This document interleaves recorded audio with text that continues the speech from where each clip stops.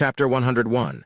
Ascending to Grandmaster. In the strength testing chamber, Yi Tian unleashed a punch at the machine, channeling both his raw physical power and his elemental force.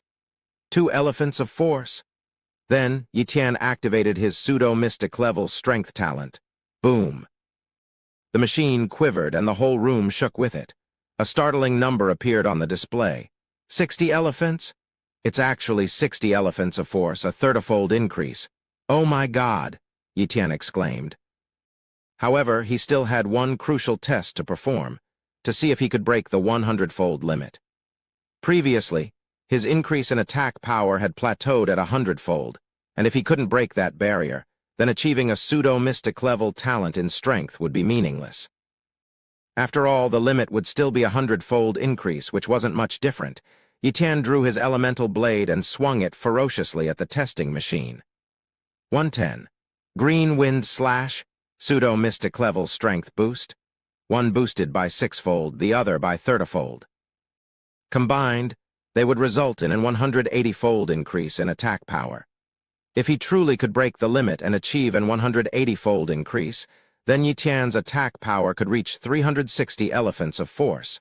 The outcome would tell it all. Boom. The air burst open, the room quivered violently, and the machine was sent flying, crashing into the wall. Yi Tian saw a blade mark on the machine, about an inch deep. Fortunately, the material of this machine was quite special and featured memory metal. Even if damaged, it would slowly heal itself. Otherwise, Yi Tian suspected he'd owe someone money. The machine wasn't fully broken, and a number appeared on it. 360 elephants. Gazing at the number, Yi Tian remained silent for a long while, too exhilarated to speak. I've finally broken the 100-fold limit. It must be because I've built a perfect foundation and shattered some kind of universal law, allowing me to achieve an 180-fold increase. Yi Tian speculated. An 180-fold increase. That was a terrifying boost. With just 2 elephants of force, he could generate an attack power of 360 elephants, surpassing even the 200-elephant limit of a normal Grandmaster. One could only imagine how formidable Yi Tian would be once he advanced to the Grandmaster realm. Green Wind Slash is just a common bronze-level blade technique.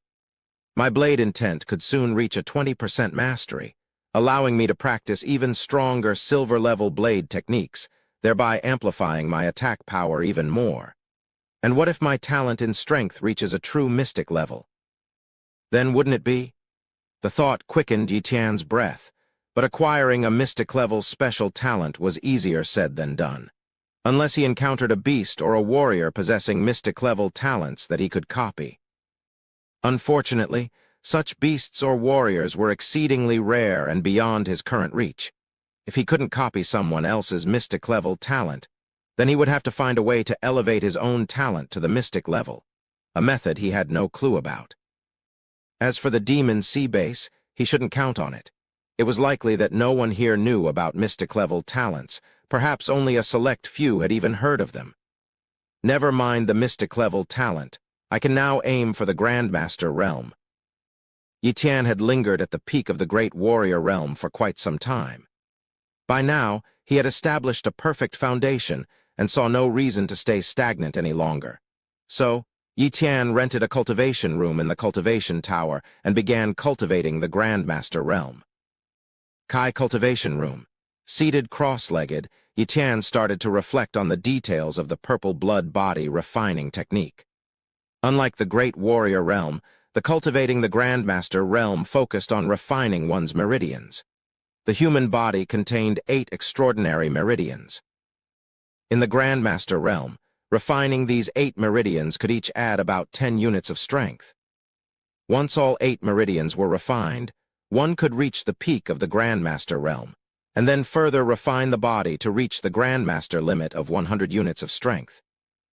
Without high-level elemental Kai body forging techniques, one could only rely on mid-level methods to absorb the spiritual Kai of heaven and earth, and the power of fierce beasts to slowly refine a single meridian. The speed would be inevitably slow. High-level elemental Kai body forging techniques had a strict sequence for meridian refining. For example, The first meridian to refine in the purple blood body refining technique was the Yin-Y meridian. To successfully break through to the Grandmaster level, one had to open up the Yin-Y meridian. Only when the meridian was unblocked could one proceed with refining it. This was an essential step. For those with top-level cultivation talent, opening up the meridian and advancing to the Grandmaster realm was relatively easy. But for those with high-level talents, it was much more challenging. A slight mistake could lead to meridian confusion or obstruction, resulting in failure. Yi possessed Morning Star-level cultivation talent, a rank above the transcendent level, so he had no worries about failing the breakthrough. Let's begin. Yi consumed a drop of top-grade fierce beast blood and began practicing the purple blood body refining technique to open up the Yin-Y meridian. Boom! A surge of power instantly coursed through the Yin-Y meridian, making it unobstructed. Simultaneously, the constraints between the Great Warrior and Grandmaster realms disappeared, and an influx of elemental Kai from heaven and earth surged into Yi Tian's body, boosting his strength, speed, and defenses, among other things. Yi Tian was undergoing a rapid transformation. This process lasted for 3 days, and at the end of it, Yi Tian had become a Grandmaster-level warrior. Subsequently, Yi Tian tested his physical strength, 1.3 elephants of strength. This was the strength level immediately after breaking into the Grandmaster realm, and Yi Tian also calculated the speed of his Morning Star-level cultivation. In normal circumstances, a day's cultivation could add about 100,000 pounds of force.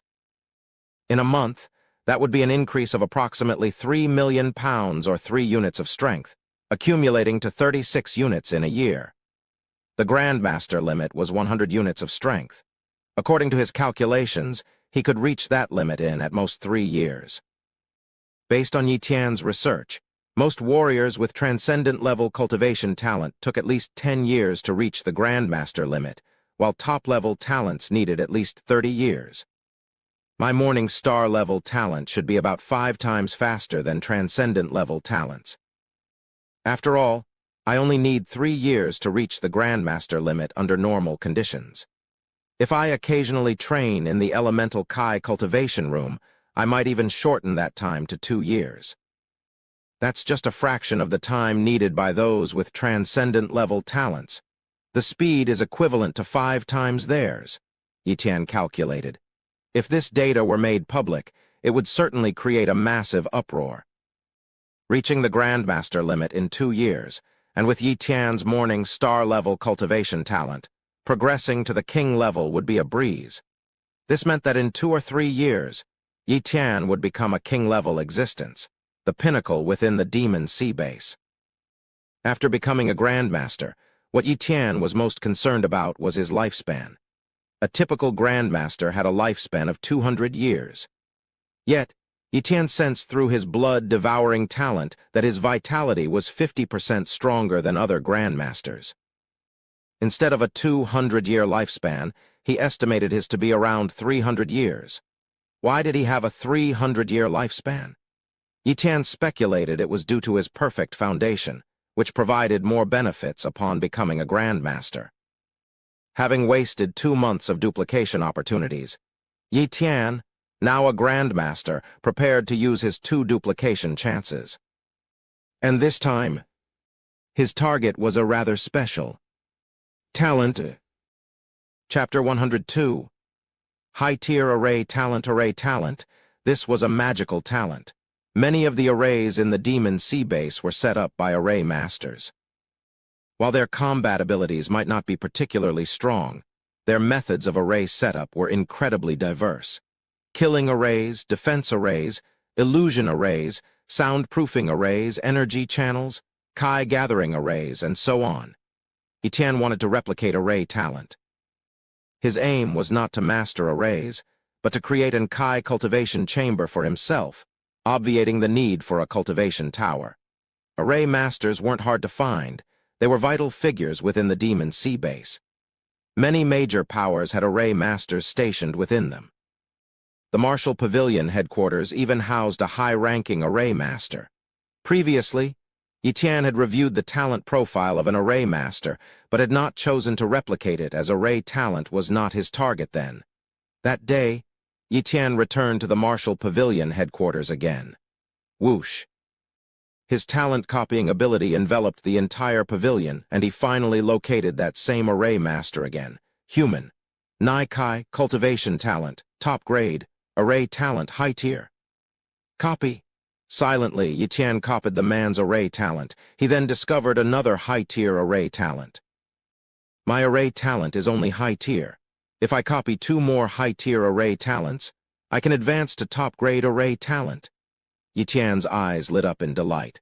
So he copied this high-tier array talent as well, recognizing that such talents were rare opportunities not to be missed. Having copied 2 talents, Yi Tian had completed his mission. However, he didn't leave immediately. He wanted to purchase a basic array inscription manual and a Kai gathering array design diagram. To build a cultivation chamber, a Kai gathering array must be laid to gather the elemental Kai of heaven and earth. The Kai gathering array design diagram was indispensable, and he also needed to learn the basics of array inscriptions. After all, even if Yi Tian copied array talent without inscribing the arrays, he couldn't set them up. Do you have basic array inscription manuals and Kai gathering array design diagrams here? Yi Tian approached a counter to inquire. The service attendant smiled. Respected master, we do have basic array inscription manuals, but we don't have Kai gathering array design diagrams. Those can only be purchased from the Array Masters Association. Array Masters Association, Yi Tian understood. High-level confidential items like Kai gathering array design diagrams were generally not for sale and were controlled by the Array Masters Association. The Array Masters Association was an organization formed by array masters within the Demon Sea Base. It seems I must first become an array master and then join the Array Masters Association to get the Kai gathering array design diagram. Yi Tian mused. Joining the Array Masters Association was not an issue for him. He knew it was a loose organization, not binding its members who were affiliated with various powers or were freelancers. He had no objections to joining such a casual organization. Then please give me a basic array inscription manual, Yi Tian spoke up. The attendant nodded. All right, a basic array inscription manual will cost 50 million. After paying, the service attendant quickly brought over a basic array inscription manual and handed it to Yi Tian. He then returned home to study the basic array patterns. Opening the basic array inscription manual, it was filled with numerous array inscriptions that looked like mysterious characters. At first glance, it was hard to discern their function. So, Yi Tian activated his high-tier array talent. Boom! The world before him transformed. Each array inscription became an illumination flying out of the manual. This was the world of arrays. Amazing. Power, control, illusion. Yi Tian stared at the various runes and quickly understood the meanings of these basic symbols, knowing their functions. No wonder only those with a natural talent for array formations can become array masters. If you don't have this talent, you can't even understand the runes, let alone become an array master, Yi Tian exclaimed, his face lighting up in sudden realization. Shortly thereafter, he began to study how to engrave array formations. To do so, he needed engraving pens, beast blood, and paper or materials infused with energy. To prepare these items, Yi Tian spent tens of millions. It was clear that being an array master was a costly profession. Entering this field was difficult without enough money, unless one chose to join a powerful organization, which would then nurture the individual to become an array master. But doing so would undoubtedly sacrifice one's freedom. The second type of array master slowly accumulated wealth to study array knowledge. Once they successfully entered the field, making money became easier. Yi Tian was not concerned about money. He purchased large quantities of materials and practiced engraving runes fervently. Coupled with his high-level array talents, his progress was exponentially faster than that of a regular array master. On the first day, he mastered 10 runes. On the second day, he mastered 8, and on the third, 7. As he progressed, The runes he needed to master became increasingly complex, requiring more time. However, after half a month, Yiqian had already mastered 50 runes. With just 20 runes, one could be considered a junior array master. Mastering 50 runes undoubtedly made Yiqian a true array master. He only needed to draw an array design, and he could then set up an array. "It's time to go to the Array Masters Association," Yiqian announced, leaving his home to head toward the Array Masters Association. Before long, a magnificent building appeared before him. Array Masters Association. The 5 ancient Chinese characters were engraved on the placard of the Array Masters Association. "Beautiful writing," Yiqian exclaimed. Actually, these were no longer just characters, but a combination of various runes, ingeniously forming the words Array Masters Association. If one activated their array talents, they would see another image. The 5 words composed of countless intricate runes. However, most people lacked the talent for array formations, so they couldn't perceive the intricacies of these 5 characters. As Yiqian entered the Array Masters Association, a young girl approached him. "Master, may I assist you with anything?" the girl inquired, bowing slightly. Clearly, she was a staff member of the Array Masters Association. Yiqian glanced at her and realized that she didn't possess any array talent. Otherwise, she wouldn't be working here as regular staff. Quickly, Yiqian used his cloning talent to survey the area. There were only about 20 or so array masters in the association, most with either beginner or intermediate level talents for array formations. This matched his expectations. True array grandmasters would not be staying in the Array Masters Association. They either had their own dwellings or were sponsored by large organizations. That's why he didn't come here first to clone array talents. Instead, he went to the Marshall Hall to clone high-level array talents. "I want to participate in the Array Master examination," Yiqian declared his intention. "Ah, Master, you have an array talent as well?" the girl asked, surprised. "Yes," Yiqian nodded. "Very well, let me handle the examination procedures for you," the girl said, leading Yiqian to complete the necessary formalities and pay the exam fee. Soon after, a notice arrived in Yiqian's hands. The examination will commence in 3 days. Chapter 103. Formation Master Examination. 3 days later, Yiqian arrived once again at the Formation Master Association and was promptly led to the Grand Hall on the 2nd floor of the association. 10 people. Yiqian surveyed the Grand Hall and saw 8 young people, 1 middle-aged man and 1 old man. Including himself, there were 11 people. After Yiqian reached this place, the staff member who had led the way left. "Esteemed Grandmaster, are you the examiner?" A young warrior walked over and nervously inquired. "No, I'm also here to participate in the Formation Master Examination," Yiqian responded indifferently. There was a stir. The looks the other examinees gave him varied. Some were reverent, while others were disdainful. To some examinees, the fact that Yiqian could attain the rank of Grandmaster indicated he had extraordinary talent. However, participating in a Formation Master Examination at this time perhaps suggested that he was not very talented in the field of formation mastery. Otherwise, why would he not have passed the examination earlier?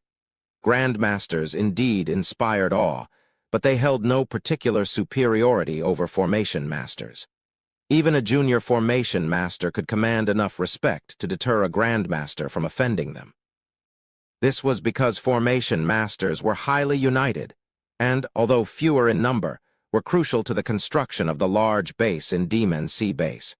So, no one dared to offend the community of formation masters. For this reason, within the formation master community, one would address others based on their formation master rank. Even if someone was only a low-level formation master, they would be more distinguished than a grand martial warrior, but a junior formation master. "It seems I've been underestimated," Yiqian thought to himself. After all, it wasn't easy to gauge the age of a grandmaster-level warrior. Some grandmasters might be in their late teens, but appeared no different from people of that age. With a lifespan extending up to 200 years, as long as one became a grandmaster at 17 or 18, There would be no noticeable change in their appearance for many years to come. No one assumed Yi Tian was only 17 or 18 years old. They thought he must have reached his late teens by now. Formation master talents were usually identified as early as 10 years old. If one had not become a formation master by the late teens, it would only prove that their talent for being a formation master was subpar, either weak or inferior. Yi Tian keenly sensed the disdain directed at him by several people, who themselves had basic formation master talents and were assuredly destined to become junior formation masters. Interesting. A few elite warriors and grand martial warriors dare to look down on me, a grandmaster. Yi Tian sneered. In an invisible manner, Yi Tian released a strand of his aura, suppressing those young people. Boom! Overwhelmed by the pressure, several young people took a step back, their faces turning slightly pale. The individuals who had suffered greatly didn't dare to look at Yi Tian anymore. They finally realized their own recklessness. How could they, who were not even junior formation masters, dare to disrespect a grandmaster? If it weren't for the fact that fighting was prohibited in the large base in Demon Sea Base, these individuals would likely have turned into corpses upon encountering other grandmasters. Grandmaster, this old man has taken part in many examinations and has never seen you before. Is this your first time participating in an examination? The sole old examinee walked over and respectfully asked. Yes, it is indeed my first time participating in an examination. Yi Tian nodded. Immediately afterward, he scrutinized the old man. According to what he saw from his talent-copying ability, the old man was named Lai Zhang and had a weak formation master talent. With such a meager talent, he probably didn't even have a chance of becoming a formation master, did he? However, it was not entirely accurate to say so. The profession of formation master was somewhat unique. As long as one had some level of formation master talent and took some special measures, there was a slim chance of advancing to junior formation master. However, the difficulty was tremendous, and the success rate was less than 1%. Lai Zhang was already so old, yet he was still participating in the formation master examination. Clearly, he had indomitable willpower. Master, are you familiar with the examination? Lai Zhang asked Yi Tian. I'm not. Yi Tian shook his head. Lai Zhang elaborated. Let me explain it to you, Master. The examination for an array master is divided into 3 stages. The first stage involves engraving array patterns. You need to engrave at least 20 to pass. Anyone who comes for the examination can get through this part. The second stage is to set up a simple array. This is where it becomes difficult, as the complexity of engraving an array pattern and setting up an array are entirely different. Most people fail at this second stage. As for the third stage, it is neither easy nor difficult. It involves identifying loopholes in an array. The more you find, the higher your score. You need to find at least one to pass. I myself have failed the third stage 100 times. Failed 100 times? Yi Tian was shocked. Was the third stage really that hard? Given Lai Zhang's modest talent, he was still able to engrave 20 array patterns and set up a simple array. The effort that must have taken was not something just anyone could achieve. Yet, this determined Lai Zhang had failed the third stage 100 times. Although Lai Zhang hadn't succeeded in the exam, he was still an incredibly capable apprentice array master. He could set up the most basic arrays and make money from it, just without the prestige of being a junior array master. Soon after, a man in his 30s who was a mid-level array master arrived. I'm Chen Yao, a mid-level array master from the Array Masters Association. I am here to oversee your examination today. The first stage of the examination begins now. Distribute the engraving pens, monster blood, and elemental papers to them, said Chen Yao. Members of the Array Masters Association handed out the engraving pens, monster blood, and elemental papers.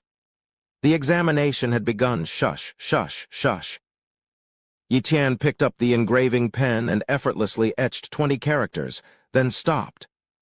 Array Master Talent. Yi Tian silently activated his own Array Master Talent.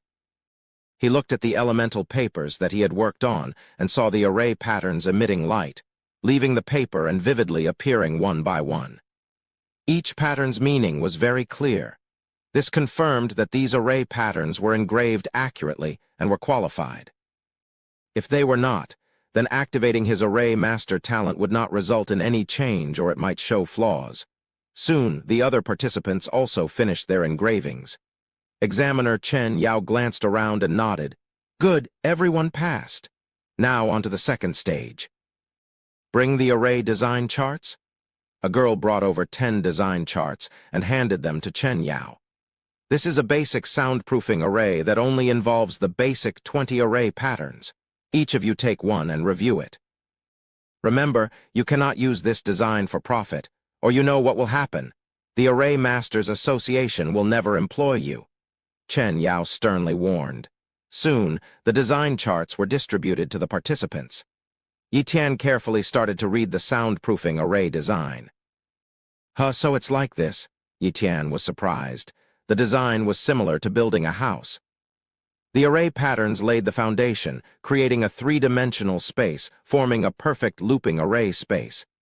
This array space, when infused with elemental power, became an array. This soundproofing array was not complicated. Yi Tian understood it at a glance.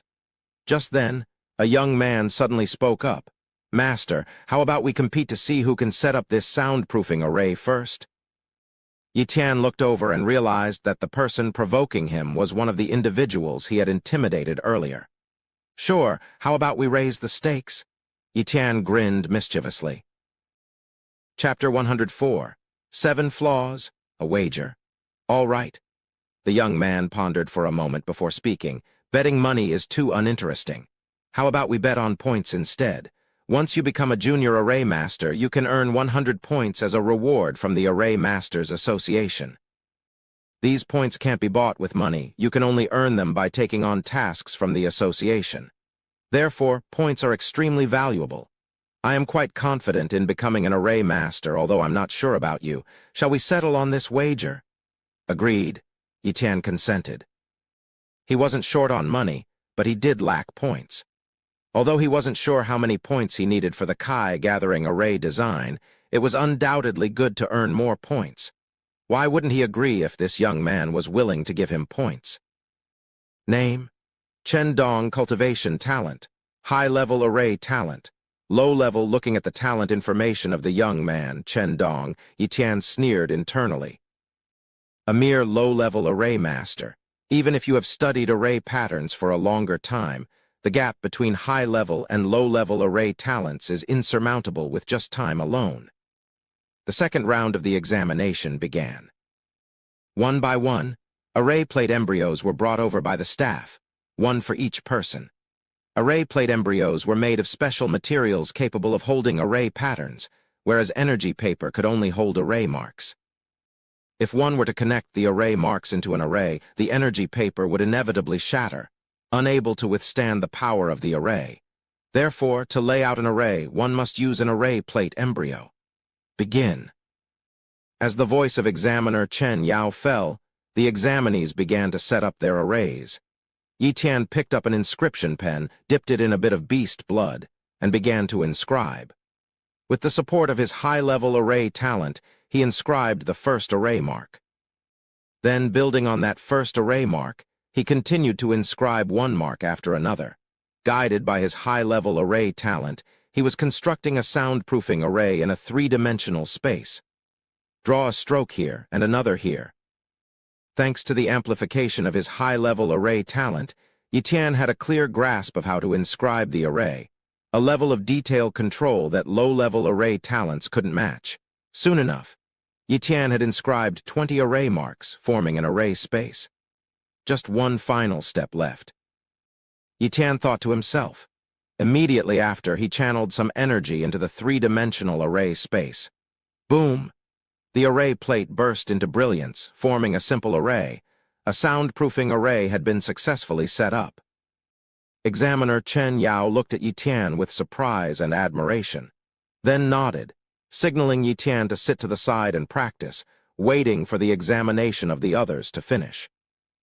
Yi Tian glanced over at Chen Dong and saw that Chen Dong was very anxious at this moment because he realized Yi Tian had already completed his array while he had only inscribed 12 array marks. "I've lost. I'm doomed. I'm going to lose 100 points," Chen Dong muttered in despair. His mind was strongly shaken, his hand trembled, and an array mark was messed up. Crash, the array plate was ruined. The setup failed. One failure was not critical. The examination allowed for one mistake, but if he failed again, he would lose his qualification for the exam. A staff member brought over a second array plate embryo. Chen Dong knew this was his last chance. If he failed again, he would have to come back next time, and the one-time registration fee was not a small amount either. Moreover, he absolutely couldn't fail the exam. Otherwise, he might be ridiculed when he returned. Losing is losing. Let's first pass the exam. Chen Dong steadied his emotions and started to seriously set up the soundproofing array.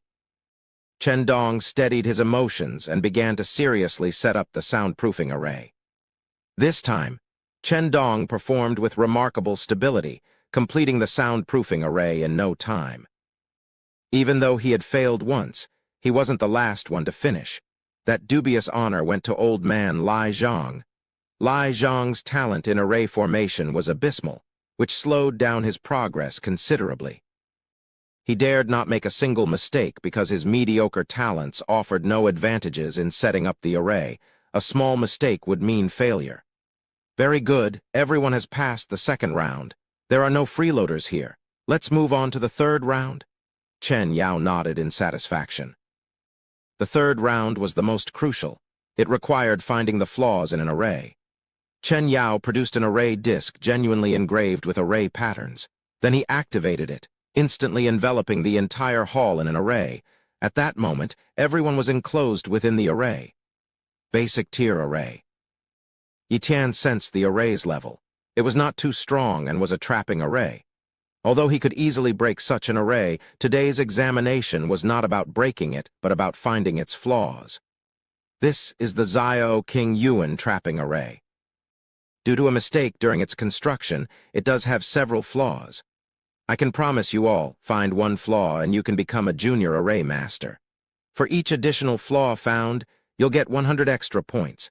Conversely, if you identify a wrong flaw, you'll lose 100 points.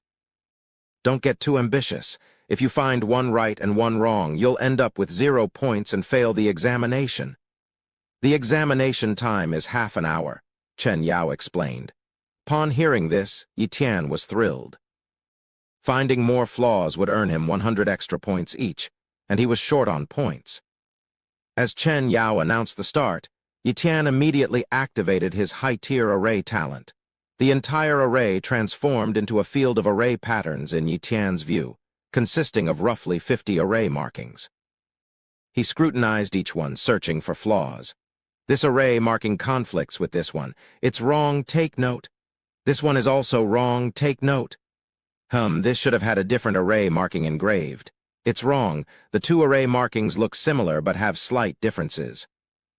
This mistake reduces the array's power by at least 10%. Take note. Half an hour passed, and the examination ended. Yi Tian was beaming. He had found 7 flaws and was quite confident he had made no mistakes. On the other side, old man Lai Zhang looked utterly disheartened. He hadn't found a single flaw. Yi Tian noticed Lai Zhang's expression and knew the old man had failed. But he understood why. Simply put, it was a matter of talent. Inferior talents couldn't even see the entire array space, let alone identify the markings and their flaws. Thus, the third round was essentially a talent screening, a fact that old man Lai Zhang did not understand. No one had bothered to enlighten him. No matter how many times the exam might be taken, Lai Zhang would never pass. Talent ruled the age, and without the talent for being an array master, all of Lai Zhang's efforts would be futile unless he could find an item that improved his array mastery talent. Write down the flaws on paper and hand them to me one by one. Chen Yao deactivated the array and instructed. One by one, Yi Tian and the others wrote down the flaws they had discovered. Old man Lai Zhang also jotted down what he thought were flaws, essentially guessing in the dark. After all, who knew? He might get lucky. But the odds were overwhelmingly against him. Once everyone had handed in their papers, Chen Yao, the intermediate array master, began to announce, "There are a total of 7 people who passed the exam.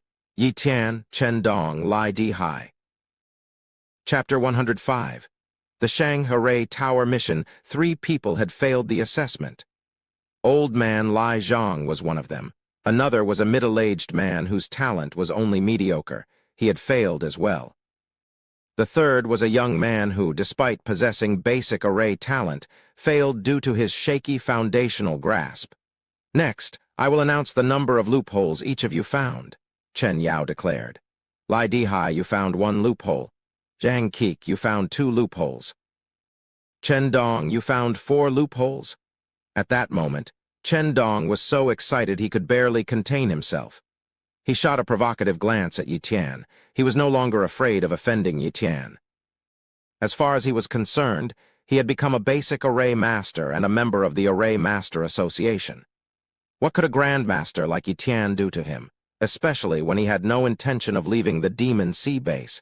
He was fearless. "Yi Tian, you found 7 loopholes and are the only one who found all of them." Chen Yao walked over to Yi Tian and said, "Your talent must be high level." This flawed small azure cloud array was set up by a high-ranking master, and only someone with high-level array talent can find all the loopholes at the basic array master level. High-level array talent. Chen Dong looked at Yi Tian incredulously, his face filled with despair and jealousy. He himself only had basic array talent, and although it was better than average, it couldn't compare with high-level array talent. The two were in entirely different leagues. "That's correct," Yi Tian admitted without argument. "Yi Tian, if you're willing to test your array talent, the Array Master Association will award you an extra 1,000 points once your talent level is confirmed. Would you like to take the test?" Chen Yao inquired. Testing talent was a confidential matter, and the loosely organized Array Master Association didn't compel anyone to disclose their array talent level. It was all voluntary. The association wouldn't force any array master. If Yi Tian chose not to test, they wouldn't compel him, but they would also not offer any additional rewards. "Master Chen Yao, may I ask how many points are required for the Kai gathering array design diagram?" Yi Tian suddenly asked. "For a design that can gather Kai threefold, it requires 500 points. 5-fold requires 1,000 points, and 6-fold needs 2,000 points, Chen Yao explained. But he was a bit puzzled. Why was Yi Tian suddenly asking about this? 2,000 points for a 6-fold Kai gathering array diagram. Yi Tian frowned slightly. Gathering energy 6-fold didn't necessarily mean one could cultivate 6 times faster. If that were the case, cultivation would be too easy. The amplification depended not only on the concentration of energy, but also on one's own talent for cultivation. According to Yi Tian's calculations, if he cultivated in a 6-fold energy environment, given his morning star level cultivation talent, his cultivation speed should increase by 3-fold. For someone at the transcendent level, doubling the speed would be good, and those with top-level talent could at most increase their speed by 1.5 times. I must buy that 6-fold Kai gathering array design. If I take the talent test, I can get 1,000 points. Plus, the 700 points from this assessment and the 100 points won from Chen Dong, I would have a total of 1,800 points. I would then be only 200 points short of 2,000, Yi Tian calculated. Immediately, he nodded. "All right, I'm willing to take the test." "Excellent. I'll get the array talent testing orb right away," Chen Yao said excitedly. Having successfully recruited an array master with high-level array talent once confirmed would mean he could earn extra points for this assessment task. That's why he was so eager. "Master Chen Yao, the testing orb won't reveal other talents, will it?"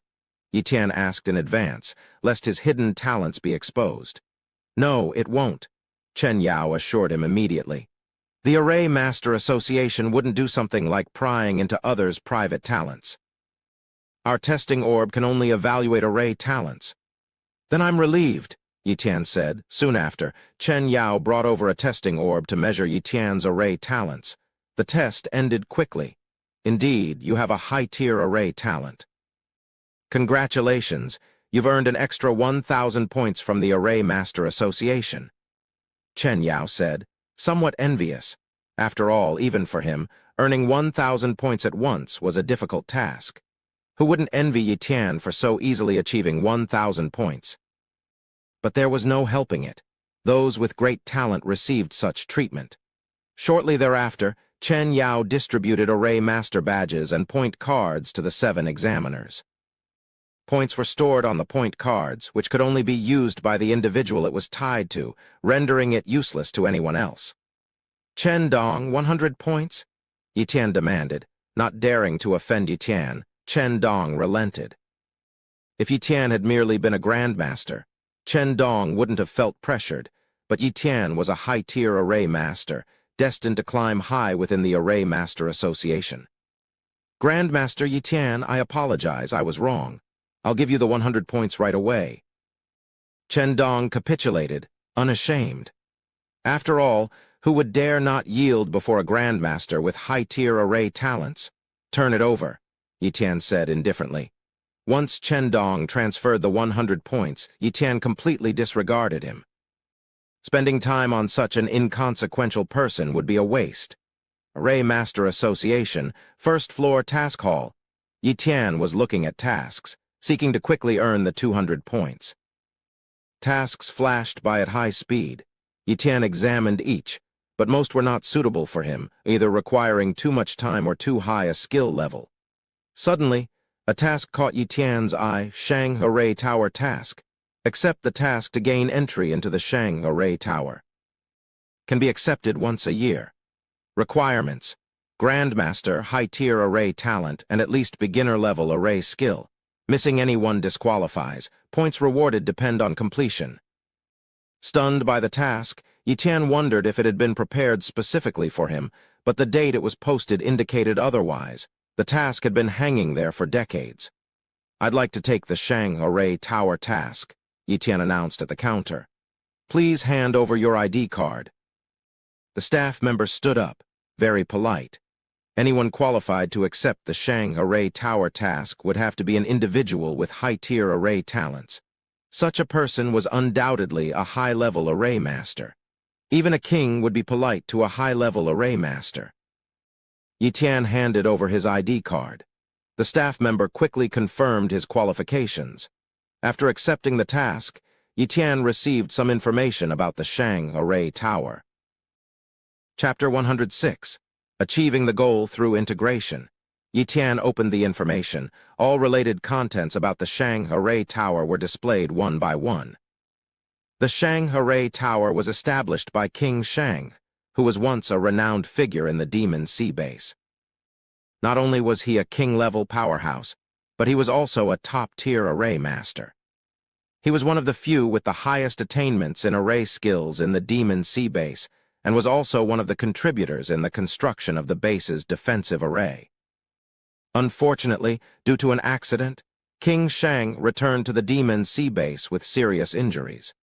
He hastily constructed the array tower and left behind his legacy. Anyone with high-tier array talents was eligible to challenge the Shang Array Tower. Clearing each floor would reward one with an array design diagram. Once someone cleared the 9th floor, they could become the successor of King Shang. However, no one had become his successor to date. The reason was unknown. Many who had high-tier array talents had given up after reaching the 8th floor. What couldn't be ignored was that the array tower offered numerous array diagrams and benefits. But it was also fraught with dangers, mainly consisting of death traps. Therefore, only grandmasters were allowed to take on this mission. Otherwise, ordinary warriors might easily perish within the Shang Array Tower. Having understood the situation of the Shang Array Tower, Yi Tian proceeded to visit it. This is the place. Yi Tian arrived in an old town area, one of the earliest constructed neighborhoods, which was now located on the periphery of the Demon Sea Base. Although it had few residents, it was tranquil, making it a chosen place for many retired warriors to reside. The Shang Array Tower was situated in this area and was protected by the Array Master Association. They had hired a group of soldiers to guard it day and night, prohibiting ordinary people from approaching. Yi presented his mission credentials and identification card and successfully entered the Shang Array Tower. Inside the tower, Yi walked into the first array. Boom! The world changed dramatically as countless flames surged out, making Yi feel as though he was in a world of fire. A fire-based offensive array. Yi was intrigued. The attack power of these flames was very strong. Ordinary warriors would find it hard to survive. Only a few specialized warriors could manage to save themselves. Yi tested whether he could break the array with his strong power. Quasi-mystic level strength talent, Green Wind Slash. Yi strongest attack descended upon the array, but it was quickly deflected by an unknown force. As expected, there's no easy way out. Unless my strength reaches the king level, any attack will be deflected by an unknown force. Yi mused, frowning. To break the array, one needed to rely on array talents. Thus, Yi activated his high-tier array talents. In an instant, the realm of fire transformed into array space, and a large number of array marks appeared before Yi. He saw that these array marks were interconnected, forming bursts of fire that attacked him. Upon understanding the composition of the fire array, Yi gradually developed a strategy. Destroy the array nodes. After some attempts, with the assistance of his high-tier array talents, Yi quickly located an array node, the connection point between array marks. Break! Focusing his energy into his finger, Yi shattered the node. Yi focused his energy into a single finger and struck down one of the nodes. Forced back, the fire array began to destabilize. Soon after, Yi identified one node after another, shattering them one by one. When more than 10 nodes had been broken, the array imploded with a bang, fragmenting into pieces. The first layer of the array was broken. Whoa! A scroll appeared in Yi hand out of thin air. Basic Defensive Array Blueprint, Rain Curtain. Yi pocketed the elementary array blueprint and immediately started on the second layer. The second layer was more complex, an ice array. It took Yi several hours to break the array. Fortunately, his strength was significant. He was able to endure in the array space for a long time. Had an average Grandmaster come, they would not have been able to withstand the attack from the ice array before breaking it. The third layer of the array was the green wood array, a wood element offensive array. It took Yi nearly a whole day to break the array. His elemental energy was almost exhausted, and he was also physically worn out. Reluctantly, Yi chose to abandon continuing the assessment. I've broken through 3 layers, obtained 1 basic defensive array blueprint, Rain Curtain, 1 basic fire array blueprint, Fire Dragon Ascending Sky, and 1 stealth array blueprint, Concealment. That's 3 blueprints in total, a decent haul. I just don't know how many points I can get. Carrying the 3 blueprints, Yi left the Shang Array Tower. After resting for 1 night, Yi visited the Array Master Association the next day. I'm here to claim my mission. Yi arrived at the mission office to claim the Shang Array Tower mission. The staff took Yi identification card, checked it, and then confirmed. We received word from the Shang Array Tower that you did indeed complete the mission and even broke through the 3rd layer. You're rewarded 900 points, 100 points for the first layer, 200 for the second, and 400 for the third. Reminder, Yi you can take on this mission again next time, but if you don't break through the 4th layer, there won't be any reward. Understood, Yi nodded. The staff credited Yi with 900 points and asked, Yi, you must have obtained 3 array blueprints from the Shang Array Tower, right? If you have blueprints that our Array Master Association doesn't possess, you can exchange them for certain points. Would you like to do that? Sure. Yi took out the 3 blueprints. Unfortunately, only the stealth array blueprint. Concealment was something the Array Master Association didn't have. The other 2 blueprints they already had in their collection and couldn't be exchanged. However, just with that 1 blueprint, Yi earned 500 points, significantly boosting his point total. After doing some calculations, Yi found that he now had 3,300 points, enough to purchase a Kai-gathering array blueprint with a 6-fold amplification. Although the blueprints were not expensive, the Array Master Association had plenty. This specific one was valuable because they didn't have it yet. Normally, an elementary array blueprint would only cost dozens of points. However, the Kai-gathering array blueprint, although a mid-level array, was priced as expensively as high-level arrays, costing 2,000 points. Without any hesitation, Yitian bought a Kai-gathering array blueprint capable of 6-fold elemental amplification, and he also spent 1,000 points to buy some high-level array discs. After all, unused points were a waste. Once the Kai-gathering array blueprint and array discs were purchased, almost everything was ready. Next, he needed to study the array patterns to attain the proficiency necessary for setting up the Kai-gathering array. Once that was done, he could proceed to establish the array. Once the Kai-gathering array was completed, Yitian would be able to step into the ultimate realm of Grandmasters within a short period. Chapter 107.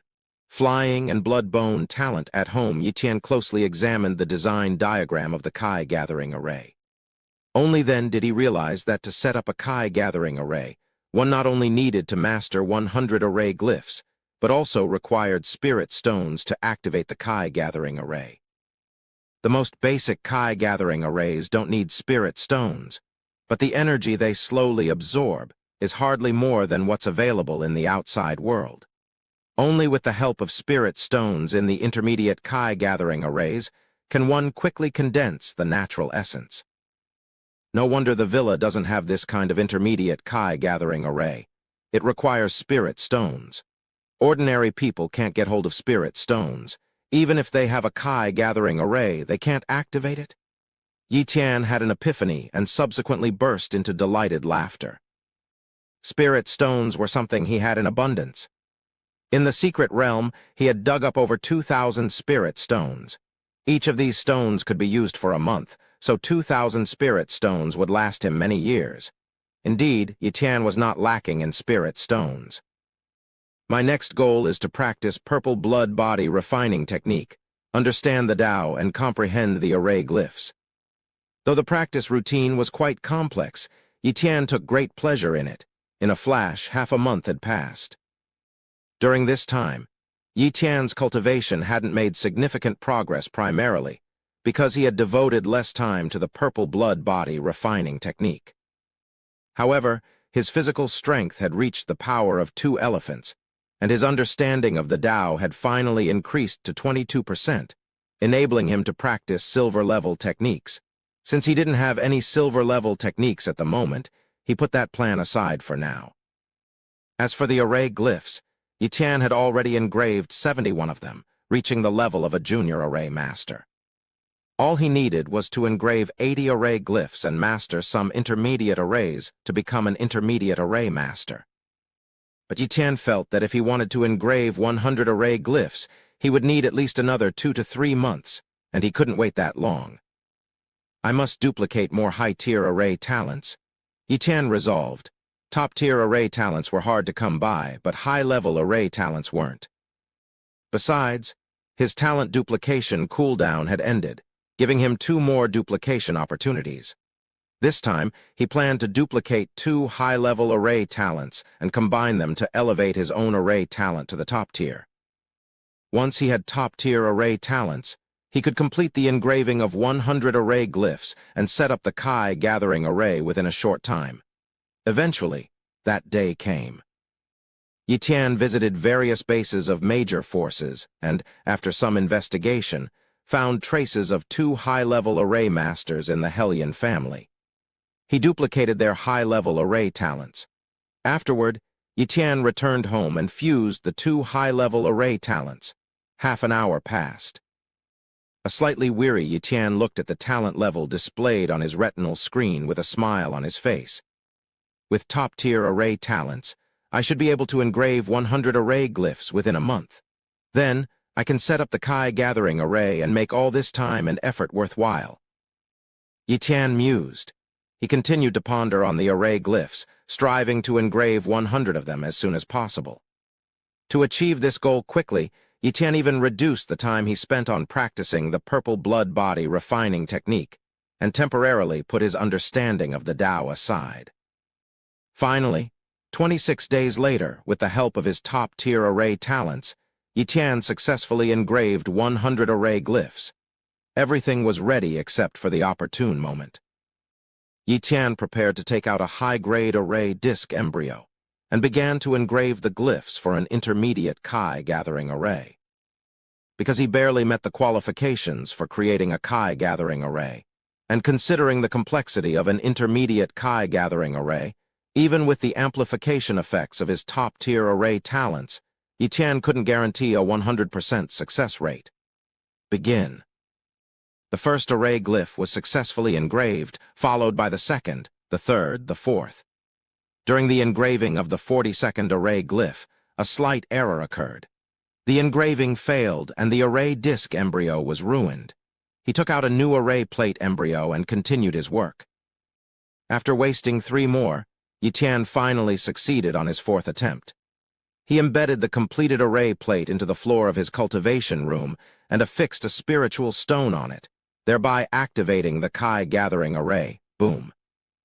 The spiritual energy of heaven and earth surged into the room, gradually thickening the atmosphere within the array's space. About half an hour passed, and the concentration of spiritual energy in the cultivation room had reached levels more than 10 times higher than the outside world. Such rich spiritual energy, even taking a single breath feels incredibly smooth. Yitian was quite pleased with the effects of the Chi-gathering array. He could now focus entirely on cultivation. With his morning star-level cultivation talent and a high-tier Chi cultivation technique, the purple blood body refining technique, supplemented by the Chi-gathering array, his rate of progress was astonishing. If outsiders knew, they'd undoubtedly label him a monster among monsters.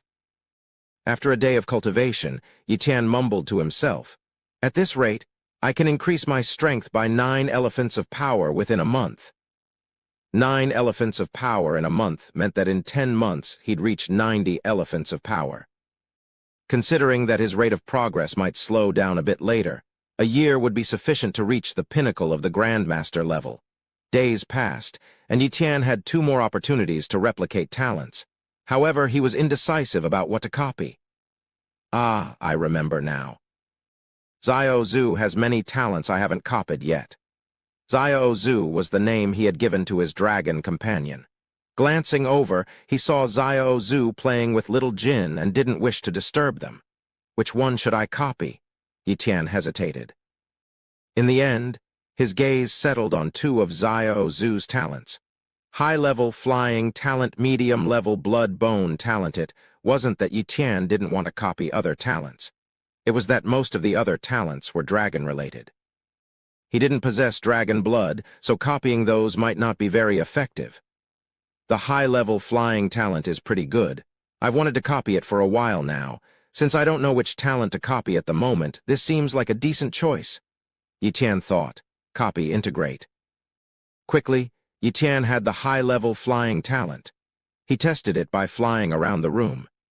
The result was that, without the aid of any other forces, he floated into the air, flying to any corner at will, thanks to the flying talent. After resting for a while, he began to copy the medium-level blood-bone talent. He already knew what it was from seeing Xiao Zhu use it a few times. The blood-bone talent was a unique skill that allowed one to choose a bone within the body to refine with blood, ultimately forging it into a blood-bone weapon that could be taken out or put back into the body at will.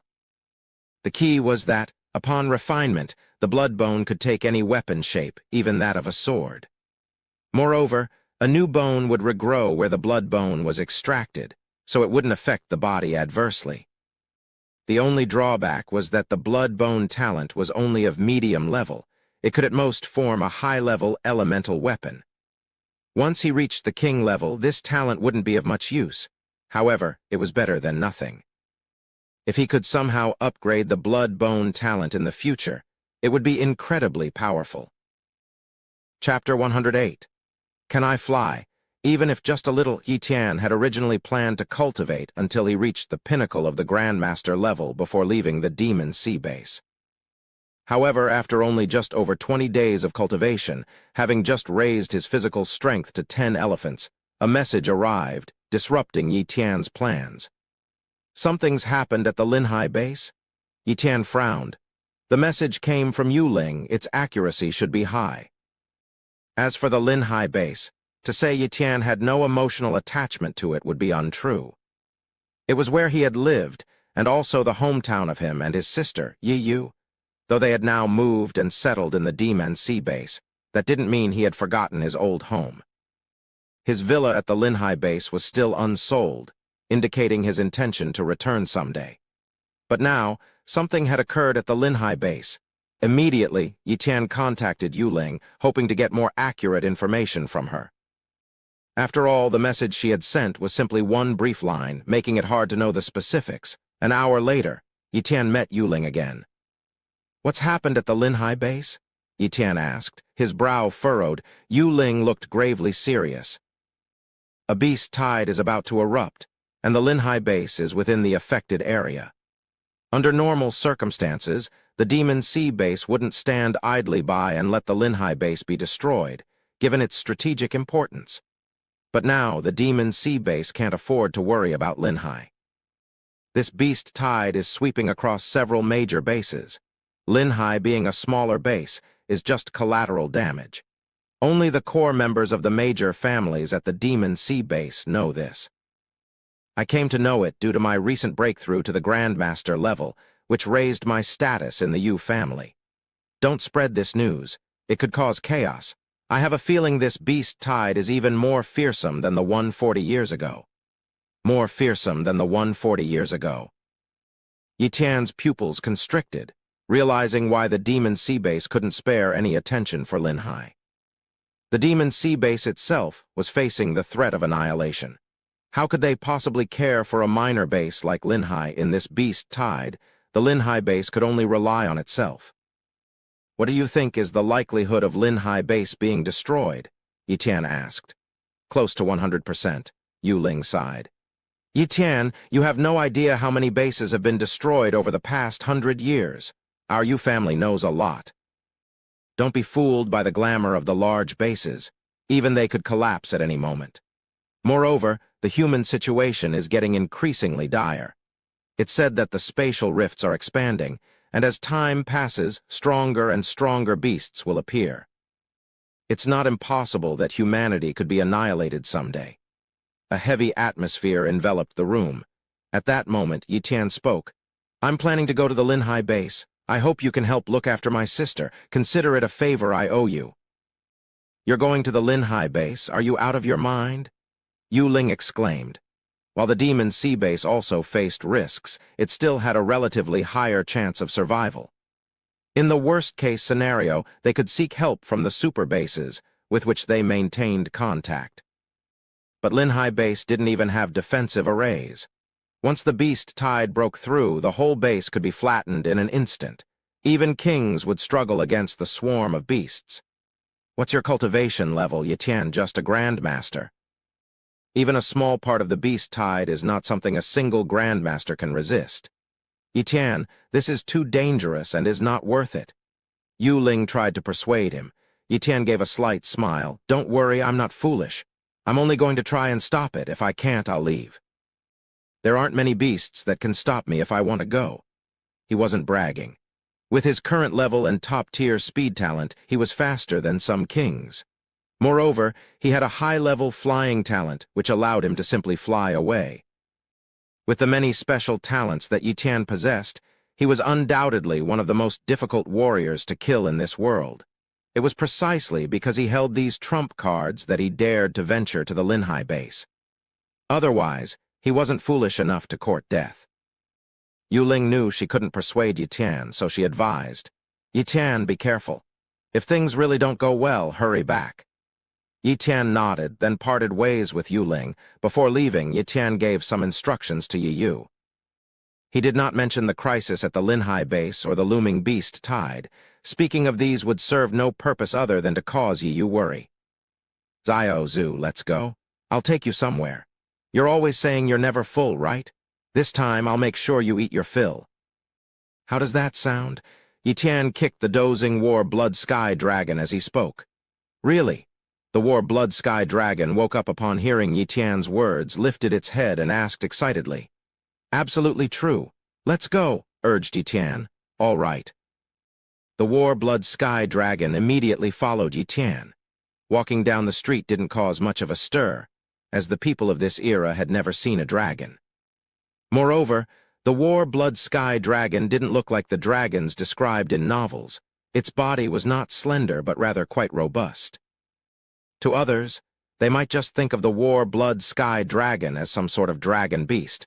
Furthermore, Xiao Zhu had completely restrained its dragon aura, making it even less likely to be recognized. Soon, Yi Tian and Xiao Zhu left Demon Sea Base and ventured into the wilderness. Xiao Zhu, carry me and fly. We're going to Linhai Base? Yi Tian, command fly. Do I know how to fly? Xiao Zhu asked, bewildered. It never had the chance to fly at Demon Sea Base and had never tried flying before. It even considered itself a land-based beast. Yi Tian stared at Xiao Zhu for a long while, contemplating whether to give it a good beating. This creature was a dragon, after all, and even had a high aptitude for flying, yet it claimed not to know how. You have a high aptitude for flying. You definitely can. Try it out. If you don't fly, there will be no beast blood for you to drink this time. Yi Tian started to threaten Xiao Zhu with the prospect of no beast blood. Hearing that, Xiao Zhu grew anxious. Spurred by its flying talent, it soared into the sky within just a few seconds, quickly mastering the art of flying.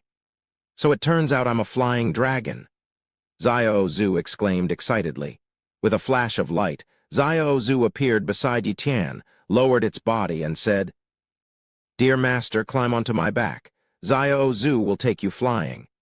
Yi Tian jumped onto Xiao Zhu's back, sat cross-legged, and pointed in the direction of the Linhai Base. Take off. Let's go to Linhai Base. Chapter 109. Arrival at Linhai, at the Linhai Base.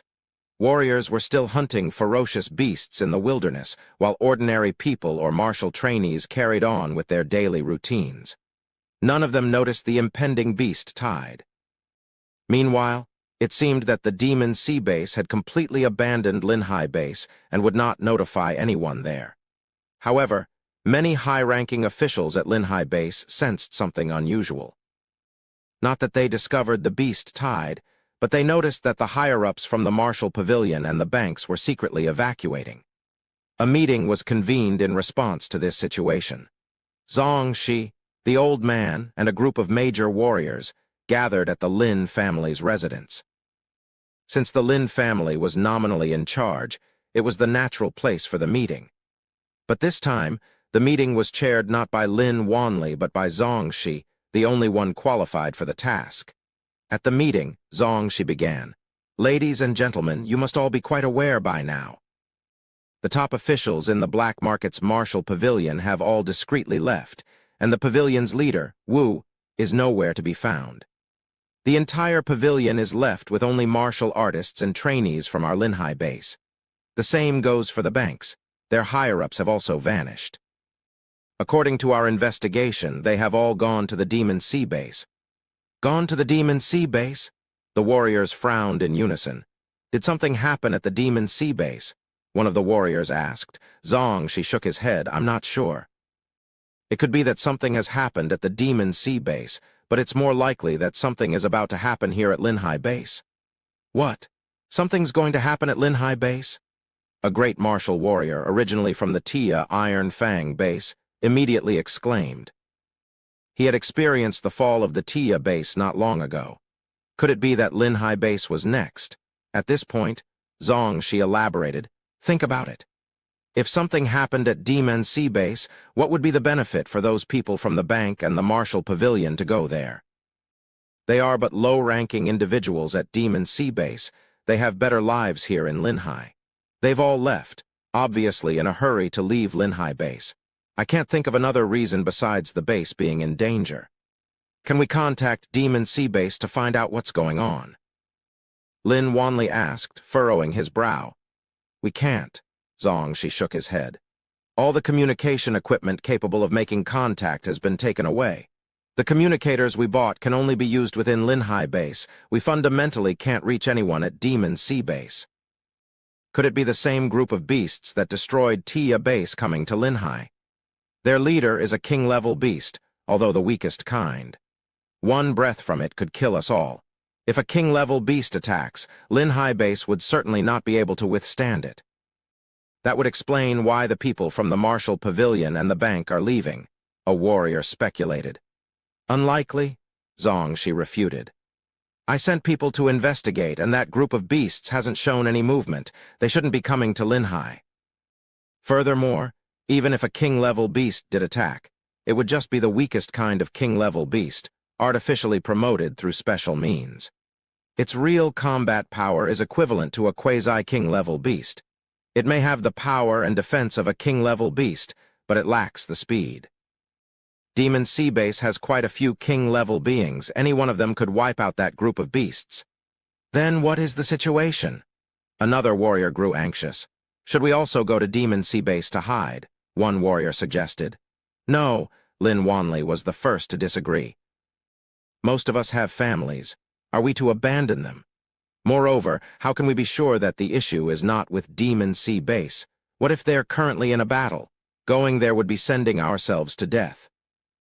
Lin Wanli's words were met with the agreement of several major warriors, and the one who had suggested hiding was given a warning by Shi.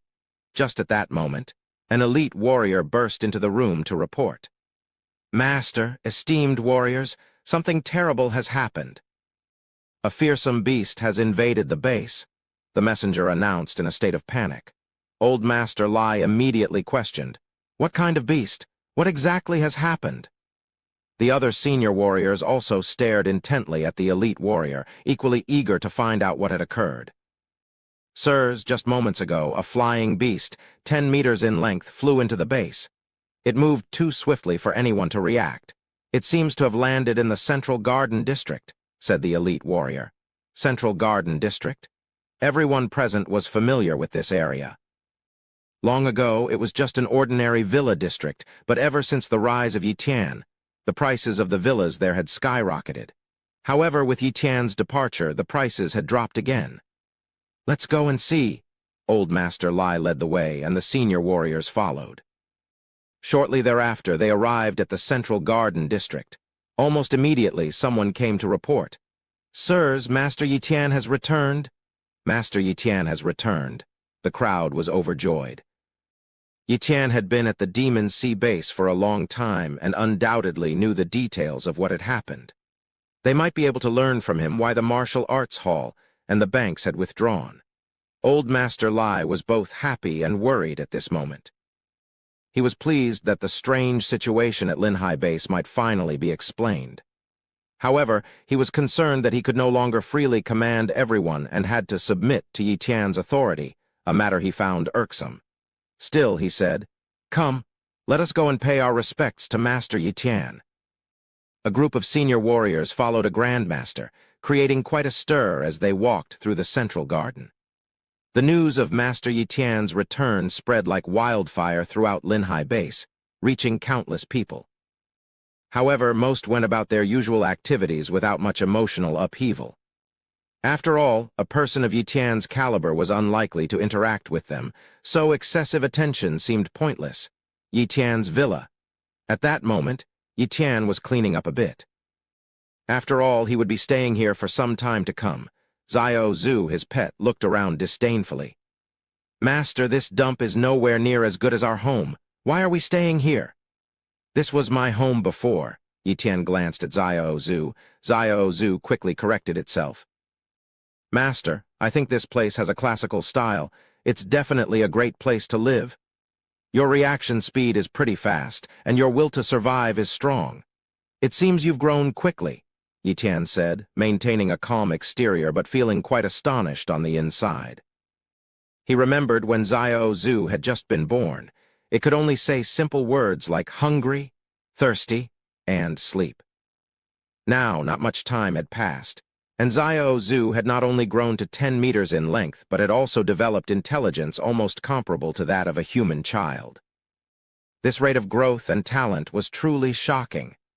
Truly worthy of a Dawn-tier bloodline talent, Yiqian mused to himself. Chapter 110. Insanely crafting arrays? Someone's coming. Yiqian sensed with his spiritual power that a group of people had arrived outside his villa. They were the high-ranking officials from the Linhai base. We pay our respects to Grandmaster Yi. Old Man Lai and the other great martial warriors stood outside Yiqian's door, bowing deeply. Come in. Yiqian's voice rang out. Lai and the other great martial warriors entered and soon saw Yiqian and the war-blood sky dragon. Though the dragon had restrained its aura, it made no effort to hide its realm or imposing presence. A top-tier beast. Old Man Lai looked at the dragon, Zhu, his body trembling. He felt that this beast had the power to kill him in an instant. It was undoubtedly a fearsome top-tier beast. Then his eyes fell upon Yiqian, and he was struck with awe. Grandmaster? Yiqian's realm had reached that of a grandmaster, not just a great martial warrior. Not only was Old Man Lai stunned, but so were the other great martial warriors. They had referred to Yiqian as a grandmaster solely because he had demonstrated battle prowess exceeding that of an ordinary grandmaster.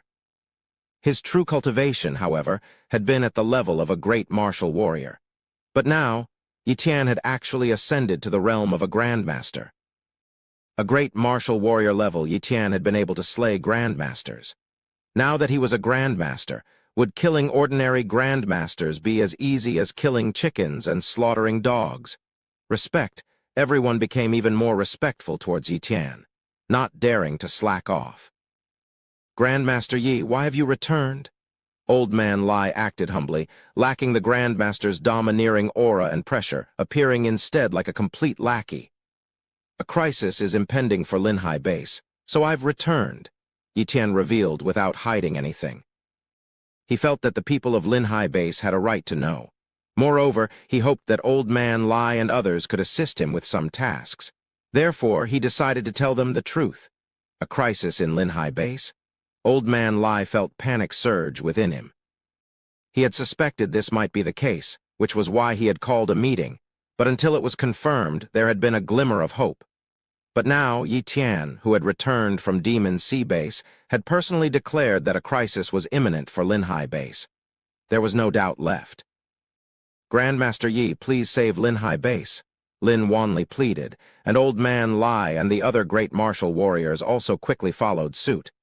Grandmaster Yi, please rescue Linhai Base. Sigh, Yiqian sighed deeply. I returned this time to address this issue. But let me warn you, if we cannot hold, I will not stay in Linhai base. I'll flee at the first opportunity. You should also prepare to flee at any moment. Whether you can actually escape, that depends on your luck. Old Man Lai's face changed. Grandmaster Yi, is it the king beast that annihilated the Tia Iron Fang base planning to strike at Linhai base? No, Yiqian shook his head. If it were just a king beast causing the catastrophe, Demon Sea Base wouldn't abandon Linhai base. This place is like a gateway for Demon Sea Base. But now Demon Sea Base can't even reinforce Linhai Base because Demon Sea Base itself is facing an existential crisis. Boom! This news completely shocked Old Man Lai and others. Demon Sea Base was a massive base with countless grandmasters and numerous king-level beings. Could such an enormous base really be facing a crisis of annihilation? What kind of disaster could that be? They couldn't even fathom, let alone dare to imagine it. Will Linhai Base also face the same crisis as Demon Sea Base? Lin Wanli asked in despair. Yes, Yiqian replied solemnly. I don't know the specific details, but I know that an unprecedented beast tide is about to erupt. Demon Sea Base and a few other major bases are all within the attack range. As for small bases like Linhai, they're merely within the affected scope. But even a minor impact is more than a small base like Linhai can withstand. Under these circumstances, Demon Sea Base will undoubtedly prioritize defending their own base and will not be able to assist other bases. I understand. Lin Wanli finally understood why the people from the Martial Pavilion and the bank had fled. In their eyes, although the Demon Sea Base was also dangerous, its chances of survival were much greater than those of Linhai Base. If nothing unexpected happened, Linhai Base was almost certain to be annihilated. "Master Yi, can we move to Demon Sea Base now?" Lin Wanli asked with hope. "Absolutely not." Yi Tian flatly rejected Lin Wanli's suggestion, explaining. "Most people in the Demon Sea Base are unaware of the impending beast tide. This is to prevent panic. Only core members of major powers are informed. If you were to move there, it would become public knowledge. Do you believe that those major powers wouldn't send people outside the Demon Sea Base to kill you?" Whoosh, everyone's expressions changed, and they promptly abandoned the idea. "Master Yi, what should we do now?" asked Old Lai. Being a master himself, Old Lai had more than 100 good years left and certainly didn't want to die. "First, let's set up some arrays. According to my estimation, we have several days before the beast tide erupts. I will set up some defensive arrays in the meantime, which should be somewhat useful," Yi Tian said. "Arrays? Master Yi, are you also an array master?" Old Lai was surprised. He had been to the Demon Sea Base and was well aware of the status of array masters there. "Indeed," Yi Tian nodded. "Master Yi, do we need to help with anything?" Old Lai looked at Yi Tian. "Bring me a batch of array plate embryos. These are not complicated but require high-quality elemental materials. The blacksmiths in Linhai Base can forge them. Get me as many as you can," Yi Tian instructed. "All right, we'll go right away." The group immediately set out to gather array plate embryos. Yi Tian began crafting arrays, primarily focusing on defensive and offensive ones. This time, he brought quite a number of array plates, but knew it wouldn't be enough, which is why he had asked Old Lai and the others to get more. Yi Tian carved the array patterns onto the plates one by one. With his top-notch talent in array crafting, he was able to create a basic array plate in less than 10 minutes and a mid-level one in less than half an hour. As for high-tier array plates, he was not yet capable of crafting them, as his mastery in arrays was only at the mid-level. Focus on basic array plates and supplement with mid-level ones. Yi Tian set this as his crafting plan. Days passed by. Every day, Yi Tian was able to craft around 100 basic array plates, but only a few mid-level ones. The price he paid for this was a complete lack of rest and no time for cultivation. 5 days flew by. Yi Tian had crafted a total of 489 basic array plates and 18 mid-level ones. Subsequently, he had all the defensive arrays embedded into the walls surrounding Linhai Base by Old Lai and the others. As for the offensive arrays, they were placed on the open ground outside Linhai Base. During this period, Linhai Base was closed off, not allowing people to enter or exit so as to avoid triggering the arrays. Yi Tian unusually took a half-day off, choosing not to continue crafting. If he didn't maintain his condition, a decrease in his fighting ability would be a significant issue. The arrays could only slightly hold back the beast tide. What he would really rely on was his own combat strength. Therefore, he had to remain at his peak state. Chapter 111. Spatial Rift. The sun blazed in the sky. A blood-red figure flew into Yi Tian's villa right under the indifferent gazes of the onlookers. Astonishingly, it was Xiao Zhu. Over the past few days, Yi Tian had been tirelessly crafting array discs and had dispatched Xiao Zhu to gather intelligence. Just as expected, Xiao Zhu returned today with a report. "Xiao Zhu, you seem more energetic. Did you consume a lot of beast blood while you were out?" Yi Tian inquired.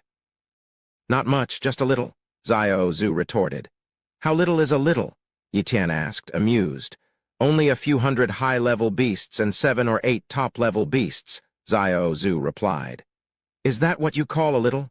Yi Tian shot Xiao Zhu a stern glance before continuing. "How did the reconnaissance go? When is the beast tide expected to break out?" Xiao Zhu responded earnestly. "I observed from the sky. To the east, there is a large gathering of beasts, and I sensed several terrifying auras. I didn't dare to get too close. About 30,000 kilometers to the east, I saw a spatial rift from which numerous beasts are emerging." "A spatial rift?" Yi Tian was shocked. Now he finally understood why a beast tide was going to happen. It all originated from the spatial rift. So that's it. The warriors at the Demon Sea Base must have discovered this spatial rift. It must be a newly formed rift. 60,000 kilometers may seem far, but it's a short distance for king-level beings. The Demon Sea Base is very close to Linhai Base, so the spatial rift is also about 60,000 kilometers away from the Demon Sea Base. This distance is perilous for them, Yitan murmured to himself. A full-scale spatial rift was an absolute disaster for the Demon Sea Base and other nearby major bases. A single mistake could lead to their obliteration, unless they could kill the powerful beasts emerging from the rift and take full control of it. But was that even possible? Though he wasn't clear about the specifics of the spatial rift, he knew that Earth's crises originated from such rifts. To control it, one would have to penetrate to the other side of the rift, a task of unimaginable difficulty. Let's not think too much for now. The priority is to secure Linhai Base, Yitan decided, once again dispatching Xiao Zhu to monitor the beast tide from the sky. If the tide surged, Xiao Zhu would report back immediately. After Xiao Zhu left, Yitan stopped crafting array discs. They were sufficient for the time being. Instead, he began cultivating. Every day of cultivation would significantly boost his power. That was certainly better than wasting time. Meanwhile, the higher-ups at Linhai Base were also taking action. They started to form teams of warriors. Any warrior had to join, no one could object. Ordinary people and martial artists began digging tunnels. Beasts capable of moving underground were rare, so the tunnels would provide a safe haven for civilians and children to avoid getting caught in the crossfire. Even if Linhai Base fell, surviving in the tunnels was still a slim hope. One could say that the entire Linhai Base was now mobilized. 3 days passed. Xiao Zhu flew back, updating Yitan on the movement of the beast tide. Master, the beast tide is on the move, spreading in all directions. A small troop of beasts is headed for Linhai Base, Xiao Zhu reported. Are there any king-level beasts? Yitan asked. This was what he was most concerned about. If king-level beasts were involved, things would get complicated. The power of a king-level beast was not something that a top-level beast could match. If it were a weaker king-level beast, then that was another story. Yitan's speed was on par with a king-level beast, and his attack power was even far beyond. Therefore, he could fight a king-level beast, and even potentially kill a weaker one. What he feared were the king beasts with overwhelming power, for the gap in strength within individual king beasts could be immense. There's only one king beast, but there are probably over 100 top-tier beasts, about 10,000 high-tier beasts, and hundreds of thousands of other beasts. Xiao Zhu reported, revealing an astonishing number. So many beasts. Yitan frowned. Given the current situation of the Linhai Base, they could at best deal with ordinary beasts. As for the top-tier beasts and the king beast, only he and Xiao Zhu could handle them. Xiao Zhu, can you handle all the top-tier beasts? Yitan inquired. Absolutely. They're just a bunch of low-bloodline top-tier beasts. How could they possibly compare to me? Xiao Zhu replied, full of confidence. That's good, Yitan said, finally letting out a sigh of relief. With Xiao Zhu restraining the top-tier beasts, Grandmaster Lai and other elite warriors could deal with high-tier and mid-tier beasts. Although they couldn't completely fend them off, they could still hold their ground with the help of their arrays. Yitan's mission was to swiftly slay the king beast. I've already refined my Yin-Y meridian, increasing my power by 10 units. My physical strength has reached 11 units, which can be doubled to 22 units through the use of Yuan power. With a 6-fold increase from my King Feng slash and a 30-fold increase from my pseudo-mystic strength talent, my strongest attack can reach 3960 units of power. A typical Grandmaster at their pinnacle has only 200 units, and a weaker King Beast's attack is just 400 or 500 units. But the King Beast that's coming is definitely not weak. If it possesses offensive talents, it will be hard to deal with, Yitan analyzed. In any case, he could only hope that the King Beast was not too powerful, or else it would inevitably be a difficult battle. Whoosh. Yi Tian moved swiftly toward where Grandmaster Lai was located. "Grandmaster Yi, why have you come?" Grandmaster Lai was surprised. "The beast tide is approaching. We have less than half an hour. Prepare for battle," Yi Tian stated gravely. "What? The beast tide is coming." Grandmaster Lai was momentarily flustered. "Grandmaster Yi, what is the scale of the beast tide?" Grandmaster Lai asked with a pale face. "One king beast, over 100 top-tier beasts, 10,000 high-tier beasts, and hundreds of thousands of mid- and low-tier beasts," Yi Tian answered truthfully. There was no point in hiding the truth, even if it scared Grandmaster Lai. Boom! A wave of despair washed over Grandmaster Lai's mind, leaving him speechless for a long moment. "I will handle the king beast and the 100 or so top-tier beasts with my beast pet. Linhai Base only needs to fend off the high-tier and mid to low-tier beasts. With the array I've set up, you can hold them off for a short period. All you need to do is buy time. I'll take down the king beast as quickly as I can and support you," Yi Tian promised. "Grandmaster Yi, can you really slay the king beast?" Grandmaster Lai was astonished. "As long as it's not an overly powerful king beast, I can slay it," Yi Tian responded with certainty. Grandmaster Lai's confidence surged instantly. "Grandmaster Yi, I will definitely lead the other warriors to hold off the beasts and buy time for you," he assured. Yi Tian nodded, his figure disappearing from view. Grandmaster Lai immediately summoned the other warriors to the city walls to defend Linhai Base. As for the common people, they took refuge in underground tunnels following various orders. A grand battle between man and beast was about to begin. Chapter 112. The beast tide is here, the war king beast, at Linhai Base atop the city walls. Numerous armed warriors stood there, eyes gazing into the distance. At that moment, fear gnawed at their hearts. Some were even unable to grip their energy weapons.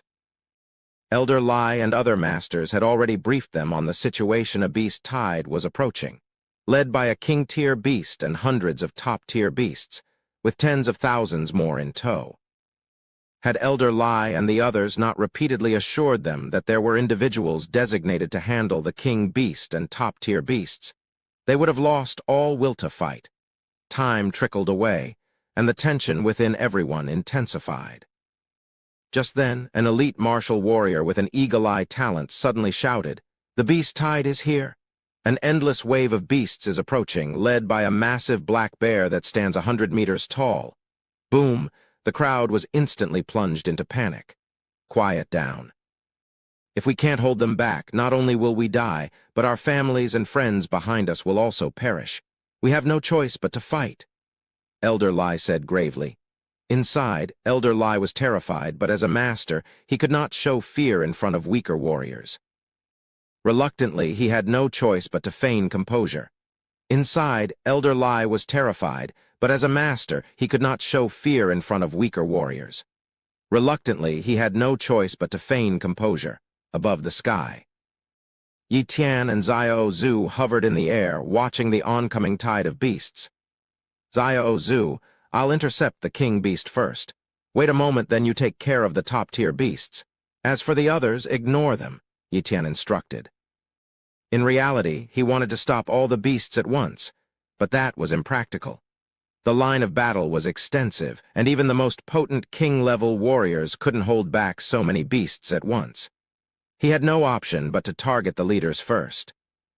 Yi Tian flew towards the king beast without using teleportation. It was his trump card, and he couldn't expose it yet. In an instant, Yi Tian was in front of the king beast, his eyes fixed on it. His talent for copying also had a range that reached 1,000 meters, which covered the king beast. He assessed its abilities: type, blackback warbear, bloodline talent, top-tier, defensive talent, medium, strength talent, medium. "This king beast is no simple creature," Yi Tian murmured with a serious face. The king beast had just top-tier bloodline talent, which was surprisingly low. It likely reached its plateau and could advance no further.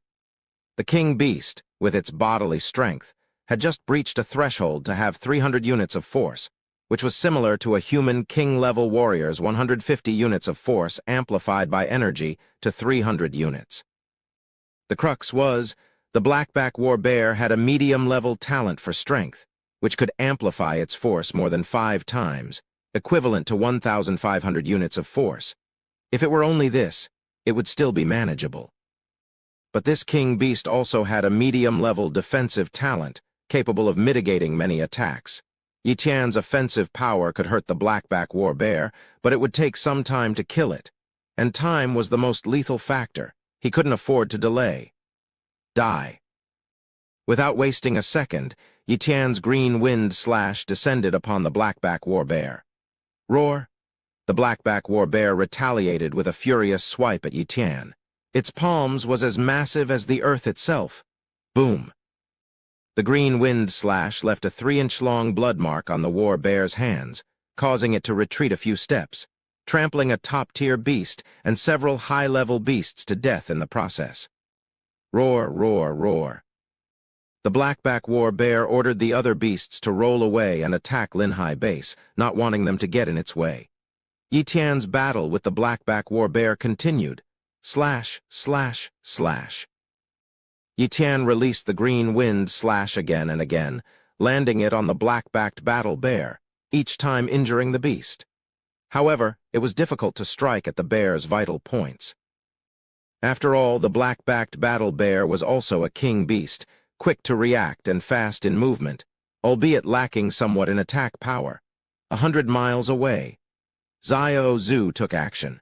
It rushed into the tide of beasts, focusing on the top-tier creatures. At this moment, it ignored the attacks coming from these elite beasts. Xiao Zhu's speed was not particularly fast. Its cultivation was low, and its innate speed talent was only average.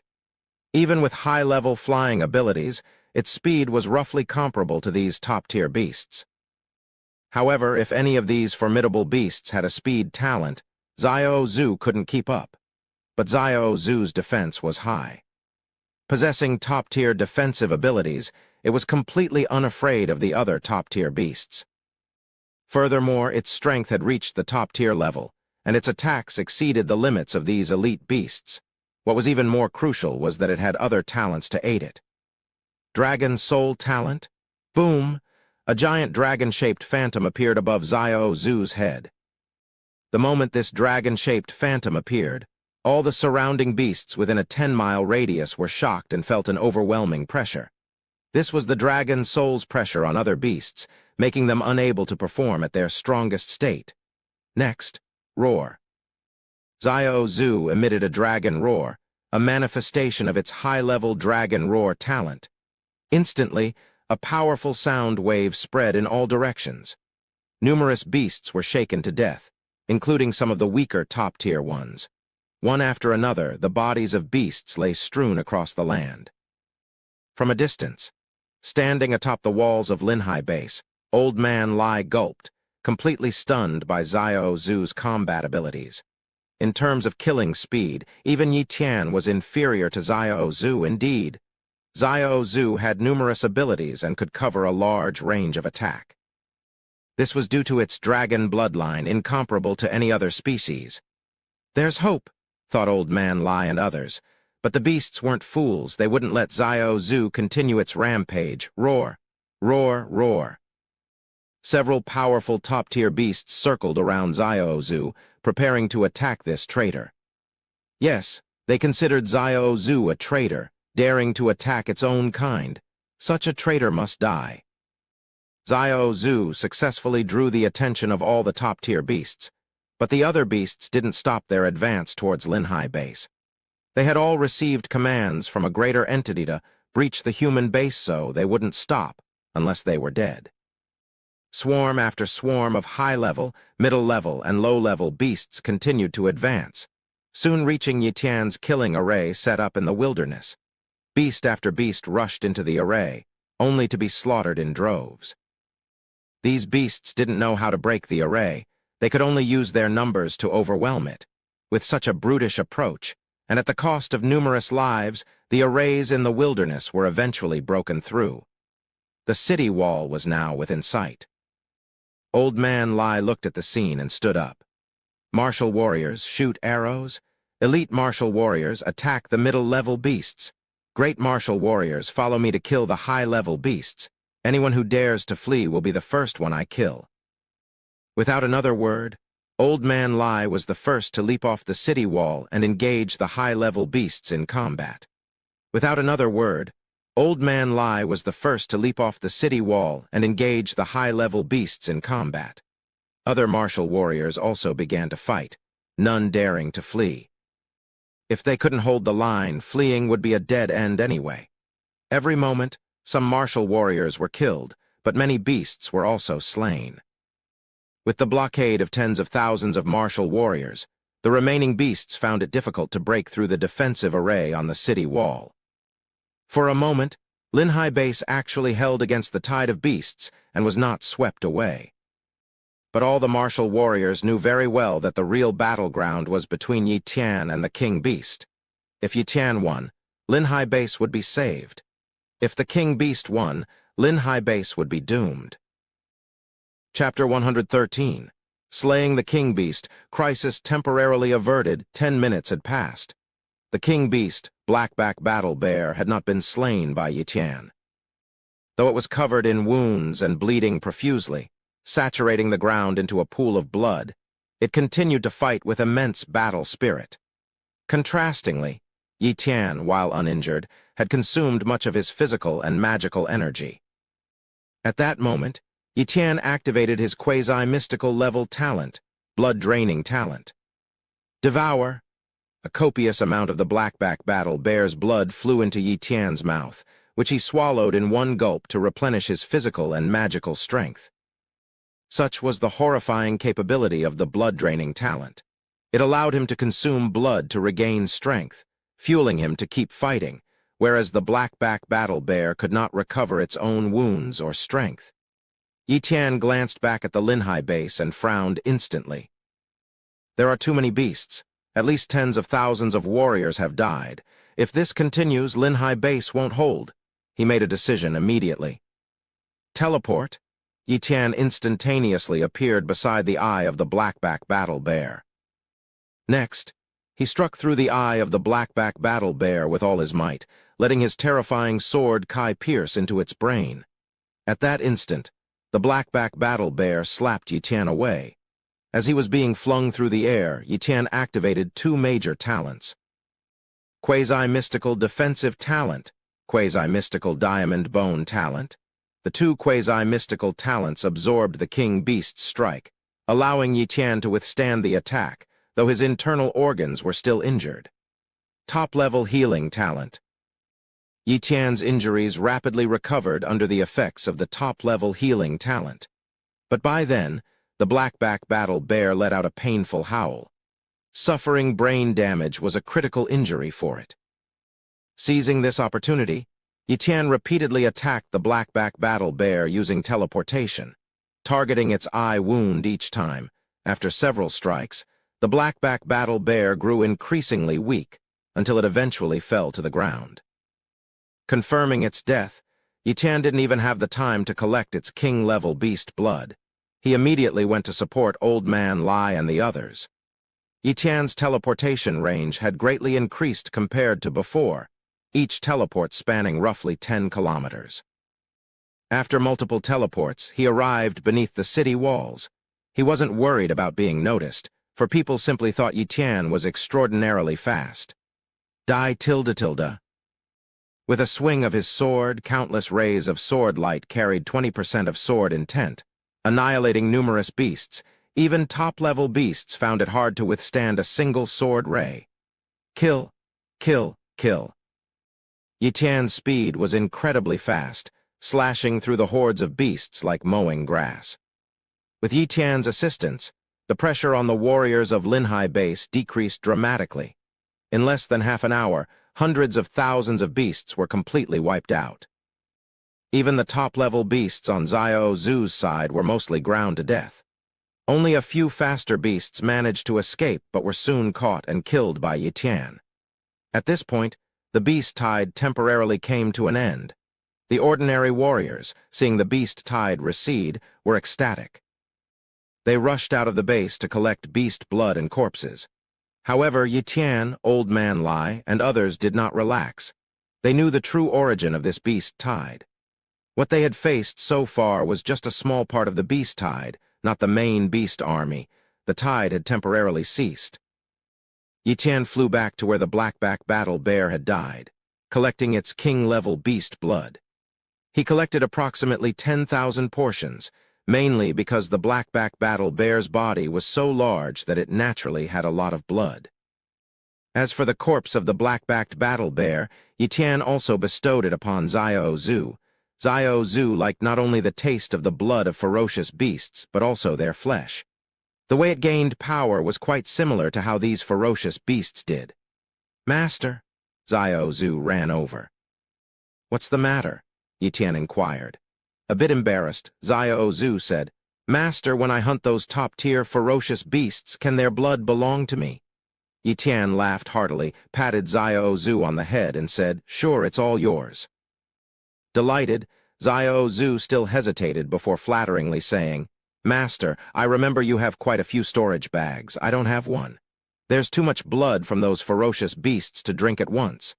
Could you give me some storage bags? Here you go." Yi Tian took 2 storage bags from his person. He emptied the contents into his personal space and wiped off the imprint on the bags before handing them to Xiao Zhu. Xiao Zhu quickly integrated the bags and was very pleased. It remembered that Little Purple had a storage bag from which it would take stored items. The convenience of the storage bags had always excited Xiao Zhu. This time, it finally managed to obtain 2 storage bags from its master. "HMPH, these storage bags are mine." "Master wouldn't even give them to you if you asked," Xiao Zhu secretly thought. Whoosh! It quickly ran to where the top-tier ferocious beasts had perished and started collecting blood from their corpses. Soon, it filled the storage bags. In no time, both storage bags were brimming with beast blood. Xiao Zhu ingested the remaining blood and began refining it to enhance its strength. It took a full 3 days to completely deal with the corpses of the beasts outside the base. Every household received a considerable amount of beast flesh and blood, and ample compensation was given to the families of the fallen warriors. At the Lin residence, a meeting commenced. Master Yi, after calculating, a total of 12,123 warriors and around 20,000 ordinary people have died. Lin Wanli reported to Yi Tian. "Why did so many ordinary people die?" Yi Tian frowned. "It's because a few high-tier beasts broke into the inner base. We couldn't hide everyone underground, and many people refused to go. Due to the limited number of warriors, the beasts were not killed in time, leading to this tragedy," Lin Wanli explained with a sense of helplessness. Yi Tian sighed, understanding that there was little that could have been done. The number of beasts was overwhelming, and it was already commendable that Linhai Base had managed to hold up. Relative to the scale of the invasion, the losses were, unfortunately, rather light. "Master Yi, what do we do next? The beast tide isn't over yet, is it?" Old Man Lai finally spoke. "It's not over. I want to check on the situation at the Great Demon Sea Base. As for here, always pay attention to what's happening in the wilderness. This is a communicator. It allows you to send me simple messages. Even if I'm at the Great Demon Sea Base, you can contact me. If another wave of beasts arrives, remember to reach out," Yi Tian instructed. "Master Yi Tian, going to the Great Demon Sea Base?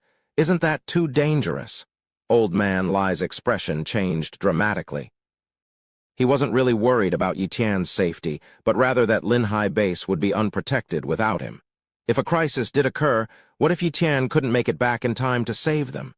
Hence, he naturally hoped that Yi Tian would stay. "My decision is final. That's that." Yi Tian spoke and left, not giving anyone the chance to argue. Chapter 114, The Invincible King Beast. "Xiao Zhu, let's go." Yi Tian leapt onto Xiao Zhu's back, and Xiao Zhu soared into the sky, heading towards Demon Sea Base. Quickly, Xiao Zhu approached Demon Sea Base but stopped short of entering. Boom, boom, boom, sounds of distant combat reached their ears. What intense fighting! Yi Tian's pupils constricted, deeply surprised. Far away, a dense swarm of ferocious beasts was besieging Demon Sea Base, attacking from both the sky and the ground. In the sky, A group of flying beasts, including numerous king-level beasts, relentlessly assaulted the defensive array. Meanwhile, on the ground, there were countless top-tier, high-tier, and medium to low-tier ferocious beasts, their numbers impossible to calculate. Judging by the scale alone, this army of ferocious beasts was at least 100 times larger than the beast swarm threatening Linhai base, and their quality was much higher. Throughout all this, there was one beast that had not made a move. It was a golden monkey, not very tall, standing at about 50 meters. However, its aura seemed to pierce the heavens. Even the regular king-level beasts appeared as insignificant as ants before it. Suddenly, the golden monkey glanced at Yi Tian, sending a chill down his spine. Terrifying. Yi Tian became fully aware of the formidable nature of this golden monkey. He was at least 186,300 kilometers away, and was looking at the creature from an altitude of 1,000 meters, yet he had been noticed. Nonetheless, after giving Yi Tian a single look, the golden monkey lost interest. Does it think I'm too weak to warrant its attention? Yi Tian muttered to himself. It made sense. On the surface, his cultivation level indicated that he had only refined 1 meridian, making him a mere grandmaster. The golden monkey, lacking the ability to perceive his unique talents, naturally wouldn't pay attention to such a small fry.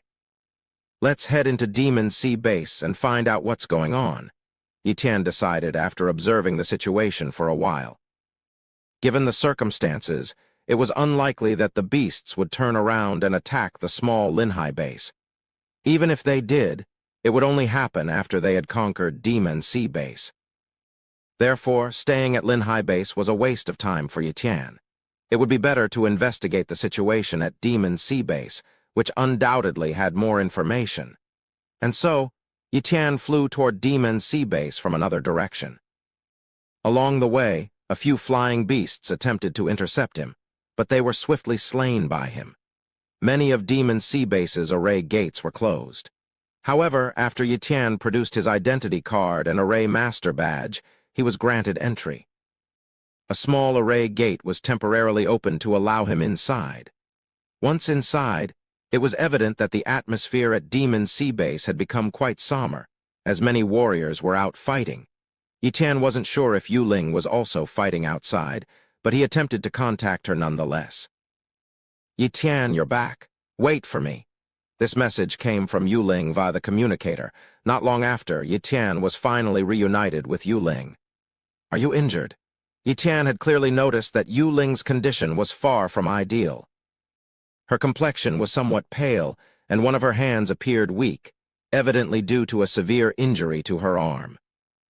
I entered the battlefield once and suffered serious injuries. If it weren't for a top-notch master from my family coming to my rescue, I probably wouldn't have made it back. But I'm fortunate, because being injured gave me the chance to retreat back to the base, Yuling said with a bitter smile. Then she quickly asked, How is the Linhai base? Yi Tian responded truthfully. A beast tide broke out there as well, but the beasts were not strong, so I took care of them. You handled it? Yuling was astonished. She couldn't genuinely believe that a beast tide attacking a base would be weak. There would undoubtedly be a large number of top-tier beasts, perhaps even king beasts. And yet, Yi Tian had resolved the issue. This level of capability was nothing short of incredible. By the way, how is my sister?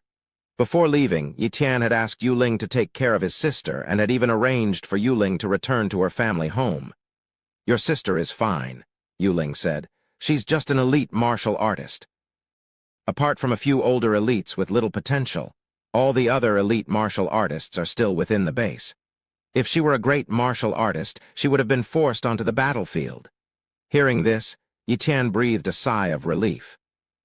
As long as his sister was fine, that was all that mattered. She was the only family he had in this world. What's the current situation with the war? Do you know the specifics? Yi Tian asked again. Yuling sighed. It's complicated. This time, within a radius of 100,000 miles, 3 large bases were attacked. Each of these bases encountered massive beast attacks, and all 3 beast armies were led by an invincible king beast. Invincible king beast. Yi Tian thought about that golden monkey. It must be an invincible king beast. An invincible king beast was like a peak king-level human, practically unbeatable within their rank, with terrifying strength.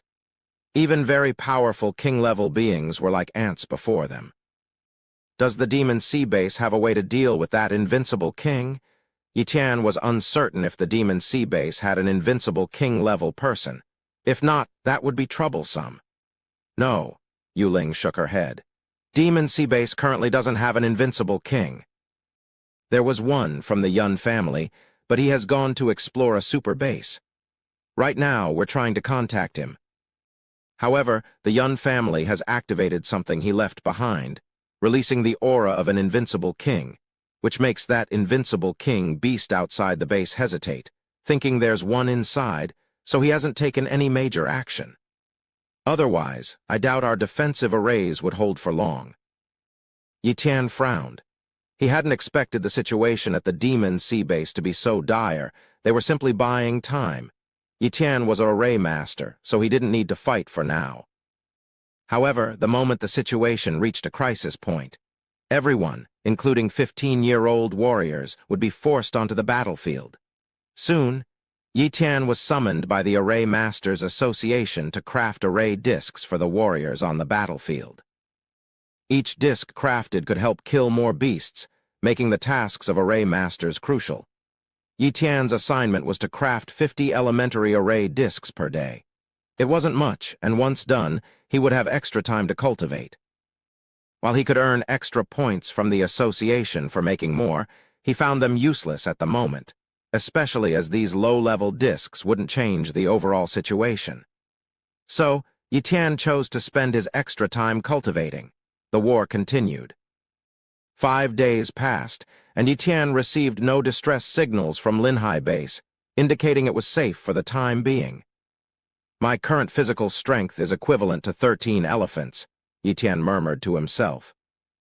Unfortunately, even with the pseudo-mystical power talent and the King Feng slash, this level of strength can only deal with some weaker king beasts. Just then, Yu sent another urgent message. TL note.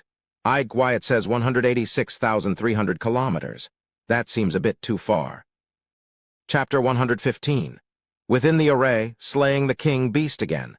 The ancestor of the Yun family had returned. Upon hearing this news, even Yi face brightened with joy. With the return of the Yun family's ancestor, at the very least, the demon sea base would be preserved. This was good news for Yi, as he did not want to see the demon sea base fall and be forced to flee with his sister. Swiftly, the news of the ancestors' return spread throughout the demon sea base, and the senior figures there breathed a sigh of relief. During this period, they had suffered considerable losses. Countless grandmasters had fallen, and even a few at the king level had perished. If the ancestor hadn't returned, the beasts would have eventually launched a full-scale attack, and the invincible king beast would certainly have acted, putting the demon sea base in jeopardy. The day after the ancestors' return, Yu informed Yi that the Yun family and other major forces had discussed a counterattack to drive back the beasts and lift the crisis in the demon sea base. In this battle, all powerful warriors above the level of Grandmaster must participate, and even array masters like Yi had to lend a hand, for it was on the battlefield that array masters could truly unleash the power of arrays. That day, Yi joined the army of warriors and entered the battlefield. Tens of thousands of warriors above the level of Grandmaster occupied an area of thousands of miles. In comparison to the beasts, the human warriors were undoubtedly fewer in number. However, humans had advantages, such as the use of weapons, arrays, healing items, and higher intelligence. As a result, the gap in numbers was not a significant factor. What truly dominated the battlefield was the fight between king-level entities, especially between the invincible king level and the invincible king beast. High above, the ancestor of the Yun family appeared, dressed in white and looking exceptionally young, like a dashing young man. The ancestor, Yun Mingli, had a feminine name, but his combat achievements were extraordinary. He had slain 3 king beasts in one battle at the Grandmaster level. After advancing to the king level, he became unbeatable in just 10 years. Later, he secluded himself for cultivation and withdrew from worldly matters. Unknown to all, he had long left the Demon Sea base and entered the Super base. If not for this beast-tide event, Yun Mingli would still be in the Super base. Retreat. Yun Mingli shouted coldly. He was speaking to the golden monkey, trying to make it lead the beast horde away. However, the golden monkey merely bared its teeth and laughed, as if mocking Yun Mingli. Without another word, they went straight to battle. Boom! Boom! Boom! The two invincible entities clashed in the sky at an altitude of 10,000 meters, causing immense ripples in the void. Ordinary warriors who dared to glance at the high sky would feel their minds shaken, dizzy and disoriented. Below, warriors and beasts fought fiercely, painting a grisly scene. The entire battlefield was like a meat grinder. Even grandmasters couldn't guarantee their own lives. Yi Tian, along with the team from the Yu family, activated a high-level array, covering an area of 10 miles, and slaughtered groups of beasts. The ground was piled high with the corpses of beasts. Even top-level beasts couldn't last long under the attack of the high-level array. Little brother Yi Tian, take a break. You've maintained the array for half an hour and have expended a lot of mental and physical energy. Let me take over, an old man said. He was a mid-level array master from the Yu family named Yu Lai. However, his strength was only at the level of Grandmaster. After just a few minutes, he had exhausted his energy and had to rest. Now he had recovered. I'm fine. Go help the other array masters, Yi Tian replied. He was not lying. Although maintaining the high-level array indeed consumed physical and mental energy, even draining some spiritual force, the ground was full of beast corpses and a lot of fresh blood around him. He secretly activated his blood-devouring talent, drawing on the power of the blood to recover his strength. His vitality was full, and even if he forcibly drained his life force to activate the array, it would quickly replenish. After all, the primary resource restored by the blood-devouring talent was vitality. Physical and mental energy were just secondary. Yu Lai thought Yi Tian was just persevering, and thus tried to persuade him to rest. Suddenly, Yu Lai's face changed dramatically. Not good. A king beast has entered the array. Our Yu family members are in danger. The grandmasters of the Yu family were within the array, killing beasts. Relying solely on a high-level array to kill so many beasts was unrealistic. It required the cooperation of grandmaster warriors. Only in this way could the beasts be prevented from destroying the array, allowing its power to harvest them wave by wave. But now, a king beast had rushed in, and the grandmasters of the Yu family couldn't stop it. Yu Lai, you take charge of the array, I'll go inside, Yi Tian swiftly declared. Yi Tian, you're an array master, how could you go into the array? Yu Lai was greatly alarmed, fearing for Yi Tian's life. However, Yi Tian had already charged in, leaving Yu Lai with no choice but to take charge of the array, taking Yi Tian's place. Inside the array, the numerous masters of the Yu family looked on in despair at the king beast that had just charged in. Though it was not an incredibly powerful king beast, it was not something that a master could deal with. Only a master possessing both king-level attack power and king-level speed could handle a king beast, qualifying them as nearly invincible masters. But there was no such nearly invincible master here. The king-level Yu family members were on another battlefield and had no time to come to their aid. Are we going to die? Yu Ling looked at the terrifying king beast and thought gloomily. Just then, two ultimate masters from the Yu family charged in. Both possessed moderate swordsmanship talents, and were able to display several times the attack power with their bronze-level sword skills, comparable to the weakest king beasts. However, they were far inferior in terms of speed and defense. Moreover, this king beast was not the weakest, its attack power astonishingly reaching the force of 1,000 elephants. Boom! With a single slap, the king beast sent the two ultimate masters of the Yu family flying. Immediately, their sword lights shattered, and the two ultimate masters were flung away in pieces, their fates unknown. Just as Yu Ling and the other masters were preparing to employ desperate moves, prepared to sacrifice their numbers to kill this king beast, a figure appeared in front of the king beast. "It's him!" A master from the Yu family recognized Yi Tian. It was Master Yu Ben. Yu Ling also noticed Yi Tian and couldn't help but shout, "Yi Tian, you're no match for that king beast, get out!" However, Yi Tian remained unmoved. He silently assessed the king beast, examining its innate traits. Type: Giant Spirit wore Beast Bloodline Talent. Extraordinary, this was a king beast without any special talents. Its bloodline talent was decent, reaching the extraordinary level. If it continued to grow, it could reach the pinnacle of king beasts. If it truly reached that pinnacle, even without any talents, it could crush Yi Tian with a single slap. However, it was far from that peak, possessing only the force of 1,000 elephants, having recently entered the rank of king beasts. Yi Tian drew his sword and slashed, his dazzling blade light tearing through the air. His pseudo-mystic level strength talent combined with his bronze-level blade skill reached the pinnacle of a single strike. The giant spirit war beast tried to catch Yi Tian's blade light with its hand, but got its arm severed by the attack, screaming in agony. HMPH. A trashy king beast without even a defense talent. You're even worse than that blackback war bear, Yi Tian scoffed. With a flicker of his form, he slashed again. This strike landed on the giant spirit war beast's neck. The blade light effortlessly slit open its neck, nearly beheading it. Boom! The giant spirit war beast fell, its life force gradually fading. Yi Tian had killed a king beast just like that. Not far away, the people of the Yu family stood there, faces stiff, disbelieving. Chapter 116. High-tier soul transfer talent. Yi Tian killed a king beast. Yu Ling simply couldn't believe that Yi Tian had done this. She had known Yi Tian for quite some time, since back when he was comparatively weaker. He had even saved her life once. At that time, Yi Tian's cultivation and abilities were far inferior to hers. She had even considered Yi Tian to be someone with high talent and was preparing to take him under her wing. How ridiculous that seemed now. Yi Tian's talent is extraordinary. He possesses formidable gifts in blade skills, strength, and speed.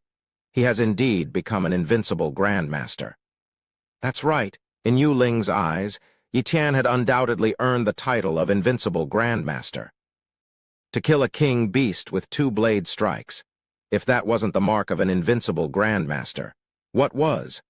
At that moment, Yu Ling finally understood how Yi Tian had managed to resolve the beast-tide crisis at Linhai Base. He was an invincible grandmaster. Even if an ordinary king beast attacked Linhai Base, it would be no match for Yi Tian. As long as Yi Tian didn't encounter a king beast that was too powerful, he was virtually invincible. Now that his strength was revealed, Yi Tian stopped hiding it and began to help the Yu family slay the top-tier ferocious beasts within the array. At that moment, Yu Ling approached him, a look of astonishment in her eyes. Yi Tian, I had always thought your strength was at most comparable to a powerful grandmaster, perhaps even less than the pinnacle of grandmasters. I never expected that you could actually match up to the level of a king, even able to kill an ordinary king beast.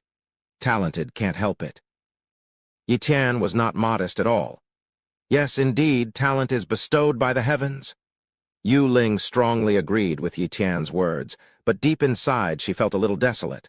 Compared to Yi Tian, she was much weaker and far more ordinary.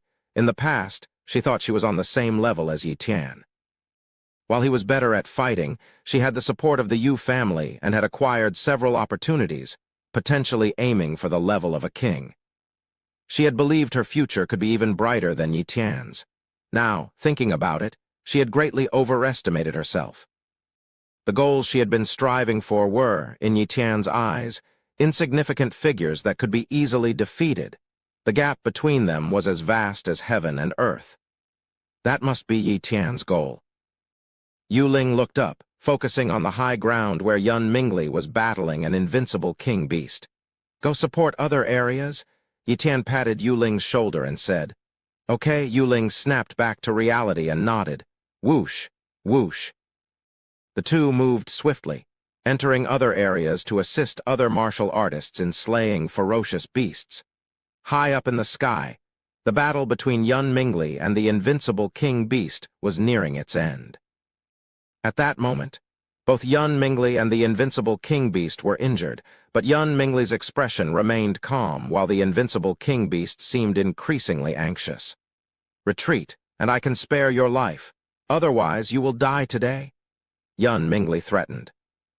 How could the invincible King Beast admit defeat?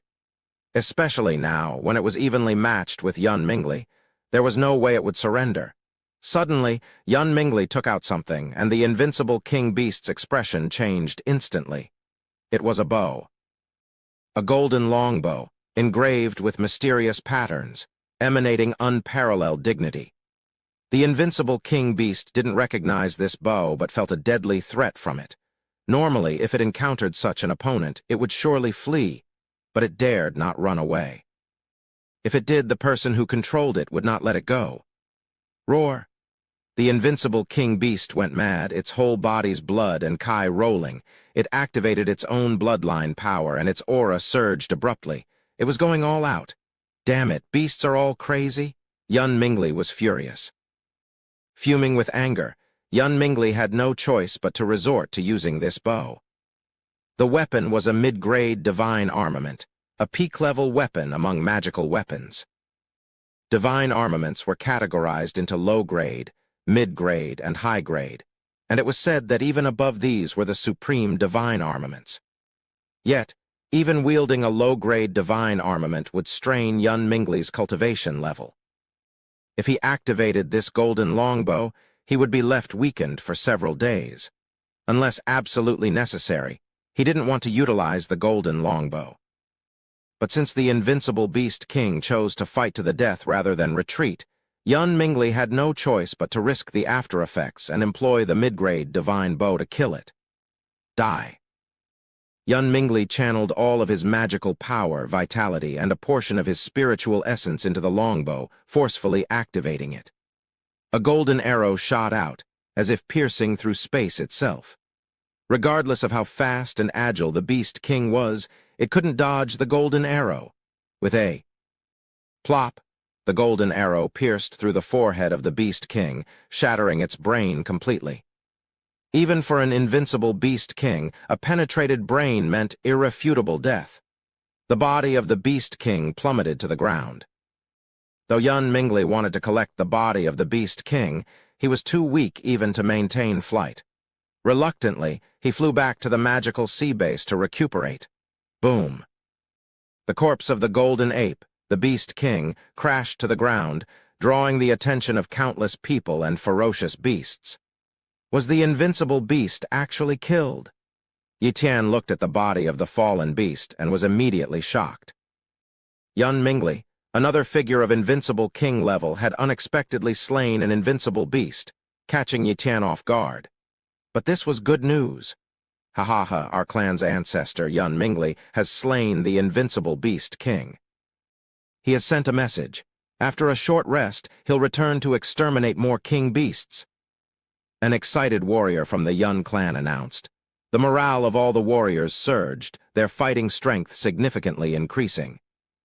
With the loss of their invincible Beast King, the ferocious beasts began to crumble.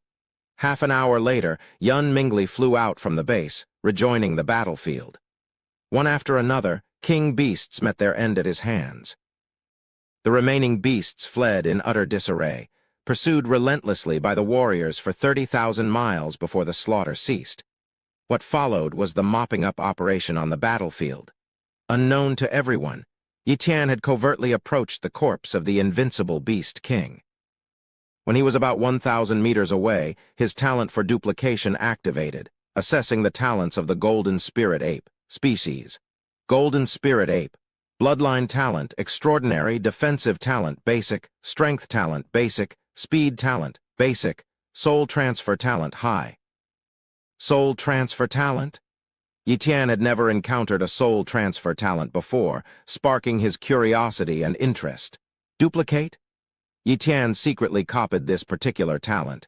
He would understand its function after later assimilation. As for the other talents, he didn't bother copying them. They were too ordinary. This Golden Spirit Ape isn't particularly outstanding. It likely reached the pinnacle of king beasts in terms of cultivation, but without even one high-level attack talent, it's on the weaker side among the invincible beast kings. Yiqian assessed. Soon after, he too joined the cleanup operations on the battlefield. 3 days later, with the battlefield cleared, Yiqian returned home.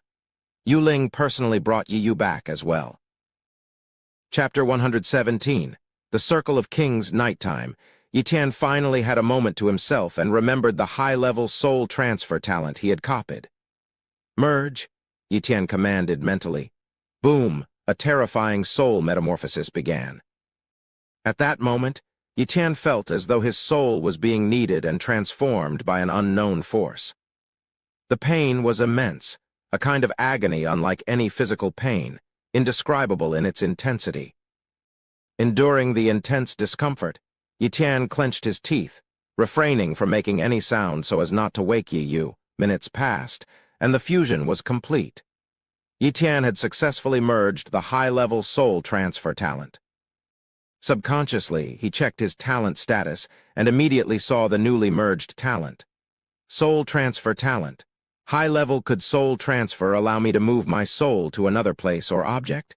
Yiqian speculated. Shortly thereafter, his consciousness gradually immersed itself into the sea of soul, finding numerous talent markings hidden deep within. Quickly, he located the light representing the soul transfer talent. His consciousness merged with it and gathered some information. This method was something he had recently learned, and it was the quickest way to understand his talents without the need for trial and error. The soul transfer talent is actually this, Yiqian exclaimed in disbelief. This ability was too perverse, too bizarre. The so-called soul transfer involved moving his soul into another creature's body, wiping away the host's soul, and taking over their body. What was even more shocking was that he could use the host body to activate various talents. Because talent markings resided in the soul, albeit possibly at a lower level than in the original body, if the host body was killed, his soul would transfer back, albeit damaged and requiring time to heal. Of course, the soul transfer talent had its limitations. Once activated, he could only occupy the host body for 1 month, and the cooldown period was a year. This was the capability of the high-level soul transfer talent. If it were top-level, maybe the occupancy and cooldown times could be even more favorable. Given that Yiqian only had the high-level soul transfer talent, there was little hope of elevating it to the top level, as this talent was indeed rare. So, the golden spirit giant ape didn't die. No, it shouldn't be the golden spirit giant ape. The ape was just the body occupied by someone using the high-level soul transfer talent. No wonder it didn't flee and instead fought Yun Mingli to the death, Yiqian realized fully.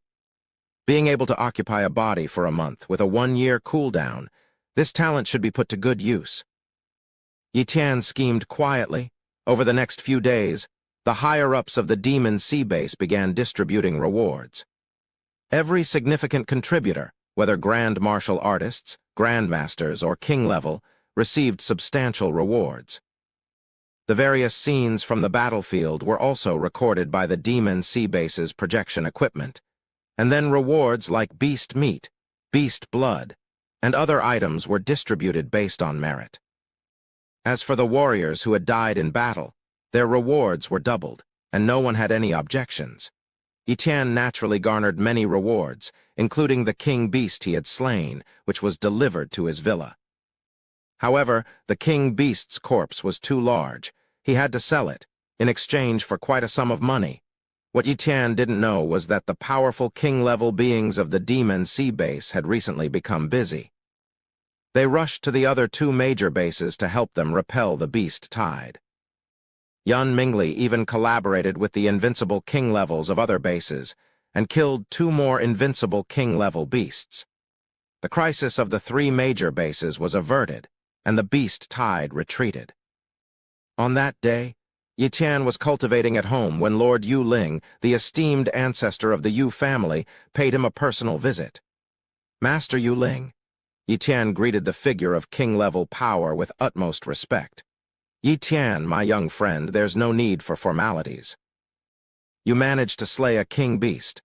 Although you're not at the king level yourself, your strength is enough to consider us equals. If you don't mind, you can call me Big Brother Yu, Lord Yuling said cheerfully. How could he not be happy?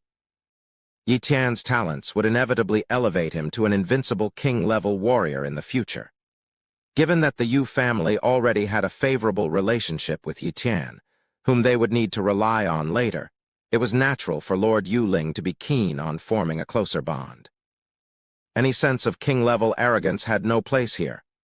So, Big Brother Yu, what brings you to me? This visit isn't just to make my acquaintance, is it? Yi Tian curiously asked. I came to invite you to a king-level meeting, Lord Yuling announced. A king-level meeting, an invitation for me. Yi Tian was surprised. Yes, Lord Yuling said earnestly.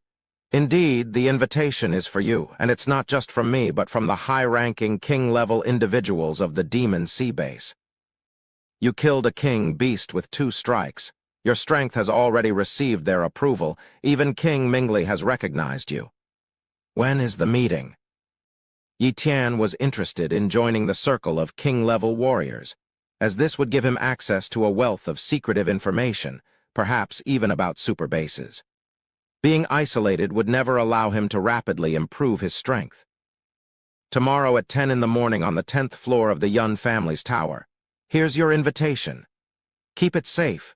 Lord Yuling handed over the invitation to Yi Tian, exchanged a few more words, and then took his leave. The circle of king-level warriors, huh? I didn't expect to enter it so soon. Yi Tian mused, holding the invitation and smiling faintly. He spent the night cultivating. The next day, Yi Tian arrived on time at the Yun family's residence. There, he saw a familiar face, Yun Feng. Yun Feng had also reached the Grandmaster level. With his top-tier wind blade talent of 850, he was undoubtedly one of the strongest among Grandmasters. Not to mention his speed was also impressive.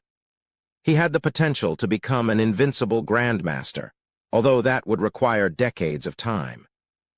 Yi Tian glanced at Yun Feng briefly before heading into the Yun Tower, led by a servant. The tower was a place only king-level warriors were permitted to enter. Yun Feng noticed Yi Tian. After he entered the tower, Yun Feng grabbed the servant and asked, "Who was that just now?" "He looks like a Grandmaster. How could he enter the Yun Tower?" Noticing that it was Yun Feng, the rising star of the family, the servant quickly replied with deference, "Young Master Yun Feng, that was the invincible Grandmaster Yi Tian. It's him?" Yun Feng was astonished. News of Yi Tian slaying a king beast had already spread throughout the entire Demon Sea Base, so he was well aware of it. However, there was no fear in his eyes, only the sparking flames of combativeness. He was confident that once he reached the peak of Grandmastery, he too could slay a king beast. "I must continue cultivating. I need to become even stronger," Yun Feng thought to himself. Upon entering the Yun Tower, Yi Tian arrived on the 10th floor. As he stepped into the grand hall, numerous eyes swept over him. The warriors he saw in the hall were clearly of king-level strength. He was the only Grandmaster there, making him somewhat of an outlier. Chapter 118. A 3-star Spatial Rift. "Greetings, everyone." Yi Tian greeted the crowd with a closed-fist salute. Above him, Yun Mingli glanced at Yi Tian and nodded slightly, saying, "Young Brother Yi, please take a seat wherever you like." Yi Tian nodded, choosing a seat toward the back, and sat down. The other king-level figures present didn't pay much attention to Yi Tian. After all, Yi Tian was just a Grandmaster-level warrior. Although he possessed the combat power of a king-level warrior, he was merely comparable to not-so-powerful king-level figures. Yi Tian wasn't in the same league as the truly strong king-level warriors. Before Yi Tian had truly matured, they wouldn't pay him much attention. One king-level warrior after another arrived, and soon the hall was filled with almost 60 king-level figures. Yi Tian sat silently, but observed the talents of those present in secret. Most have extraordinary cultivation talents. Only a few, like Lord Yuling, have top-tier cultivation talents. They must have become king-level warriors by chance. As for those with morning star-level cultivation talents, there's not a single one. Yi Tian wasn't surprised by this. If they did have morning star-level cultivation talents, They might have already easily broken through the king-level bottleneck and advanced to the next stage. After another half-hour, the number of king-level warriors had risen to 73. One could say that almost all the king-level warriors from the Demon Sea Base had arrived.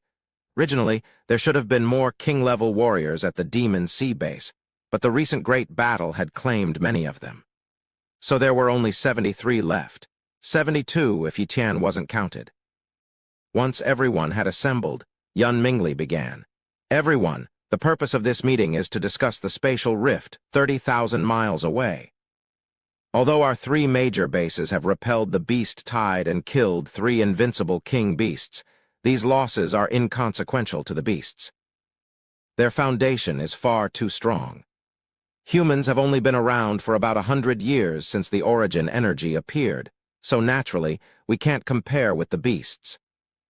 If it weren't for the world's suppression, the truly terrifying existence of these beasts would have descended upon Earth and wiped us out long ago. The king-level figures below nodded, agreeing with Yun Mingli's statement. Humanity was indeed too weak. The more they understood the beasts, the more they were shocked by their strength. The gap between the two sides was far too great. Yun Mingli continued. If we don't deal with this spatial rift, more invincible king beasts will continue to come, and the beast tide will erupt again. I've discussed this with the other 2 major bases. All 3 of us will join forces to seal the spatial rift. Is it possible to seal the spatial rift? A king-level warrior asked skeptically. Yes, Yun Mingli affirmed. The super base has developed a top-tier array that can seal the void and suppress the spatial rift. However, it can only suppress 3-star spatial rifts or below. It's powerless against anything above 3 stars. The spatial rift 60,000 miles away was explored and found to be only a 3-star rift. It can bring in at most a few invincible king beasts. Otherwise, our 3 bases won't be able to withstand the beast tide. The super base actually developed an array that can suppress a 3-star rift. Many king-level warriors were shocked beyond belief. Yitian was somewhat bewildered and didn't speak, but he quickly learned about the classifications of spatial rifts from the conversations among other king-level warriors. Yitian felt a bit perplexed as he listened but quickly gleaned information about the classification of spatial rifts from the conversations among other king-level experts. It turned out that spatial rifts were categorized based on their size, the level of spatial pressure they exerted, and the tier of powerhouses that could pass through them. The spatial rift they had encountered last time was of 0-star level, merely connecting to some secret realm and certainly not to the world of ferocious beasts. Above that were 1-star, 2-star, and 3-star spatial rifts. As for 4-star and higher, those were not even something that king-level experts could fathom. Only super bases could handle such rifts. 100 years ago, when spatial rifts first appeared, they were mostly of 1-star level. Otherwise, humanity would have been wiped out long ago. Moreover, spatial rifts would gradually upgrade over time, even growing into 2-star, 3-star, and possibly 4-star rifts. Most of the high-level spatial rifts had evolved slowly over time. If the spatial rift 60,000 miles away were to gradually grow into a 4-star rift, then a great number of invincible king beasts, and even beings above that level, would emerge. By that time, the Demon Sea Base would be easily overrun and wiped off the Earth. Therefore, the spatial rift must be sealed. King Mingli, setting up a top-level array isn't easy, especially one that can suppress a 3-star spatial rift. Even our top-level array master at Demon Sea Base can't achieve that, right? A king-level expert questioned. True. Yun Mingli acknowledged. Even if we have the design and materials, our top array master at Demon Sea Base won't be able to set it up. However, among the 3 major bases, we have 4 top-level array masters, 50 high-tier array masters, and hundreds of intermediate and thousands of junior array masters. Together, they can set up such a top-level array. So, all the array masters will work together, each contributing what they can. That indeed provides hope for successfully setting up a top-level array. The king-level experts nodded in agreement. Suddenly, Yun Mingli spoke solemnly. However, the ferocious beasts won't let us set up the array easily. They will surely attack us. Our task is to hold off the beasts so that the array masters can focus on their work. We will certainly drive the ferocious beasts back through the spatial rift, giving them no chance to disrupt the setting up of the array, the king-level experts concurred. Good, Yun Mingli nodded approvingly. In 3 days, all the materials for setting up the top-level array will be gathered. We will immediately head to the spatial rift. Any delay could lead to complications. If the beasts send 3 more invincible king beasts, we'll be in trouble. The invincible king beast this time wasn't that strong and was likely just a probe. The next one could be an extraordinarily formidable invincible king beast, something I can't handle. When the subject of extraordinarily formidable invincible king beasts came up, a flicker of alarm passed through Yun Mingli's eyes, something that Yi Tian and several other king-level experts noticed. Clearly, Yun Mingli had encountered such an invincible king beast before, likely at a super base. The meeting ended and the king-level experts dispersed. Yi Tian returned to his residence, planning to use the next few days for cultivation. As for his remaining opportunity to duplicate, there was no hurry. He would decide later. In a flash, 3 days passed. Chapter 119. The Convergence of the 3 Major Bases. After going through a battle, my cultivation speed has significantly increased. My physical strength has already reached the level of 16 elephants. Yi Tian tested his strength and expressed his satisfaction. Under normal circumstances, for a grandmaster who had just broken through, raising their strength from 1.5 elephants to 16 elephants would take several years or even a decade. Even for someone with extraordinary talent, it would still take a year to achieve this feat. Yet, Yi Tian had been cultivating at the grandmaster level for less than 2 months. The improvement in his strength could only be described as terrifying. Ding ding. His communicator received a message. Yi Tian glanced at it and knew it was time, as notified by Yun Mingli. This time, Yi Tian would be participating as a king-level combatant, not as an array master. He was merely a mid-level array master with far less experience compared to others. Since he knew only a few arrays, participating in setting up top-level grand arrays would not be much help. It would be more effective for him to defend against fierce beasts as a king-level combatant. Xiao Zhu, let's go together. Yi Tian prepared to take Xiao Zhu to the spatial rift. He didn't want to reveal his flying talent. Displaying too many abilities could arouse suspicion. As for whether Xiao Zhu would be recognized, Yi Tian wasn't concerned. In his view, a creature with a Dawn-class bloodline like a dragon was beyond the reach of king-level beings like Yun Mingli. They would never recognize Xiao Zhu, so there was no need to worry. After all, if he was always afraid of revealing Xiao Zhu's identity, wouldn't he be forever afraid to take him out? Both human and beast arrived at the east side of the Demon Sea base.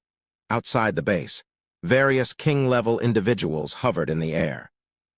At that moment, Yi Tian also emerged, riding on Xiao Zhu into the sky. "Friend Yi," a figure flew over. It was Lord Yuling.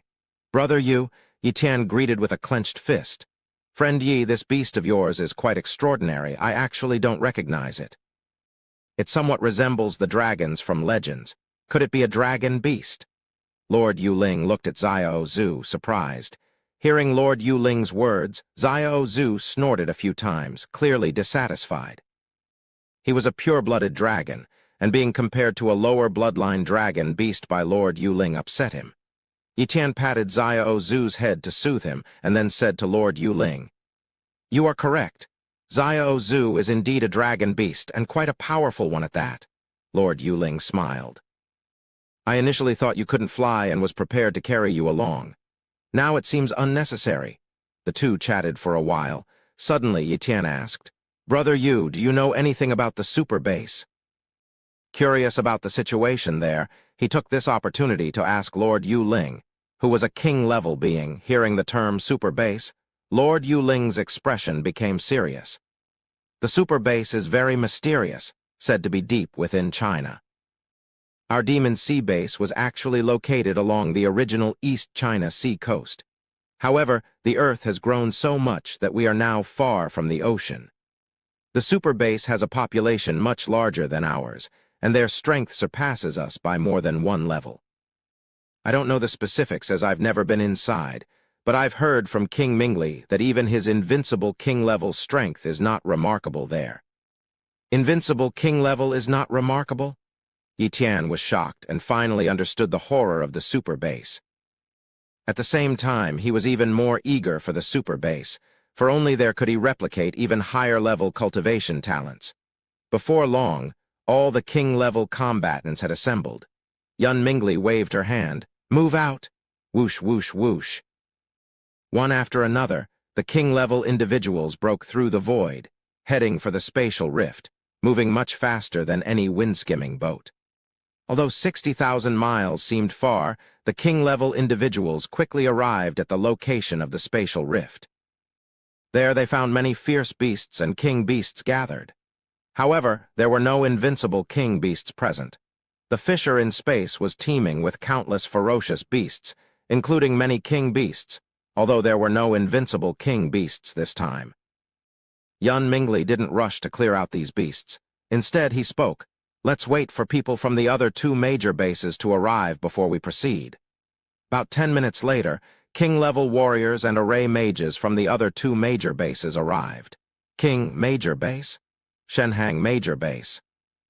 These were the names of the two other major bases, whose power was not inferior to that of Demon Sea Base, although they had smaller populations. Upon their arrival, two king-level warriors greeted Yun Mingli. From Lord Yuling, Yi Tian learned the identities of these two king-level figures. He Yun from King Major Base, known as King King, and Zhao Zhu from Shenhang Major Base, known as Blood King. Both were invincible king-level warriors who had survived since the calamity 100 years ago. "King Mingli, are the materials ready?" Blood King inquired. "Everything is prepared and we even have surplus materials. There's no need to worry," Yun Mingli assured. "Then let's begin," King King announced. Immediately, the array mages scattered and began laying out a top-grade array within a radius of 1,000 li, enclosing the area around the spatial fissure. Other king-level warriors were responsible for guarding these array mages, and Yi Tian was assigned to guard several junior array mages. As for the three invincible king-level warriors, they moved closer to the spatial fissure to hunt down the king beasts. Boom! The battle commenced. The king beasts seemed to know what the humans intended to do, and they launched frenzied attacks. More and more king beasts and top-tier ferocious beasts poured out from the spatial fissure. A brutal fight erupted.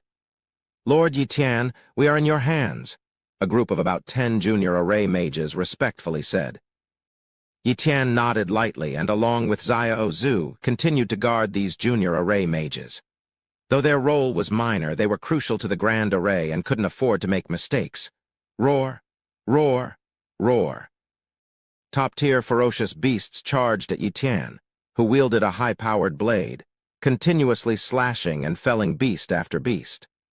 Zhao Zhu, rather shamelessly, began collecting beast blood while Yi Tian was preoccupied, stowing it away in its storage bag under the pretext of waste not, want not. The beasts seemed endless, constantly swarming, and even Yi Tian found the situation challenging.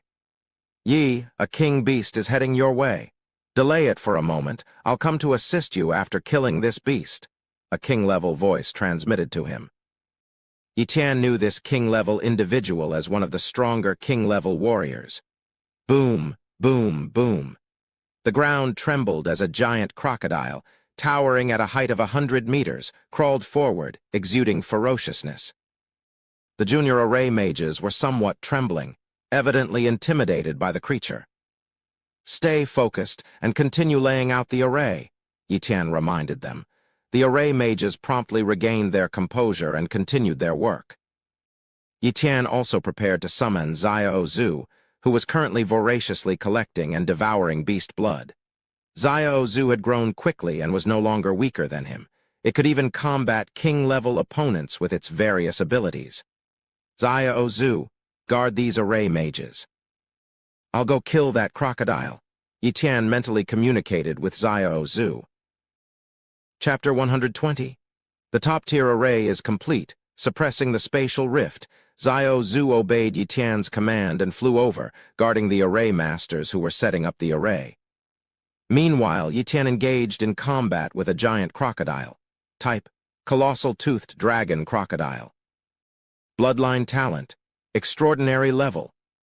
Just because it has the word dragon in its name doesn't mean it has a significant dragon bloodline. Unfortunately, its talents are quite subpar. It doesn't even have a single special talent. Yi Tian had little regard for this colossal toothed dragon crocodile, although it was by no means weak. Boom! After one collision, Yi Tian roughly assessed the creature's strength. About 3,000 elephants of force, Yi Tian judged. However, compared to his own strength, it was significantly weaker. At that moment, Yi Tian's physical strength was at 16 elephants of force.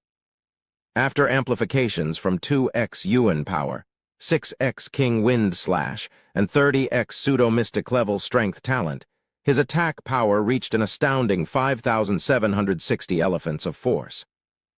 The meager 3,000 units from the colossal toothed dragon crocodile paled in comparison. Boom! Boom! Boom! After several more collisions, the colossal toothed dragon crocodile found itself continuously retreating, accumulating more and more wounds. 1 minute later, Yi Tian successfully slew the colossal toothed dragon crocodile. Right after Yi Tian had killed it, a king-level figure appeared beside him. "Yi, my young friend, you've actually slain the colossal toothed dragon crocodile king beast." This was the man who had sent Yi Tian a message earlier. He had merely hoped that Yi Tian would stall the creature. He had not expected Yi Tian to kill it.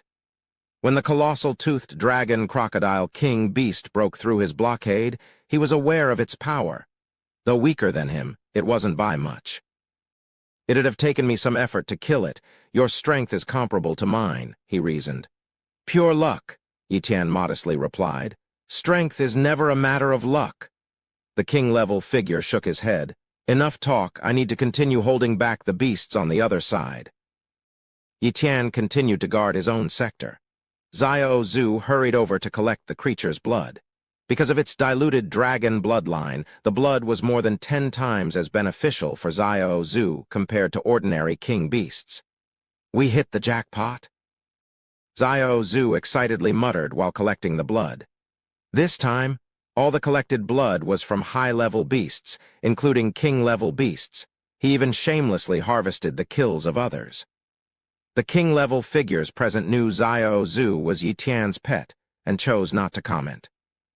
Time passed slowly. Yi Tian had lost track of how many beasts he had killed. As he continued to slay them, a voice suddenly resonated throughout the entire 1,000-mile area. "The top-tier array is complete. Array masters withdraw from the array. All king-level individuals drive the beasts back into the spatial rift." This message echoed thrice, announcements from 3 invincible king-level figures. "The top-tier array is complete." Yi Tian breathed a sigh of relief. This meant that the plan of the 3 major bases had been completed, and they could finally suppress this spatial rift. Whoosh, whoosh, whoosh. One after another, king-level figures slaughtered their way towards the spatial rift. At the same time, the top-tier array slowly activated. An unseen array force immobilized this stretch of void and restrained the beasts within it. Beasts below the high-level rank lost almost all their fighting power, while the strength of high-level beasts was reduced by 80%, and king beasts weakened even more. Under these conditions, it was almost like a massacre. No matter how many beasts emerged, they were fated to be slain. Yi Tian and Xiao Zhu killed their way through, gradually nearing the spatial rift. At that moment, Yi Tian suddenly felt elated. His copying talent activated, probing around him. Just then, the talents of a king-level individual appeared on his retina. Human, Ling Zhenbei, bloodline talent, extraordinary, swordsmanship talent, high-tier, and high-tier swordsmanship talent. Yi Tian immediately wanted to copy this high-tier swordsmanship talent. He had already copied 2 high-tier swordsmanship talents. Copying one more would allow him to fuse them into a top-tier swordsmanship talent. Regrettably, He hadn't encountered any other high-tier swordsmanship talents while at the Demon Sea base, but now he had stumbled upon one in this king-level individual. This king-level person wasn't from the Demon Sea base, but was a strong individual from one of the other two major bases. Previously, the people from the three major bases were separated by over 1,000 meters, so he couldn't inspect their talents. If not for this moment when his range had just managed to cover the other person, he would have missed out completely. I still have one more chance to copy. Copy it. Without any hesitation, Yitan copied the other person's high-tier swordsmanship talent. After the successful copy, he continued killing the ferocious beasts. It seemed as if the spatial fissure knew that further resistance was futile. It ceased to spawn more ferocious beasts. Many of the beasts began to slowly retreat to the other side of the fissure. Soon, a large number of king-level individuals gathered around the spatial fissure, finishing off the last of the beasts. Just as they were about to exterminate the remaining beasts, a sudden change occurred. An unimaginable, terrifying aura emanated from the other side of the spatial fissure.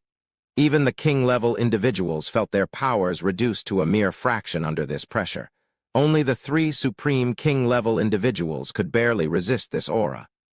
What is that? Through the spatial fissure, Yitan saw a pair of golden eyes.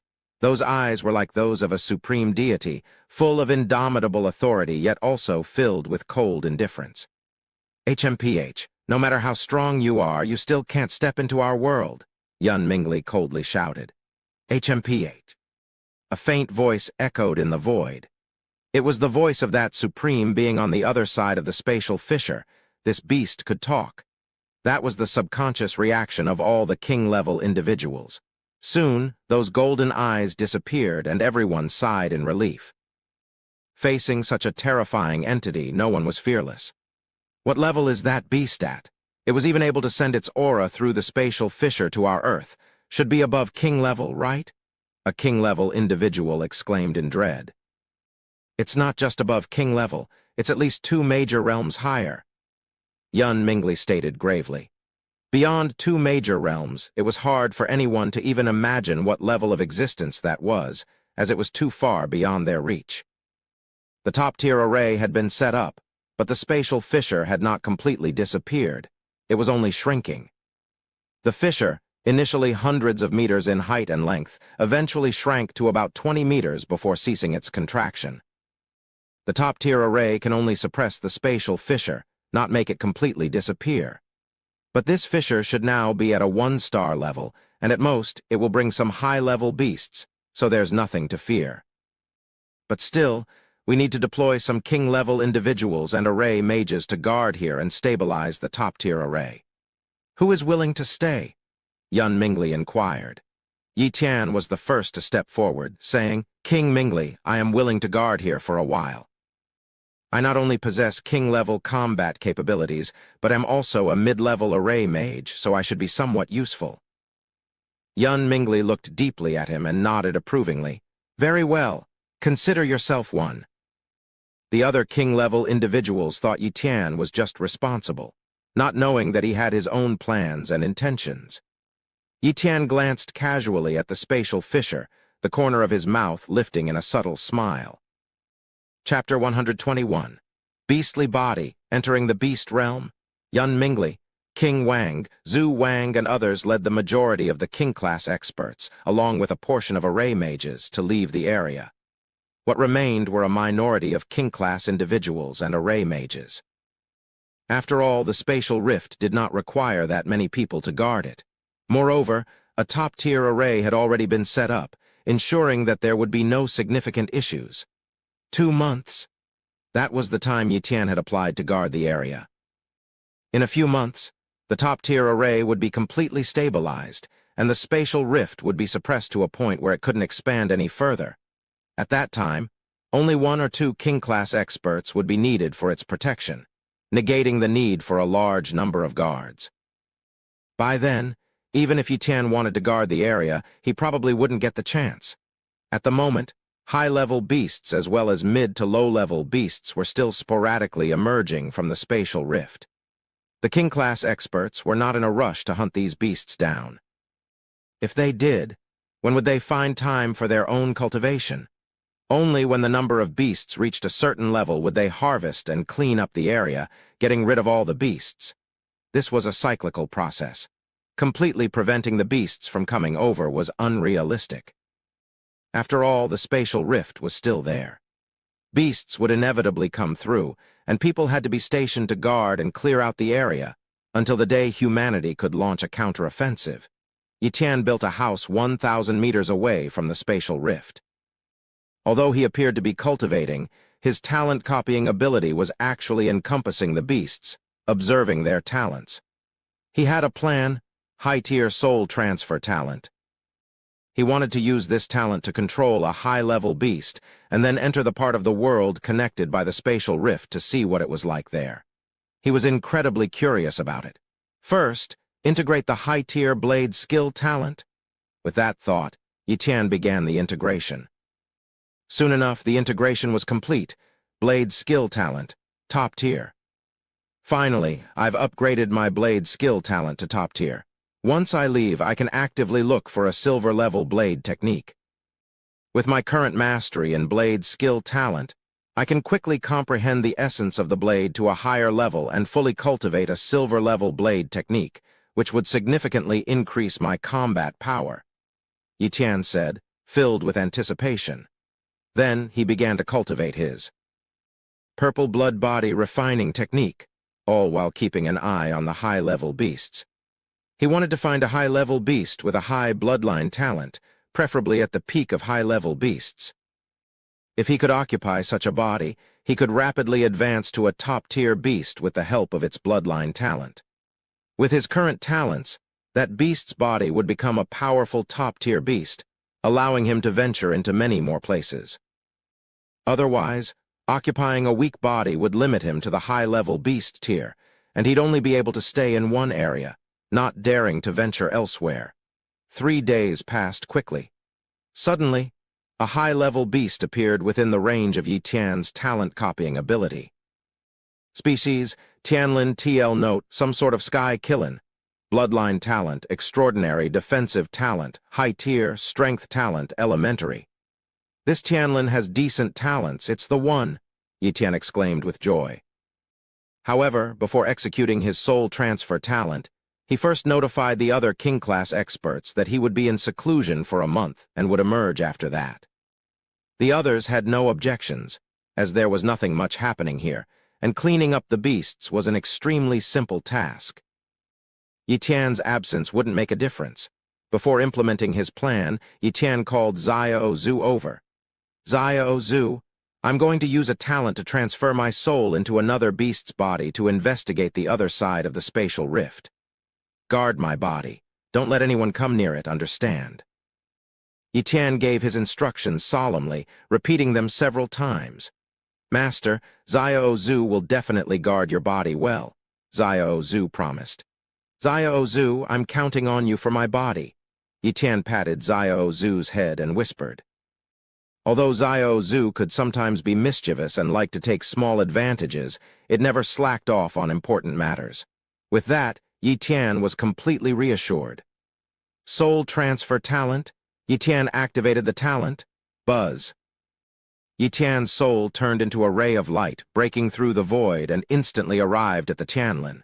The next moment, Yiqian's soul entered the soul sea of the Tianlin. Who is it? The Tianlin roared, sensing that someone had entered its soul. Die. With a single slash of his soul sword, Yiqian completely obliterated the Tianlin beast's soul in just one hit. Usurping the nest, Yiqian successfully executed his soul transfer talent and gradually took control of this new body.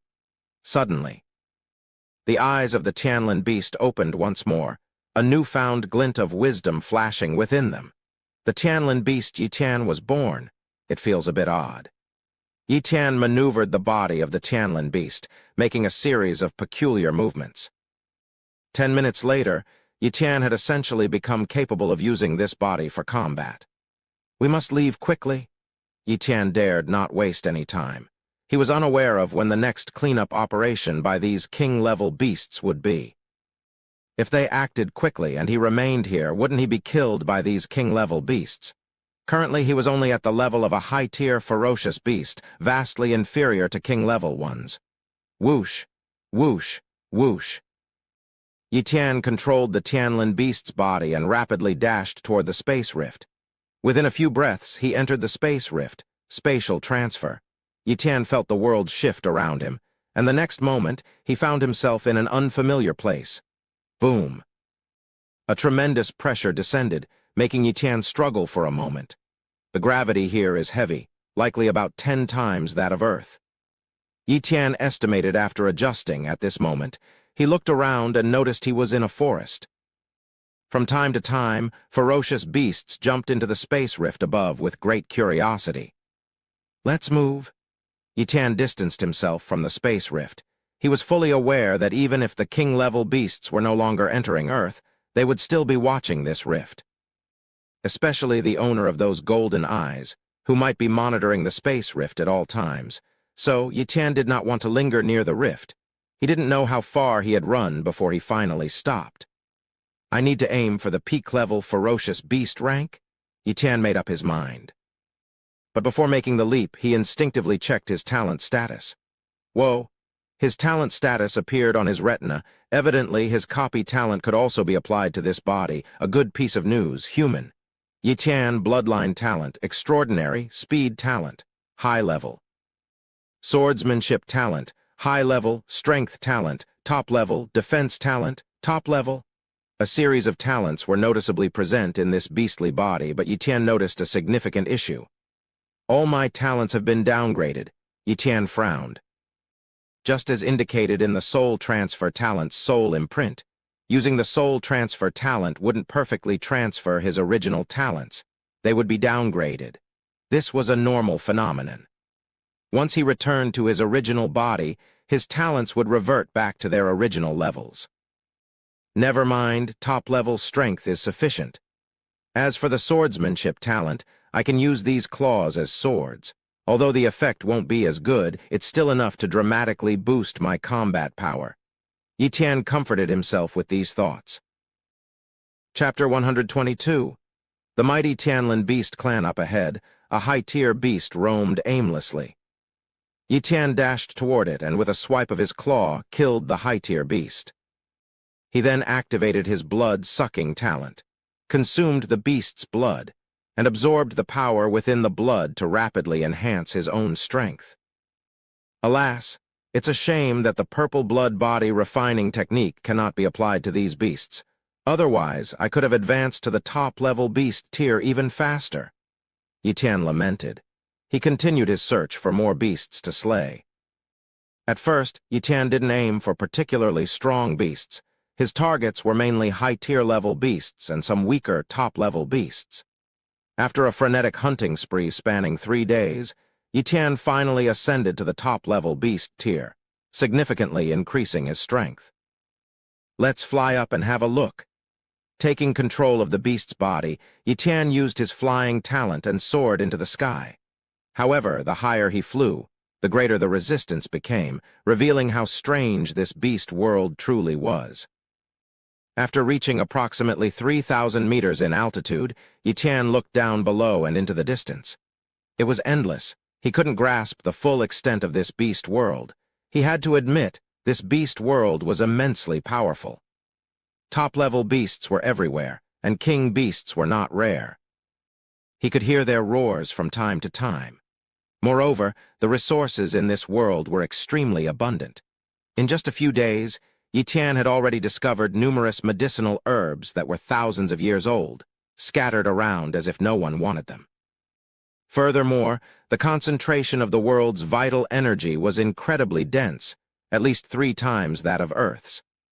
The beast world must have existed for a long time, Yi Tian speculated. With such rich vital energy, it's not surprising that so many thousand-year-old medicinal herbs have been born. However, the beasts don't seem to value these herbs, probably because they don't use them efficiently. If humans could conquer this beast world, the available resources would be virtually unlimited. Unfortunately, the beast world was too strong, and Yi Tian had only scratched the surface of what it had to offer. He had two primary objectives for coming to the beast world: to see what it was like and to look for useful talents. Yi Tian could stay in the beast world for a month, and it wouldn't take him that long to replicate a talent. If he could find a truly extraordinary talent, he could certainly replicate it. This place was the stronghold of the beasts. It would be easier to encounter remarkable talents here. All he needed was to search patiently. After several more days, Yi Tian was searching for beast talents when he suddenly encountered another Tianlin beast. This one was far stronger than Yi Tian. It was, in fact, a king-level Tianlin beast. Among the beasts, different clans would often fight each other, but within the same clan, conflicts were rare, and they were generally more united than humans. Upon discovering the king-level Tianlin beast, Yi Tian didn't avoid it. Instead, he moved closer. He wanted to make contact with this king-level Tianlin beast, as doing so might provide him access to the upper echelons of the beast world. Soon enough, Yi Tian and the king-level Tianlin beast met face to face. The king-level Tianlin beast spoke a series of vibrations, not a real language, but rather a form of wave-like communication. Yet, Yi Tian understood the meaning behind these waves. "Who are you, young one? The sacred beast mountain is about to open, and you're still wandering outside." That was the message from the king-level Tianlin beast. Sacred beast mountain? Yi Tian was somewhat curious. He emitted a series of waves by instinct, expressing the thoughts in his mind. "I got lost." That was Yi Tian's intended message, and, to his relief, the other beast seemed to understand. Having reached the top-level beast tier and still getting lost. Poor child, you must have had some issues at birth. "Come with me, I'll take you to Sacred Beast Mountain," said the king-level Tianlin beast, looking at Yi Tian with a compassionate gaze. "Yai," Yi Tian responded. Immediately after, he honestly followed the king-tier Tianlin beast and left. From the conversation just now, he had discovered that the king-tier Tianlin beast possessed considerable wisdom, second only to humans. Clearly, within the realm of mystical beasts, the Tianlin were considered a rather noble race, more so than most other creatures. After running for a bit, the king-tier Tianlin beast found Yi Tian's speed too slow and picked him up in its mouth, running at an incredibly fast pace. It must be said that the king-tier Tianlin beast was indeed extremely fast. It soared swiftly through the sky, so much so that even Yi Tian's own speed paled in comparison. Because this king-tier Tianlin beast was incredibly powerful, it undoubtedly held a high standing within the realm of mystical beasts, also possessing medium-level speed talents. However, even with such immense speed, it took a full 5 hours to reach their destination. "Holy Beast Mountain is so far away," Yi Tian exclaimed. If he were to fly at his current speed, it would likely take half a month to get there. "What is that?" Yi Tian's gaze fixed on an incredibly massive mountain that soared into the clouds. It was estimated to be 100,000 meters tall, and its majestic presence seemed to suppress the very air itself, making Yi Tian, who was miles away, feel short of breath. "Little guy, Holy Beast Mountain doesn't allow king-tier and above mystical beasts to enter, so I won't go in." "You go in by yourself." The king-tier mystical beast tossed Yi Tian into Holy Beast Mountain and flew away. "This king-tier mystical beast is too rude. It just threw me in like that." Yi Tian climbed out of a large pit in the ground, expressing his dissatisfaction. However, he had no intention of quibbling with a mystical beast over this. As he walked into Holy Beast Mountain, Yi Tian saw numerous Tianlin beasts, all of which were either top-tier or high-tier mystical beasts. Their numbers were plentiful. From this, it was clear that the Tianlin race was a significant group within the mystical beast world. Extraordinary tier. Extraordinary tier.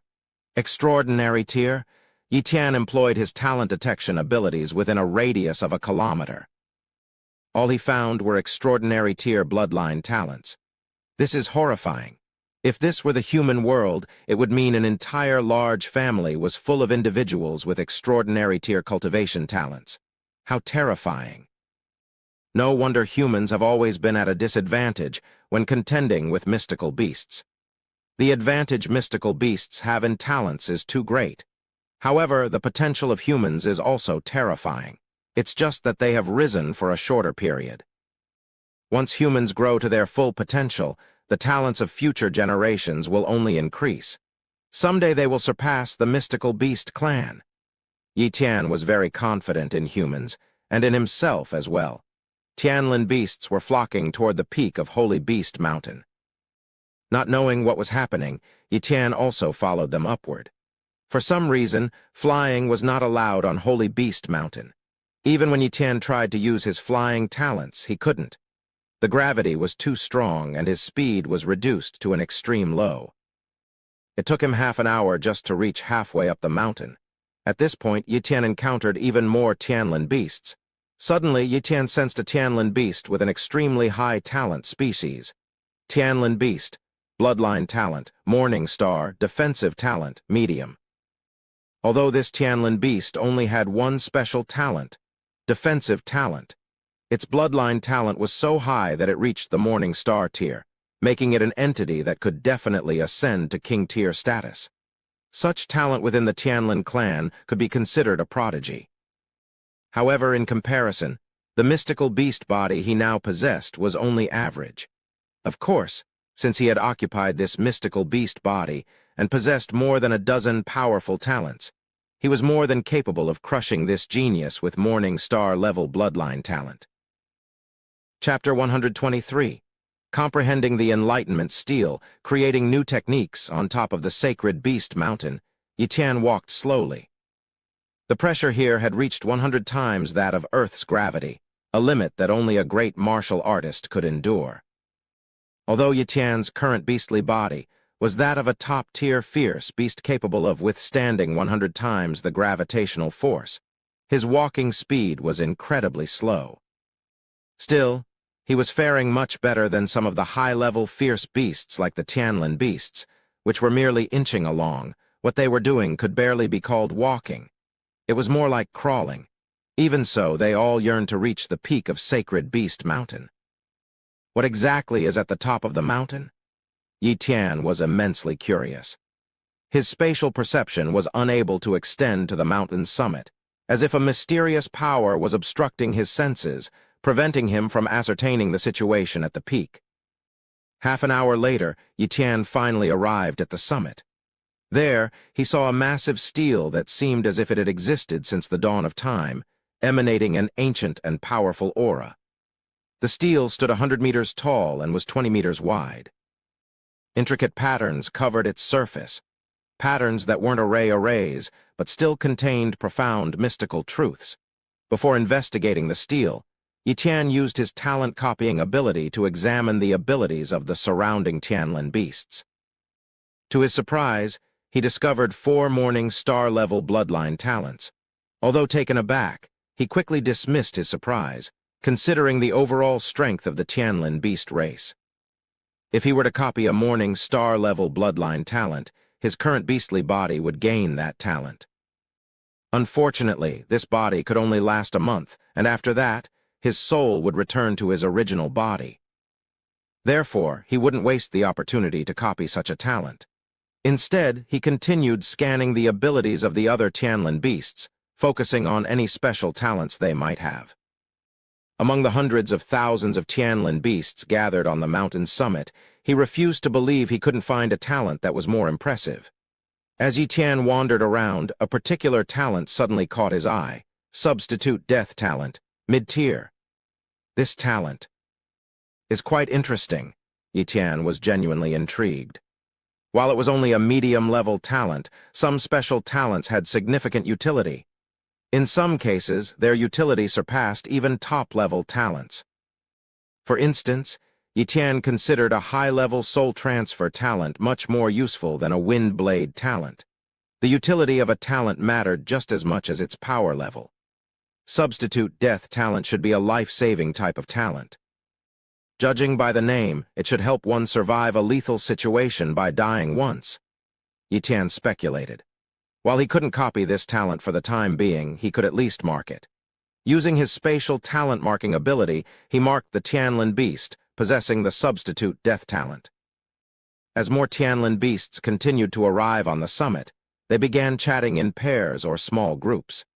Since Yi Tian was currently in the form of a Tianlin beast, he could understand their conversations. Soon, he learned what Sacred Beast Mountain was all about. Sacred Beast Mountain was a holy mountain to the Tianlin beasts and lay within their territory. Other fierce beasts seldom ventured here, and if any were found, they would be killed without mercy. The most precious object on this mountain was the steel, known as the Enlightenment Steel, a treasure formed naturally by the heavens and the earth. It had remained here because it was intrinsically connected to Sacred Beast Mountain and was difficult to move. Consequently, the Tianlin beasts had claimed the mountain as their holy ground, largely because of this Enlightenment Steel. The steel had many utilities, and Yitan gleaned several of them from the conversations among the Tianlin beasts. The first benefit was the ability to enhance intelligence. Once the Enlightenment Steel was truly activated, those in its vicinity would gradually be influenced by it, leading to a slow increase in intelligence. This was also one of the main reasons for the high intelligence of the Tianlin beast clan. The second benefit was the potential for the mutation of special talents, such as transforming a basic speed talent into an intermediate one. However, the probability of success was low, and only a few Tianlin beasts could accomplish it. Those that could were considered geniuses. The third benefit was the aid it provided to Tianlin beasts with battle magic talents in comprehending fierce beast battle techniques. Once such a technique was understood, one's power would surge manifold. However, fierce beasts with battle magic talents were exceedingly rare. Battle magic. Yitan surveyed the area and found that indeed a few Tianlin beasts had battle magic talents. Initially unsure what this talent entailed, he started to speculate after hearing discussions among the other Tianlin beasts. Could battle magic be similar to human spellcasting and swordsmanship talents? Does this mean the Enlightenment Steel can help me understand spellcasting techniques? Yitan was astonished. This was staggering. It wasn't just about understanding an existing technique, but about creating one. Could it be that things like spellcasting and sword techniques are comprehended this way? Yitan looked at the Enlightenment Steel, a thought emerging in his mind. Perhaps, or more likely, this was a significant opportunity. Yitan was exceedingly excited in his heart. Regrettably, the Enlightenment Steel was still inactive. It had been sealed by the higher-ups of the Tianlin Beast clan and would only be activated at specific times. It would open once every 10 years, and each period of comprehension would last for about a month. A humming sound resonated. A mysterious wave spread as the Enlightenment Steel began to emit an ancient aura. The patterns on its surface gradually lit up. Boom! The entire mountaintop was instantly covered in light. All Tianlin beasts found themselves in a peculiar realm. In this realm, there was no sacred beast mountain, no sun or moon, no grass or trees, and not even other Tianlin beasts. It was as if they were alone in the universe. The Enlightenment space? The thought crossed Yitan's mind. Start comprehending, no time to waste. Yitan hastily took out a high-tier magical stone, released his magical intent, and began attempting to comprehend spellcasting techniques. A mysterious aura enveloped Yitan, as if his comprehension had been heightened manifold. All his feelings about spellcasting were amplified many times. The intricacies of techniques like King Feng Slash and Shadow Kill slowly flowed through the bottom of Yitan's heart. His understanding of spellcasting techniques soared at an unbelievable pace. There are so many flaws in King Feng Slash, Yitan suddenly realized. Before, he had thought that King Feng Slash was nearly perfect, but now he saw it was full of errors. Modify.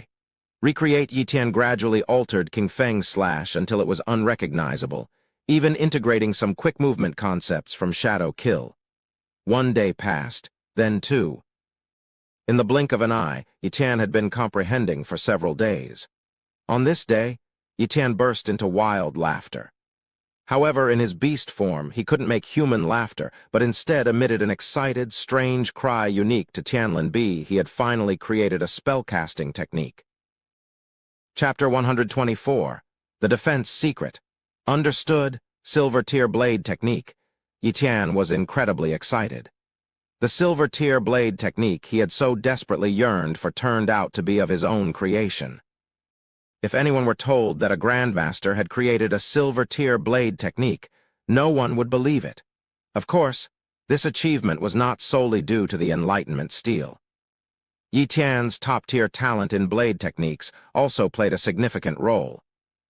Without that elite talent in blade techniques, even if he had the talent for enlightenment, he wouldn't have been able to create a silver-tier blade technique.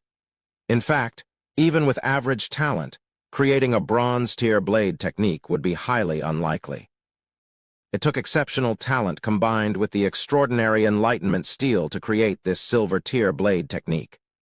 I have a feeling that given enough time, I could even create a gold-tier blade technique. A month is far from enough. Even a year might not suffice, Yi Tian speculated.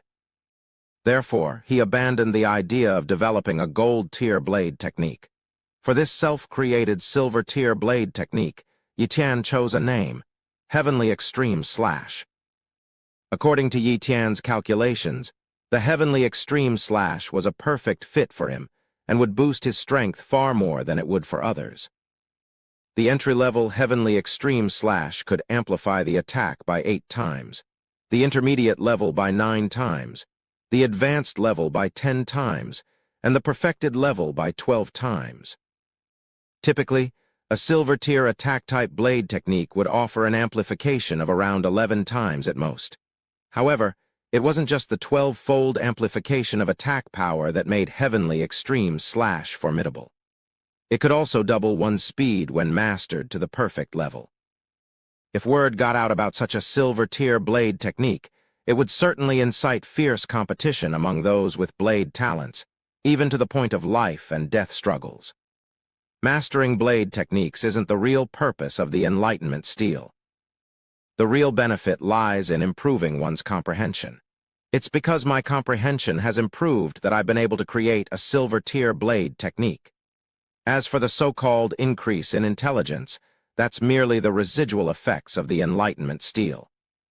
How ridiculous it is for these heavenly Kirin beasts to consider this a benefit. I can't waste the remaining 20 or so days. I should focus on comprehending blade intent, Yi Tian thought. Yi Tian believed that only by using blade techniques effectively could the true purpose of the Enlightenment steel be realized.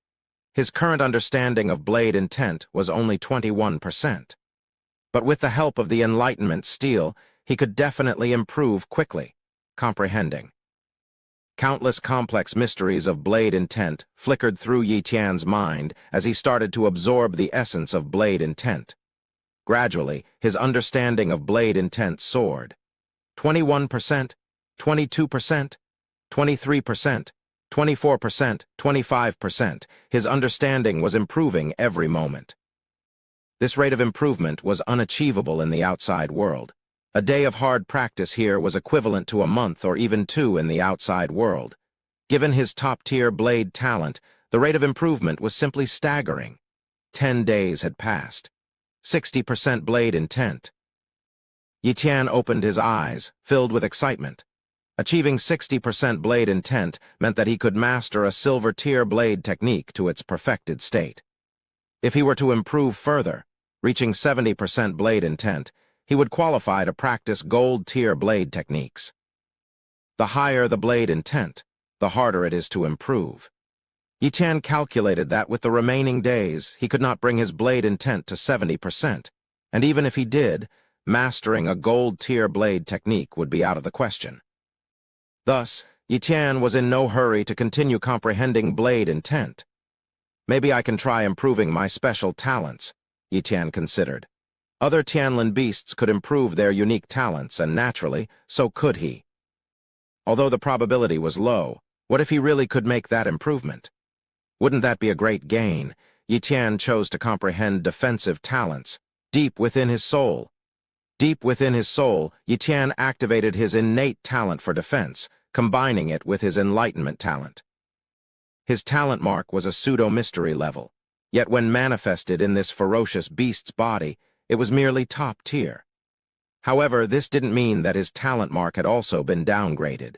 So, Yi Tian was comprehending a pseudo-mystery level defensive talent. Influenced by the aura of the enlightenment steel, he remained motionless, as calm as an ancient bell, with an increasingly mysterious aura enveloping 3 days past, and suddenly, Yi Tian felt as though he had gained some insight. Why is it pseudo? Because I haven't yet grasped the true mystery. A top-tier talent is the limit of a talent. The so-called mystery talents are actually just top-tier talents, combined with the mystery to form a stronger talent. And only those with top-tier talents have the qualification to comprehend mysteries. Top-tier talents are the threshold for understanding mysteries. Although Yi Tian had this insight, he hadn't yet comprehended the mystery. A mystery is a manifestation of the law, also called the law of mystery, which Yi Tian didn't yet know. He only knew that mysteries existed in the universe and in all things. Only a talent that has comprehended the mystery is a perfect talent that truly belongs to oneself. Comprehending a mystery was extremely difficult, even for Yi Tian, whose comprehension ability had been enhanced many times under the Enlightenment steel. With only about 10 days left, could he comprehend it? Yi Tian didn't know, but he was unwilling to give up. Comprehend, comprehend, comprehend. Yi Tian's whole body and soul were immersed in defensive mysteries. Time ticked away, and there was only 1 day left before the Enlightenment steel's period would end. On the last day, Yi Tian had a flash of insight, and numerous realizations flooded his mind. So this is the mystery of defense. Yi Tian laughed. He activated his defensive talent, and its power began to fully integrate with his body. A strange fluctuation emanated from him. It was the power of mystery. Contrary to his expectations, even after grasping the defensive mystery, his talent did not reach the mystery level. Defensive talent. Pseudo-mystery? 30%. The so-called 30% meant that Yi Tian's defensive talent had integrated 30% with his body, compared to 0 before. This indicated that he had taken a big step on the road to mystery-level defensive talent. When the integration reached 100%, his defensive talent would completely transform into a mystery-level defensive talent, a truly game-changing talent. Yi Tian tested it out. His pseudo-mystery-level defensive talent was no longer boosted 30 times but 35 times. Although it was only a minor improvement, it was a good start. He had already gained a trace of insight into the defensive mystery.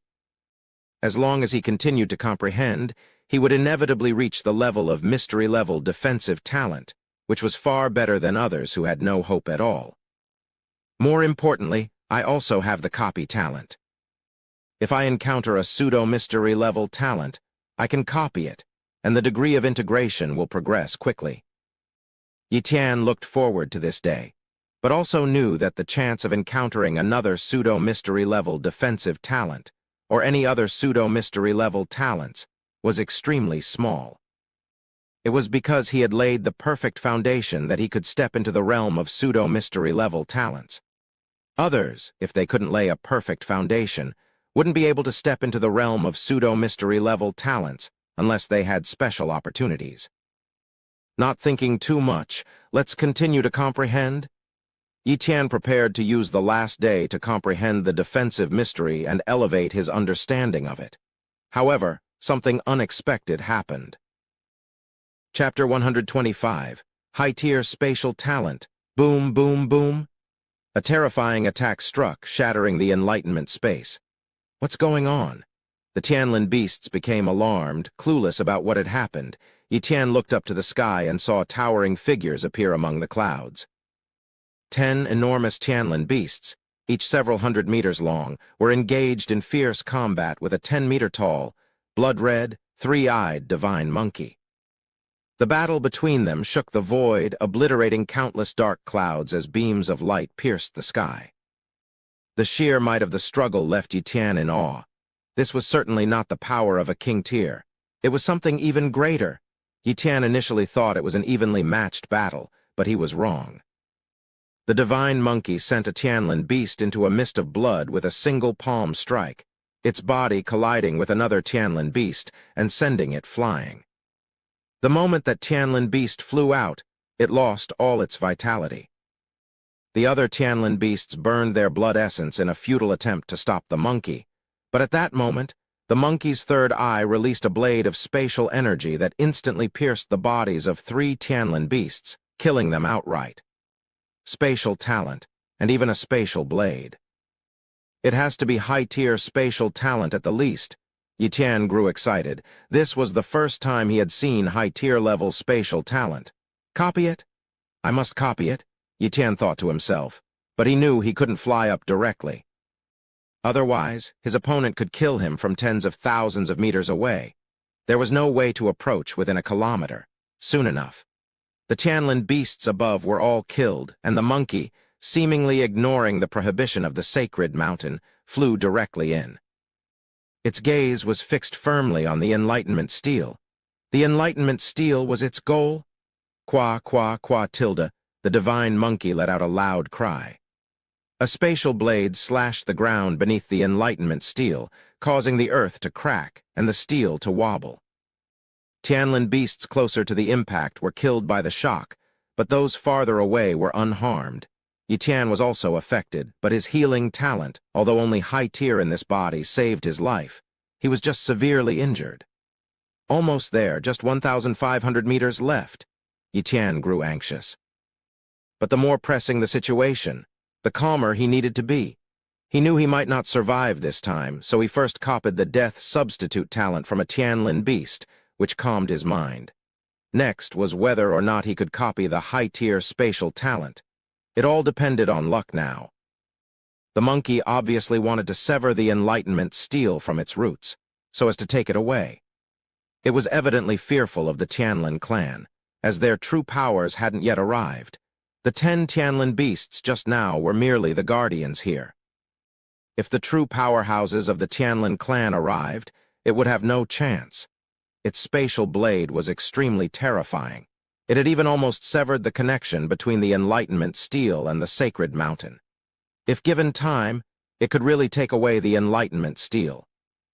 Just then, a gigantic Tianlin beast flew in from the distant horizon, thousands of meters long. Its terrifying aura dimmed even the sun's light. The divine monkey looked very apprehensive, glanced at the far distance, and hastened its actions. It came under the Enlightenment steel and worked to sever its connection with the sacred mountain while also trying to pull the steel out. At this point, it was within 1,000 meters of Yi Tian. Yi Tian's copying talent enveloped the monkey as he immediately scrutinized its talents. Type, three-eyed divine monkey. Bloodline talent, morning star level, spatial talent, high tier, speed talent, medium.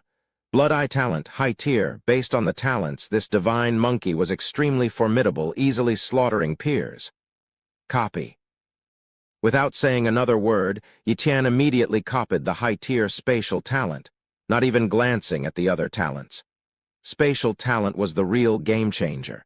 It was one of the 2 highest talents alongside time talent. Even if it was just high-tier spatial talent, the damage it could inflict far surpassed other top-tier or even pseudo-mystic level attack talents. Spatial attacks, though not highly potent, who could possibly withstand them? Even if Yi Tian was merely at the Grandmaster realm, the moment he unleashed his spatial blade, even powerful beings at the king level would find it hard to resist. Once he copied the high-tier spatial talent, he would possess a trump card, a truly formidable trump card. In the blink of an eye, Yi Tian successfully copied the high-tier spatial talent. Just then, a furious roar echoed from the distance. "Damn you, three-eyed divine monkey!" This was not human language. It was the resonant language of the Tianlin beast. The next moment, a massive claw tore through the void, suppressing the three-eyed divine monkey. The void solidified. Even Yi Tian couldn't move an inch. This was an entity horrifying enough to rival the golden eyes that initially split the space. Under this terrifying force, the three-eyed divine monkey's teleportation was suppressed. It couldn't escape for the time being. Roar! The three-eyed divine monkey was not conceding defeat. A huge spatial blade clashed with the massive claw of the Tianlin beast. A terrifying shockwave swept through, affecting Yi Tian and the other Tianlin beasts that hadn't escaped. Their bodies were instantly torn into countless pieces. They died on the spot, back on Earth. A soul pierced through the void and entered a house. Yi Tian opened his eyes. His mind was excruciatingly painful. He was back.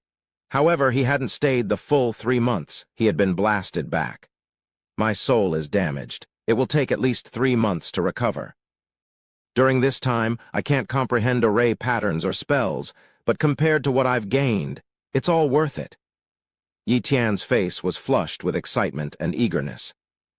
Substitute death talent, high-tier spatial talent, defensive mysticism, newly realized techniques. A silver-level technique known as Sky Extreme Slash.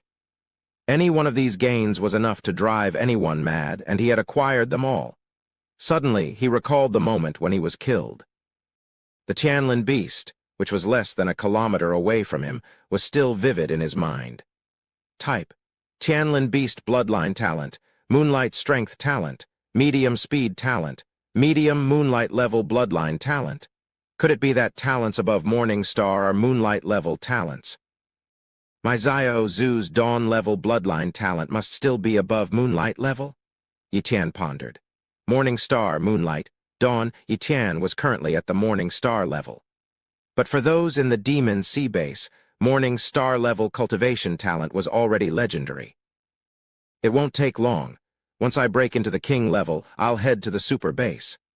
By then, copying 2 Morning Star level talents should get me to Moonlight level cultivation talent. Upgrading my cultivation talent won't be hard for me, Yi Tian confidently declared. First, let's integrate the 2 newly acquired talents. Only by integrating them can I rest easy. Yi Tian hurriedly began the integration process. Perhaps due to his damaged soul, the pain during this integration was several times worse than before. Half an hour later, Yi Tian successfully integrated the substitute death talent and high-tier spatial talent. Substitute death talent? Yi Tian closed his eyes to sense the situation of his substitute death talent and quickly learned of its benefits. This talent is incredible. Yi Tian opened his eyes, overjoyed. Chapter 126. Substitute Avatar Wham! The talent for substitution was indeed as Yi Tian had speculated. It could be used to cheat death once. However, it wasn't unconditional. Materials for a substitute were needed, such as the corpses of fierce beasts or humans. Utilizing the power of the substitution talent, he could modify these corpses into a substitute avatar. Afterward, this avatar would be hidden somewhere. If Yi Tian were killed in the outside world, he could instantaneously activate the talent for substitution. His true body and the substitute avatar would swap places instantly, letting the substitute die in Yi Tian's stead. TL note. Oh, because the substitute avatar and the true body were nearly indistinguishable. As long as the enemy didn't inspect carefully, they would think they had killed the real deal. Such an against the heavens talent had its restrictions, however. It could be used only once every 3 years, and there were distance limitations. The true body couldn't be farther than 1,000,000 meters from the substitute avatar. Otherwise, the talent would become ineffective. Perhaps if he were to advance his medium-level death substitution talent to a higher level, the distance limitation would increase considerably, and the time interval would also reduce. But for now, Yi Tian could only make do with the medium-level talent. I should take some time to create a substitute avatar. It's basically like having an extra life, Yi Tian muttered to himself. Shortly after, his attention shifted back to his spatial talent. Spatial talent, high tier. The medium-level spatial talent grants spatial perception, spatial markings, portable space, and teleportation. After upgrading to high tier, my portable space has increased tenfold, equivalent to a small plaza. Additionally, my other abilities have also greatly improved. Truly deserving of being a high-tier spatial talent, Yi Tian was quite satisfied. What he valued most, however, was the skill called Spatial Blade. Spatial Blade. With a mere thought, a black blade materialized in front of Yi Tian, formed entirely from spatial forces. It looked like a crack in space, but its shape resembled that of a blade. Disperse. Yi Tian deactivated the Spatial Blade talent. He didn't dare test it here, otherwise the other kings would come to know of it. How would he explain it then? He couldn't expose his high-tier spatial talent just yet. I better focus on cultivation, Yi Tian murmured to himself. His soul was damaged, which would affect his comprehension of runes, intentions, and techniques. However, it would not affect his cultivation of the purple blood body refining technique. Thus, Yi Tian began to cultivate like mad, consuming the blood of king-level fierce beasts to cultivate the purple blood body refining technique daily. The next vein he aimed to refine was the Yang Y vein, and he was not far from completing it. In just 10 days, Yi Tian successfully refined the Yang Y vein, reaching a physical strength of 21 elephants. The third meridian he chose was the Yin Kaiao meridian from the 8 extraordinary meridians. Days that followed were monotonous, cultivating, and occasionally clearing out some fierce beasts. In this manner, Yi Tian had been guarding the spatial rift for 2 months. 26 units of strength, that should be enough. Yi Tian packed up his things and walked out of the room with Xiao Zhu. Today was the day to leave the top-grade array. Not only him, but other kings and array masters were also leaving behind just one array master and one king to guard the place. The top-grade array had stabilized, as had the spatial rift, so there was no need for multiple people to guard it. Wham! An airship flew in. "Ha, people have come to take over, let's all prepare to leave," said a king-level individual. Soon enough, a group of people disembarked from the airship. "So many people," Yi Tian frowned. Wasn't it said that there would only be one array master and one king? Why were there so many people, and aside from 2 men, all were women? Suddenly, he had an epiphany and smiled wryly. The king and the array master who would be stationed here would surely be here for more than 2 months. Long-term guarding would inevitably be boring. Bringing along some maids could occasionally satisfy emotional and other needs. The king-level mage and the array master assigned to this location would certainly stay for more than 2 months. A long-term deployment was bound to be tedious, so bringing along some maids could occasionally meet their basic and other needs. Yi Tian would not judge their lifestyle after completing the mission. Yi Tian and the other king-level mages and array masters returned to the Demon Sea Base in a flurry. Riding on Xiao Zhu, Yi Tian returned home swiftly. Once he was home, it was already afternoon. Yi Tian saw Yu, his younger sister, who was cultivating. She had already reached the Great Warrior realm and graduated from the martial arts school. "Big brother, you're back." Upon seeing Yi Tian, Yu, who had been missing him for months, quickly threw herself into his arms. "Good girl, I'll cook tonight. Let's have a feast." Yi Tian patted Yu's head and smiled. Yes." Yu nodded her head, her eyes full of anticipation and her face brimming with cuteness. Consequently, Yi Tian personally prepared a sumptuous meal with various beast meats, vegetables, and fruits. The siblings ate happily, and Yi Tian relished the warm family gathering. To protect this home, I need even greater strength. In this era, to stagnate means potential obliteration at any moment. Staring at Yu's smiling face, Yi Tian silently vowed. After dinner, Yi Tian resumed his intense cultivation. He aimed to reach the king-level realm as quickly as possible. Only by ascending to that level would he qualify to compete in this wondrous age of talents. He would go to that super base and contend with numerous prodigies. Time flew, and days passed. In the basement of his villa, Yi Tian was tinkering with a corpse of a high-level peak beast. He planned to transform this corpse into a death substitute clone. At that moment, a mere corpse was insufficient. He also needed some auxiliary materials along with his own blood. These past days, he had people acquire the materials. Though not precious, gathering them took several days. Finally, everything was in place. Eagerly, he wanted to create a death substitute clone to give himself an extra life. He divided the materials, ground them into powder, dripped in his own blood, mixed it, and then applied it to the beast corpse. Let's begin. Yi Tian channeled his moderate death substitute talent's power into the beast corpse. Thud, thud, thud. The beast corpse began to transform, gradually shrinking into a flesh sphere. After a while, it started morphing into a humanoid shape. Eventually, the beast corpse became an identical human form to Yi Tian, albeit devoid of life force like a dead person. My death substitute clone is done. Yi Tian sighed in relief. He could sense the connection between himself and the clone. Once a year, he could activate his death substitute talent to switch places with the clone. Subsequently, Yi Tian sealed the underground chamber, even setting up defensive and concealment arrays. 3 months quietly passed by. After these 3 months, Yi Tian's soul injuries were fully healed, leaving no aftereffects or impairments. Moreover, during this period, he was mostly in the home's intermediate-level Kai cultivation chamber, increasing his strength by 27 elephants, taking his body's power to 53 elephants. Additionally, with the healing of his soul injuries, he could now comprehend new techniques and cultivate the silver-level technique, Heavenly Extreme Slash. Chapter 127.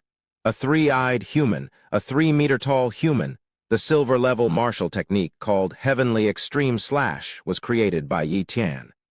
For others, it would take considerable time to comprehend this silver-level martial technique. However, Yi Tian didn't have such hassles. His understanding of martial intent had already reached the 6th level. He could quickly master the silver-level martial technique to perfection.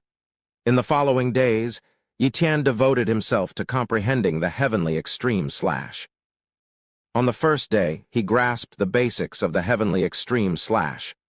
On the 3rd day, he achieved the minor level. On the 6th day, he attained the major level. By the 10th day, he mastered it to perfection. It took him just 10 days to master a silver-level martial technique to perfection, a feat considered impossible by other martial artists. Even those with top-level martial talent, whose martial intent had reached the 6th level, would require at least a year to fully master a silver-level martial technique. Yi Tian achieved it in a mere 10 days. Such is the advantage of creating one's own martial technique. After mastering the Heavenly Extreme Slash to perfection, Yi Tian's strength had increased manifold. His physical strength had reached the level of 53 elephants, and with the enhancement from his vital energy, it was equivalent to 106 elephants. His pseudo-mystic level strength talent could amplify his attack 30 times, and the Heavenly Extreme Slash could stack another 12 times onto that. By these calculations, Yi Tian's strongest attack could reach a force of 38,160 elephants. My one strike has reached 38,160 elephants of force, even though I'm only at the Grandmaster level. Yi Tian couldn't help but feel immensely proud of himself. The crucial point was his capability to exert such enormous power. Ordinary people, lacking a perfect foundation and unable to break the limits of heaven and earth, wouldn't be able to exert over 100 times their attack power, regardless of how strong their talents were. Yi Tian calculated. The minimum physical strength at the king level is 150 elephants, and at its peak, it's 10,000 elephants. With enhancements, that becomes 20,000 elephants. In this regard, my attack power has already surpassed that of king-level beings without special talents. One could say that among those at the king level, Yi Tian was exceedingly powerful. Furthermore, he also possessed top-tier speed talents. His speed was not significantly inferior to that of mighty king-level beings, although it paled in comparison to those at the invincible king level. However, I still have the trump card of Spatial Blade. Once I reach the peak of the Grandmaster level, I might even possess the combat power of an invincible king, the Invincible King. This was the combat level Yi Tian had longed for in his dreams, and he was almost there. Given his rate of cultivation, it would only take a few more months. Soon, he would have to prepare to leave the Demon Sea base and head to the Super base. For better talents, he had to move. During these months at the Demon Sea base, he hadn't even managed to copy any superior talents. He had only copied some average ones like top-tier wind blade talent from Yun Feng, high-level thunder talent, etc., which didn't significantly aid him in combat. Of course, he also copied one decent talent, a medium-level illusion talent. While not especially useful in combat, it was quite effective for interrogating enemies. But what Yi Tian truly desired weren't these talents. He was looking for Dawn star-level cultivation talents, pseudo-mystic level talents, or higher-level spatial talents and abilities similar to life exchange or soul transfer. These were what he really wanted, yet he couldn't find them at the Demon Sea Base. Therefore, he was eager to leave the Demon Sea Base as soon as possible. On this day, Yi Tian visited the Yu family. He wasn't there to see Yu Ling. Instead, he came to pay his respects to the Yu family's only king-level ancestor, Lord Yu Ling. Deep within the Yu family compound stood a classical small courtyard. This was where Lord Yu Ling resided. He preferred a quieter environment, which was why his living space was designed this way. "Brother Yu, I apologize for disturbing you today," Yi Tian began. "Not at all, young friend Yi. Your visit is an honor for me," Lord Yu Ling responded graciously. Lord Yu Ling's face was filled with joy. "Brother Yu, how did it go last time when you were investigating the matter for me?" Yi Tian asked expectantly. Lord Yu Ling knew exactly what Yi Tian was asking about.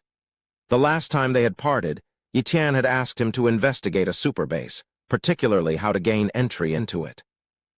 "I've found some information," Lord Yu Ling said, his expression turning serious. "Getting into the superbase is not easy. They have high requirements for outsiders. If you just want to stay there for a few days, it might not be an issue, but if you want to become a resident, it's not just about having money, you need strength. Even those at the king level often do not qualify to become residents of the superbase. The requirements are that high." Yi Tian frowned. "Indeed, they are. This is to maintain the dignity and talent level of the superbase. If a large number of people with low talent were to flood the superbase, although the population would indeed increase, the overall quality would decline," Lord Yu Ling explained. Yi Tian nodded, accepting this reasoning. But what Lord Yu Ling said next shocked him. Yi Tian's strength is just one aspect.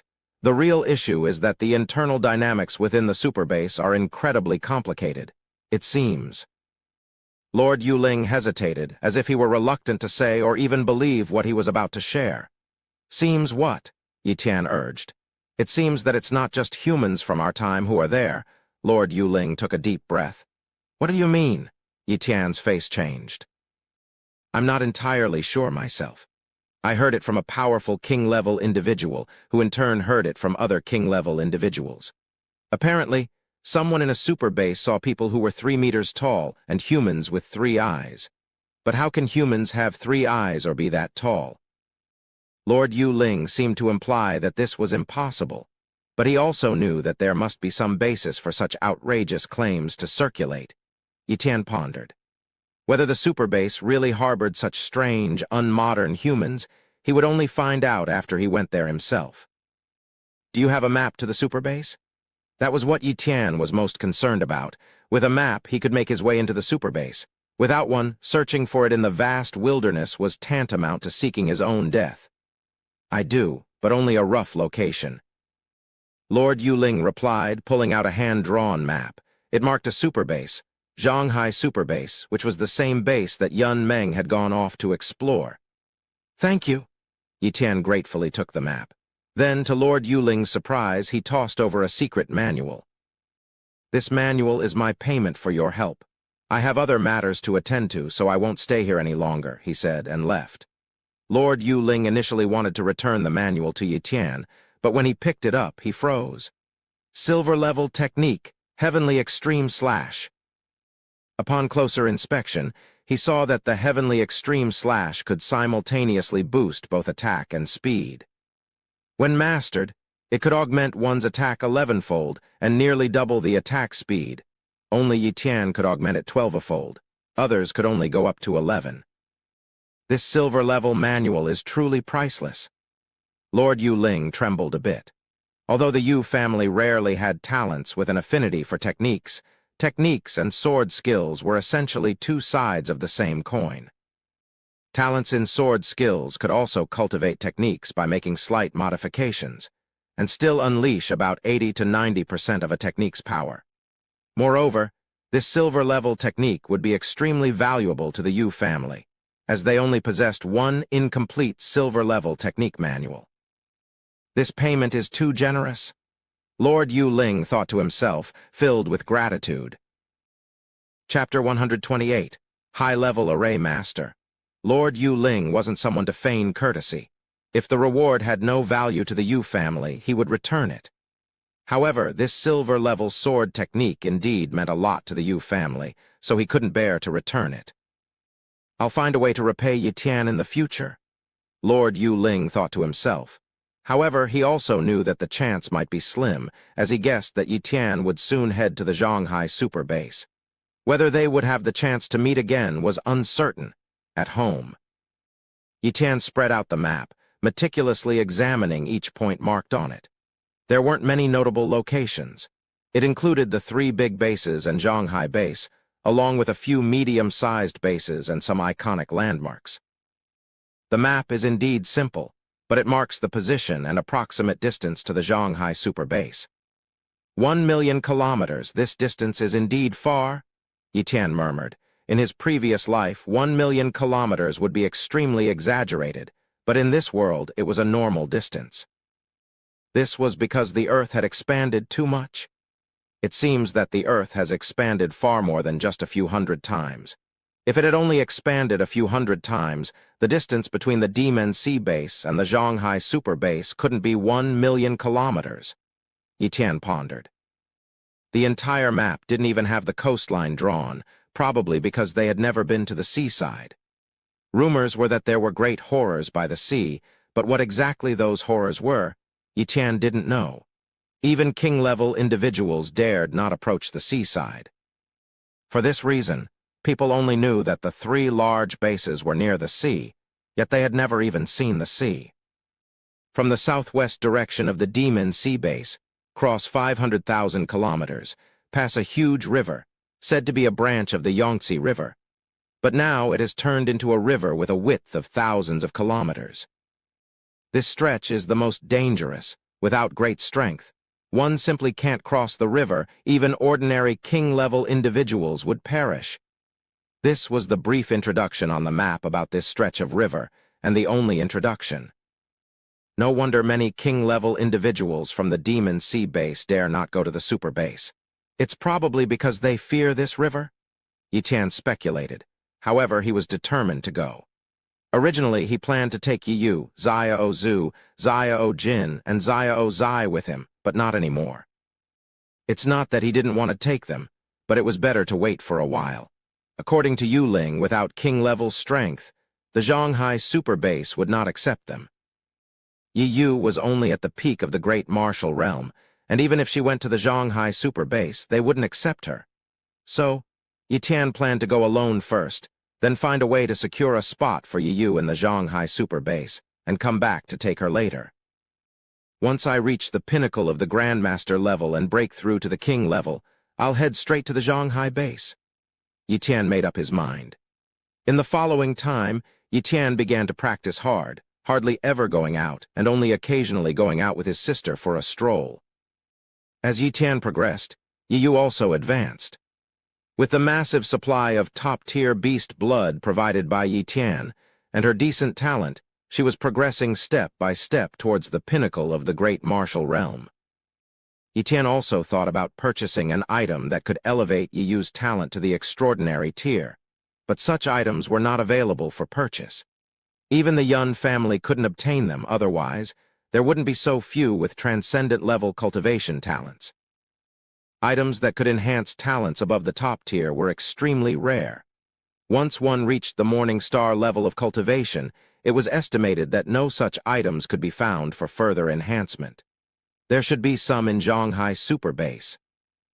Yi Tian mused, looking forward to the prospects and the resources that the super base could offer.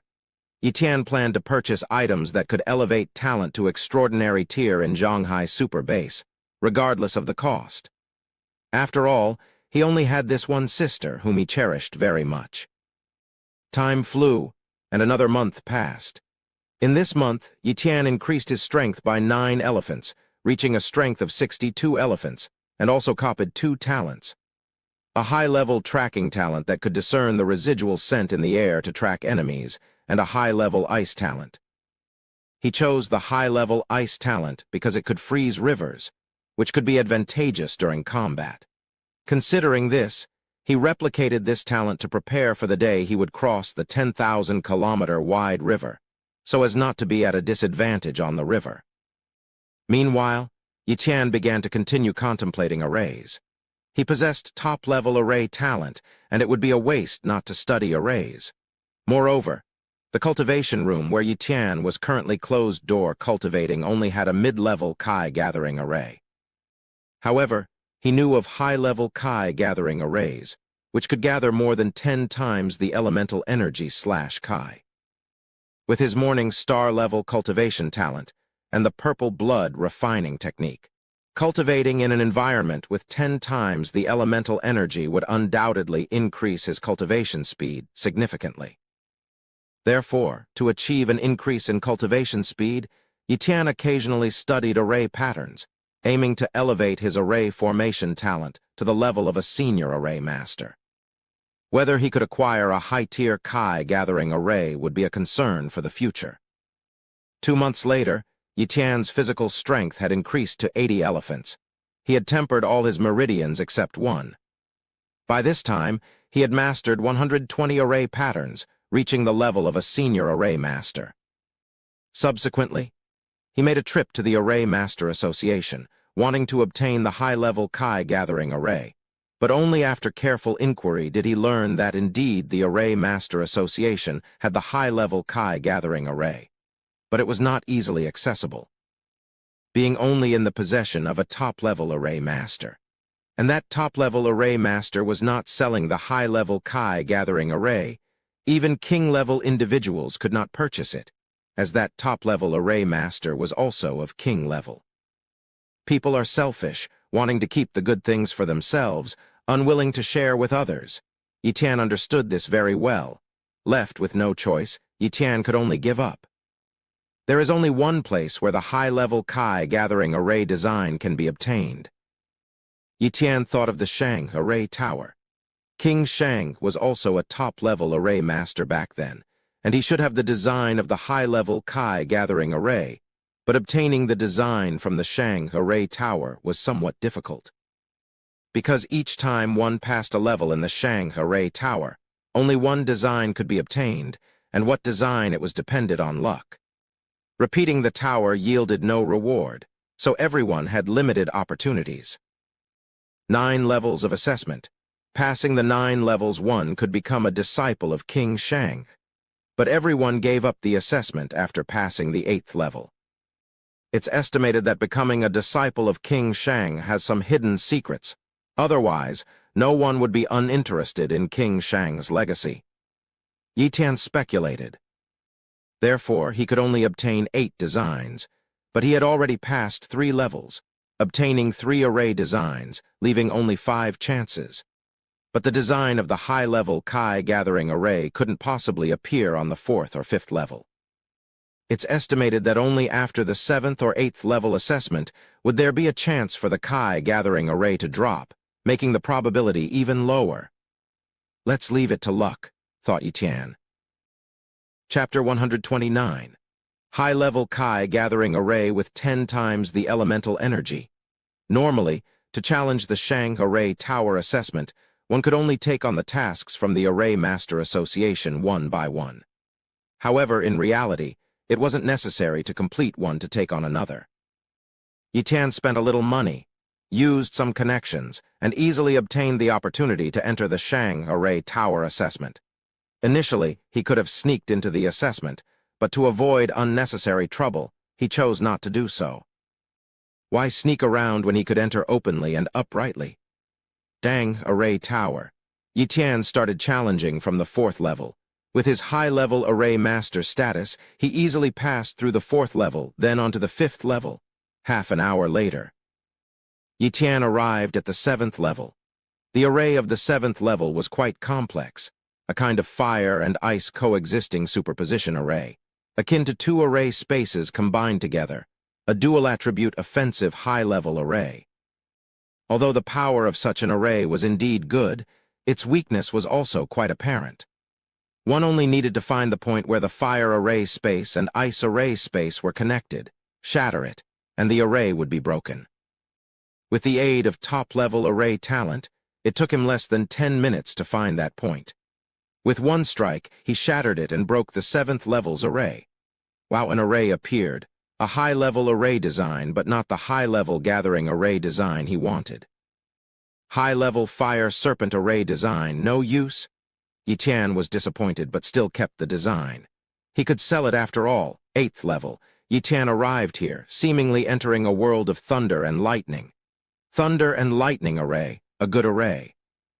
Among all the arrays, it belongs to the relatively powerful category, Yi Tian murmured. Boom, boom, boom. Massive thunderbolts as thick as water buckets bombarded Yi Tian, but he didn't even need to dodge. Merely holding up a pseudo-mystic level defense, talent easily blocked the thunder and lightning attacks. King Shang was merely at king level. His real strength was not as good as Yi Tian's.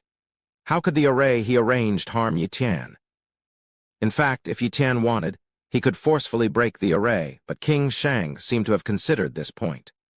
Once a king-level strong individual forcefully breaks the array, the entire Shang array tower's power would gather to confront that king-level individual. If he really wanted to forcefully break it, there would be only 2 results. One was failure to break, and the other was the collapse of the Shang array tower. Yi Tian didn't want to destroy the Shang array tower, otherwise, all the array masters of the Demon Sea Base would resent him. He could leave, but his sister still had to live in the Demon Sea Base for a long time. Therefore, he didn't want to take this step yet. Top-level array talent? Yi Tian's eyes looked into the world of arrays, where the world of thunder and lightning was revealed before him. Node. Yi Tian slowly searched for nodes. Anyhow, the array could not harm him, so he could research for as long as he wanted. Yi Tian's array skill was still somewhat lacking, and this thunder and lightning array needed a highly skilled high-level array master to break, while Yi Tian had just barely reached the high-level array master level. An hour later, Yi Tian finally let out a sigh of relief. He found an array node. Although only one was found, as long as this node was broken, the array would become unstable. Other nodes would reveal flaws, and thus would be easily discovered. Break! Yi Tian shattered this node with one strike, and the entire thunder and lightning space shuddered. In Yi Tian's eyes, a few more nodes appeared in the world of thunder and lightning, fleeting, but he caught them. Over there. Yi Tian attacked those nodes, shattering them. In this way, after another 5 minutes, the entire thunder and lightning space was finally broken open by Yi Tian. At that moment, a design blueprint appeared before Yi Tian's eyes. Yi Tian opened it and was thrilled instantly. High-level Kai gathering array blueprint. I can't believe my luck. There must have been many high-level array masters who passed the 8th level, but none acquired the high-level gathering array blueprint. Yet I got it. Yi Tian was very happy. With the high-level gathering array blueprint in hand, his goal was achieved. Yet he was quite curious about the 9th level, so he proceeded to it. However, upon reaching the 9th level, there wasn't an assessment, but a message left by King Shang. Successor, regardless if you are a high-level or top-level array master, if you wish for my inheritance, you must vow to slay an invincible king-level individual named Shui Qianyu. Kill this damned woman. As long as you vow to do so, I will present all treasures, array designs, and even 3 high-level elemental body forging secret techniques. You must promise to kill her within 50 years by any means necessary. If you can't do it, you shall perish with your spirit and body obliterated. Remember, Shui Qianyu is from the Zhonghai Super Base. Reading these words, Yi Tian was rendered speechless. Now he understood why other high-level array masters didn't complete the 9th level assessment. It was because the so-called assessment was a vow. But only a fool would make such a vow.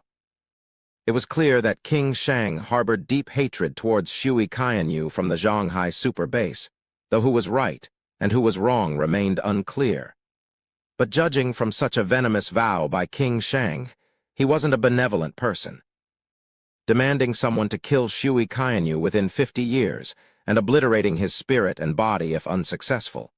Could a kind-hearted person leave such words? Perhaps it was King Shang who brought about his own demise due to his deeds.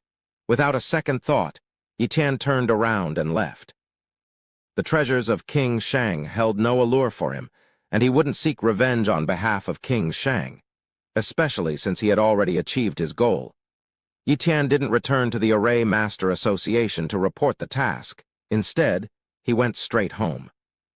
Upon reaching home, he took a look at the high-level Kai gathering array design blueprint. 3 array spaces. Yi Tian was astounded. The so-called high-level Kai gathering array was essentially 3 intermediate-level gathering arrays overlaid to form 3 array spaces.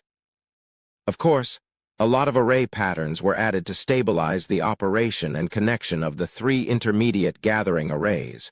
Although he understood the principle now, without the design blueprint, Yi Tian wouldn't be able to set it up. At least 125 array patterns are required to set it up. Let's start collecting materials. Thus, Yi Tian cultivated while collecting materials for the high-level gathering array. The so-called materials were not just array disks. Various rare materials were needed to set up an array altar. On this vast array altar, array patterns needed to be engraved to set up the high-level gathering array. This was also one of the distinctions between high-level arrays and mid- to low-level arrays. 10 days later, Yi Tian collected all the materials and began secretly constructing the array altar in a certain underground chamber beneath his villa. Another 10 days passed. Yi Tian's array attainment reached 125 array patterns, and the array altar was also completed. Engrave. Yi Tian, holding the engraving pen, meticulously engraved each array pattern onto the array altar. Finally, after half a day, the engraving of array patterns was completed. 10 elemental energy stones were placed in the array holes, activating the high-level gathering array. Boom! Countless elemental energies rushed in, forming a tidal wave of elemental energy. Soon, the elemental energy stabilized. 10 times the elemental energy, it's a success. Yi Tian was somewhat exhilarated. Chapter 130. Opening acupoints, advancing to king level. Having set up the high-level Kai gathering array capable of amassing 10 times the elemental energy, he could cultivate here, and the speed of his cultivation could reach more than 5 times. Originally, cultivating within the intermediate Kai gathering array could only augment his cultivation speed by 3 times, enabling an increase of 9 elephants of force in a month. Now, with a cultivation speed of 5 times, he could gain at least 15 elephants of force in a month. 15 elephants of force in a month. What did this imply? In a little over a month, I can step into the pinnacle of grandmasters, possessing the qualification to challenge the king realm? Yi Tian murmured to himself. Thus, Yi Tian moved his cultivation spot to his underground cultivation chamber. He didn't inform Yi Yu about the high-level cultivation chamber, deciding to tell her before leaving the Demon Sea base. After all, the intermediate cultivation chamber was sufficient for Yi Yu at the moment. She was only at the Great Martial Realm, and cultivating too quickly wasn't good either. It was better to cultivate steadily and solidify her foundation. With a 5-fold increase in cultivation speed, Yi Tian became more diligent in his cultivation. Day after day of cultivation passed. During this time, Yu Ling also visited Yi Tian, but they only exchanged a few words. When Yu Ling learned that Yi Tian was about to head to the Zhonghai super base, she was nothing but envious. For her, spending a lifetime in the Demon Sea base was the reality. If lucky, she could step into the king level. If not, she'd remain at the pinnacle of grandmasters forever.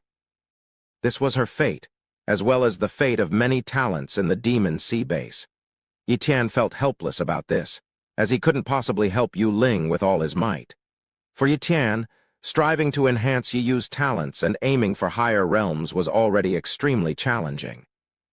Yu Ling, after all, was an outsider and couldn't compare to Yi Yu. Although their relationship was good, it was merely friendship. Damn, perhaps a quiet life in the Demon Sea base is more suitable for her, Yi Tian thought. The super base wasn't necessarily safer. The competition there might be even fiercer, and life there might not be as comfortable as in the Demon Sea base. Yu Ling wasn't cut out for the super base.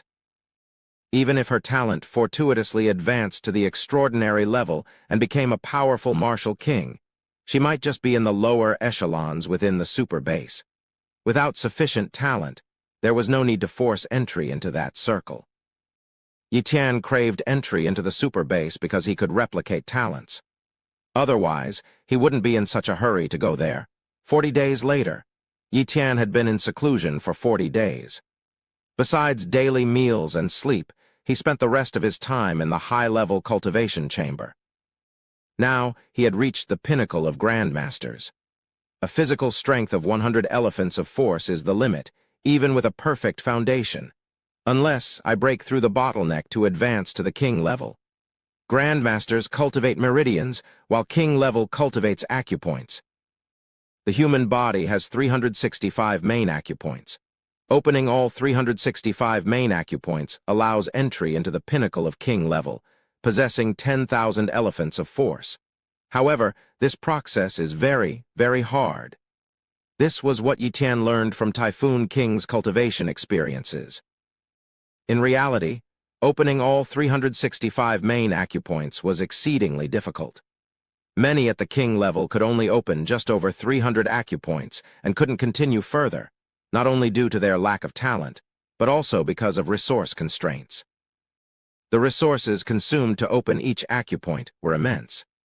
If one cultivated step by step, even exhausting the lifespan of a martial king might not be enough to open all acupoints needed to reach the pinnacle of king level. In the Demon Sea base, only one individual had reached the pinnacle of king level, Yun Mingli. He had the backing of his enormous family, the Yun clan, and nearly depleted most of the Yun clan's resources to reach the pinnacle of king level, taking close to 60 to 70 years. How could ordinary king-level individuals have such abundant resources? Based on Yi Tian's understanding, among the top king-level powerhouses in the Demon Sea base, most had only unlocked over 200 acupoints. There were fewer than 5 individuals who had unlocked 300 acupoints. Yu Ling was among the weakest king-level individuals, having unlocked merely 3 acupoints. Had it not been for the fire spirit talent herb he obtained last time, which granted him a low-level fire talent, boosting his combat power dramatically, he might have currently been one of the weakest martial kings in the Demon Sea base. If Yi Tian were to stay in the Demon Sea base, even with the high-level cultivation chamber and morning star-level talent, he wouldn't be able to advance to the pinnacle of king level within 10 years. This was an outcome he couldn't tolerate. I am already at the pinnacle of grandmasters now, and I only need to unlock 1 acupoint to advance to the king realm. The key to unlocking acupoints is to sense the location of the acupoint, assault the acupoint, and open a space in the acupoint location. The acupoints in a human body are fixed and do not possess an acupoint space. This requires us to open it up. Top cultivation talents find it difficult to advance to king level because they struggle to unlock the acupoints, with too low of a success rate. If the attempt to unlock fails, their foundation will be damaged and they won't be able to challenge king level again. Yi Tian pondered. He wasn't worried about failing the attempt. He just needed to follow the cultivation method outlined in the Purple Blood Body Refining Secret Technique. Purple Blood Rushing Acupoints Technique? This was a cultivation method recorded in the Purple Blood Body Refining Secret Technique. Yi Tian sat cross-legged, gulping down a large amount of king-level fierce beast blood, and immediately his consciousness entered his body, beginning to operate the Purple Blood Rushing Acupoints Technique. Instantly, a vast amount of elemental energy from heaven and earth surged into his body. The king-level beast blood and the elemental energy transformed into pure energy, which, following the Purple Blood Rushing Acupoints Technique, began to assault the Yunmen acupoint on the lung meridian of Hand Taiyin, weird cultivation lingo. Just ignore it. This was the first acupoint to be unlocked according to the technique. Boom, boom, boom. After just a few attempts, the Yunmen acupoint was opened, slowly expanding to form an acupoint space. Initially, the acupoint space was small, but with Yi Tian continuously refining the acupoint space, it began to stabilize. It took a few days to stabilize the acupoint space from the time it was opened. Yi Tian spent several days without eating or drinking, constantly refining it. For him, who was on the verge of stepping into king level, going without food for a month was nothing. Even a year without eating or drinking would only be slightly uncomfortable. After all, at this level, the energy supply of the body could be entirely replaced by elemental energy. However, humans, being living beings, still needed to eat. It was a habit. 3 days passed. Yi Tian's Yunmen acupoint was fully opened, and the energy within his body began to flow into the Yunmen acupoint, gradually filling it up. King-level energy could not only be stored in the Danshan, but also in the acupoints. The energy at king level was so vast that running out of energy rarely occurred, unless during prolonged battles. This was also why the endurance of king-level combat was much stronger than grandmasters. Once the Yunmen acupoint was filled with energy, Yi Tian's first acupoint was truly opened. It was at this moment the transformation began. Boom!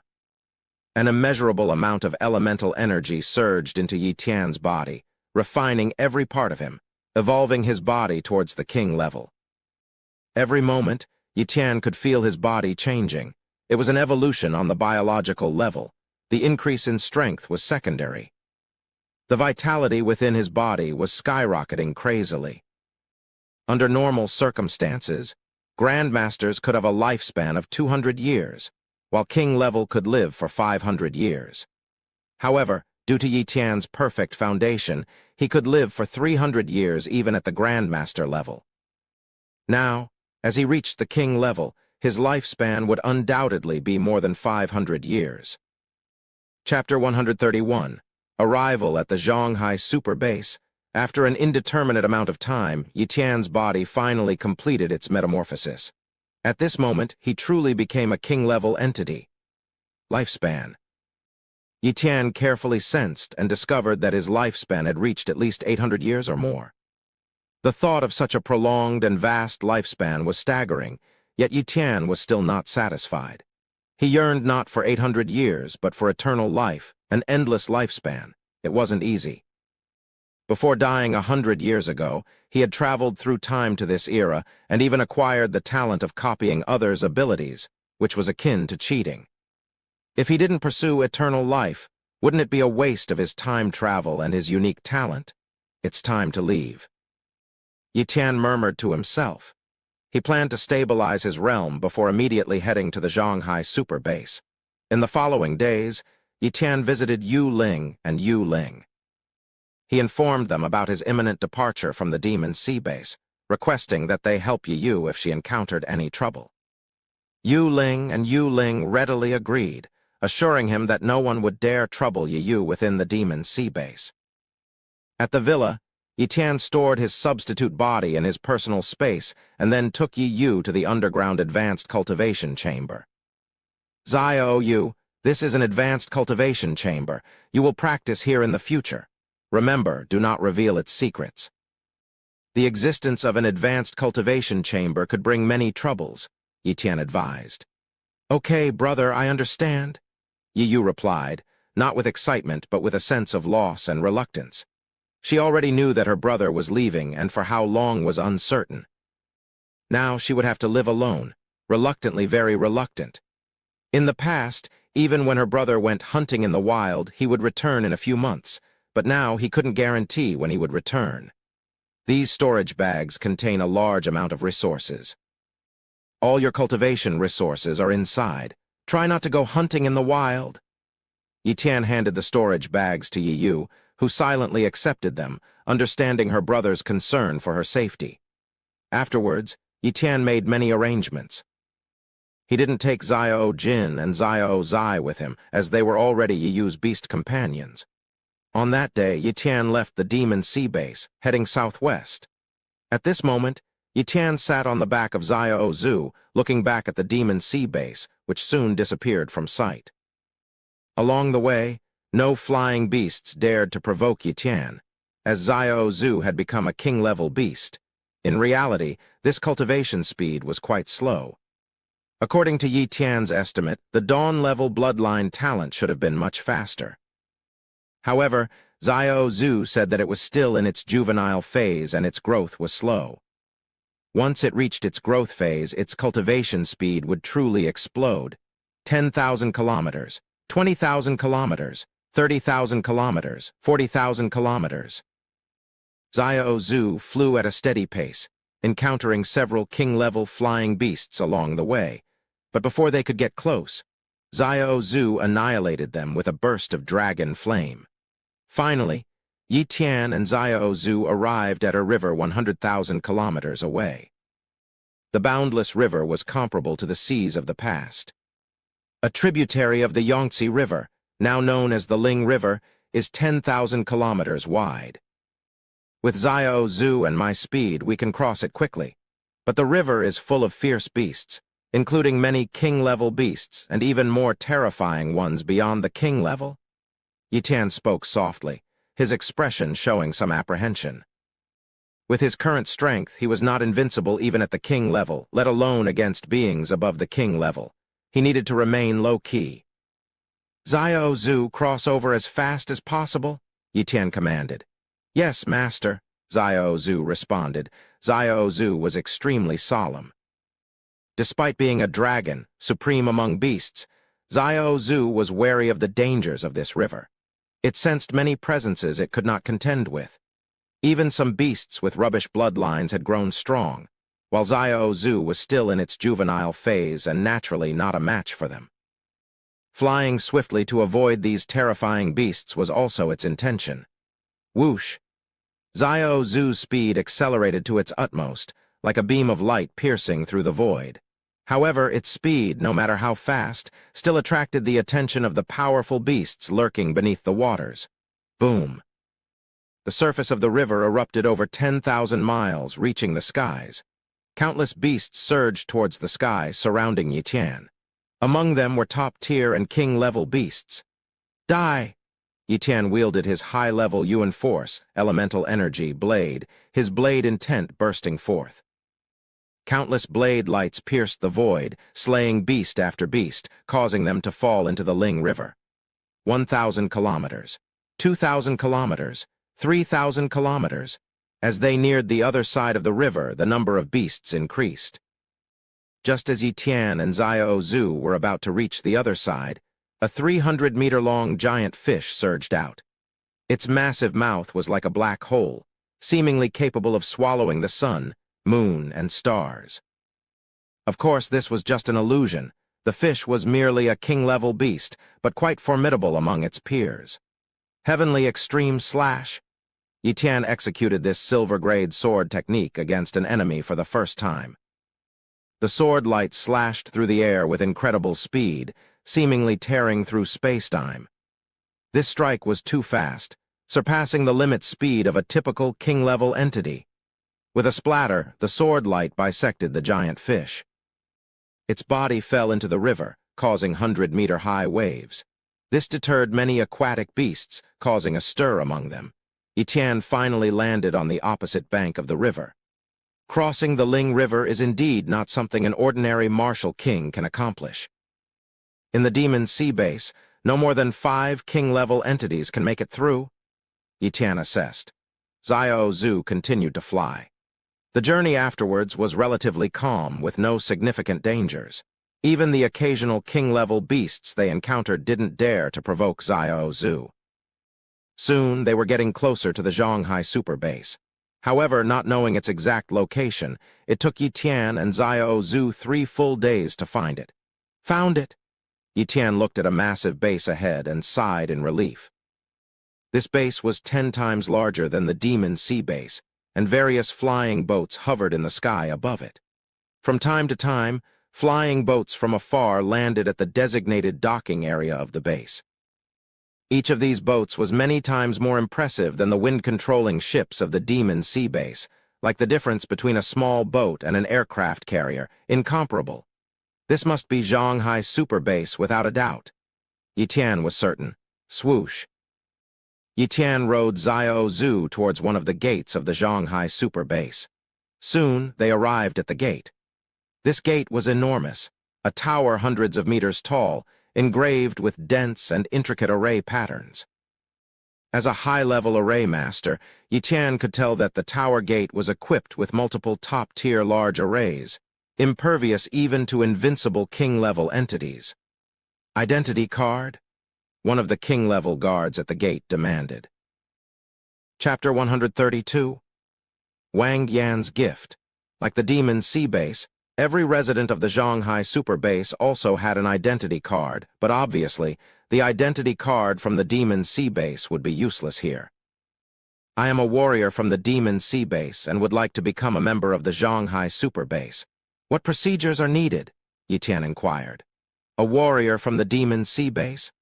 The king-level guard looked at Yiqian with a bit of surprise. Warriors from major bases were rare sights. It's simple, the guard explained. First, you need to have king-level cultivation. Second, you must leave an inch-long mark on the heavenly array steel, then you can become a member of our Shanghai Super Base. I wish to undergo the test to join, Yiqian stated. Go to the 3rd floor of the tower gate and say you want to undergo the test to join the base. Someone will take you to the test, the guard instructed. Thank you. Yiqian expressed his gratitude with a fist salute. Besides the main door, the tower gate had many floors. Yiqian took the Yuan Force elevator to the 3rd floor, while Xiao Zhu waited outside for him. At that moment, Yiqian encountered an unusual person, a human 3 meters tall. So what Yu Ling said was true. There really are 3-meter-tall people. Yiqian thought to himself, surprised, but he didn't show any reaction on his face. In his view, a 3-meter-tall human might be odd, but it could be quite normal in the Shanghai Super Base. Showing surprise might be interpreted as provocation and bring unwanted trouble, which was not his intention. Check. Yiqian's copy talent enveloped the other person, revealing their talent clearly on his retina. Witchman. Saka, cultivation talent, extraordinary. This was an extraordinary cultivation talent without any special abilities, but the individual was described as a witchman, not a human. A witchman, is it a branch of humans? Yiqian wondered to himself. Perhaps once he entered the super base, he would understand more about this. Soon, a human martial grandmaster appeared in front of Yiqian. What can I do for you? The grandmaster didn't show much respect to Yiqian, making him realize that king-level individuals didn't hold very high status in the Shanghai Super Base, unlike in the Demon Sea Base, where grandmasters would address a king level with respect. I want to take the test to join the base. Can you take me there? Yiqian asked. Certainly. The grandmaster led Yiqian to a large room with a huge steel inside, presumably the heavenly array steel. Not long after, a king-level woman appeared before Yiqian. She was a middle-aged woman with strong cultivation, almost at the pinnacle of the king level, human. Wang Yan cultivation talent, extraordinary swordsmanship talent, high speed talent, medium. Very strong. That was Yiqian's first impression of Wang Yan. She possessed high-level swordsmanship talent. Given her age, she might have comprehended several levels of sword intent and likely practiced silver-level sword techniques. Coupled with her cultivation, her combat power was undoubtedly second only to invincible king levels, comparable to his own strength. Little guy, so you're the one who wants to join our Shanghai Super Base? Wang Yan smiled at Yiqian and asked, Do you know I'm young? Yiqian felt somewhat displeased with her address. After all, both were at the king level, and casually addressing someone as little guy seemed somewhat impolite.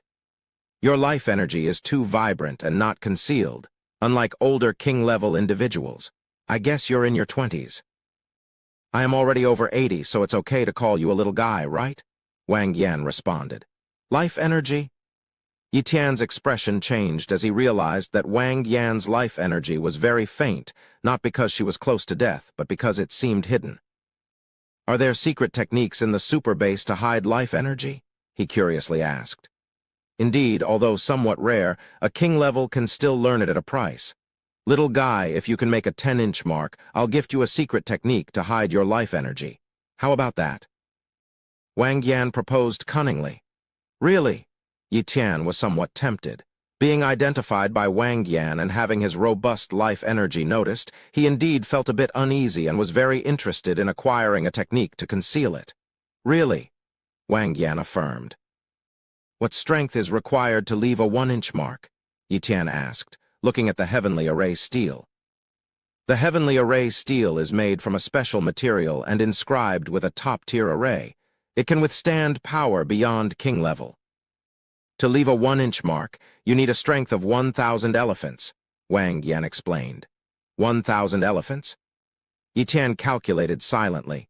His physical strength had reached 150 elephants after breaking through to the king level and 200 elephants after stabilizing his realm.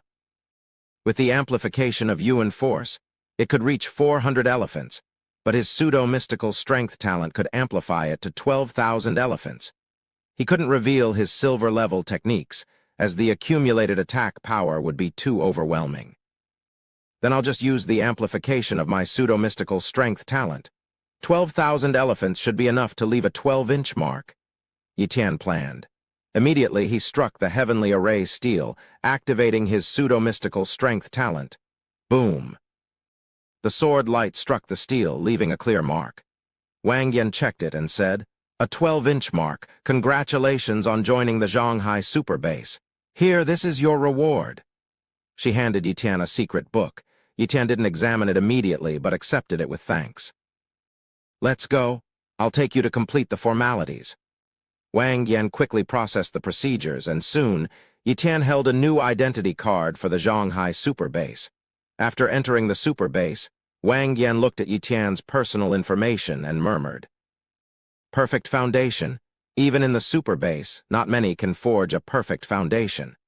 This young man must be a disciple of some old monster. To forge a perfect foundation, even the great families of the Super Base struggle to cultivate one. This guy, if he really comes from the Demon Sea Base, shouldn't belong to any family, since they aren't able to gather resources for forging a perfect foundation.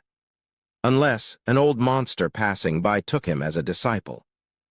So young, yet already at king level and with a perfect foundation, his cultivation talent must be at least at the morning star level, or even the moonlight level.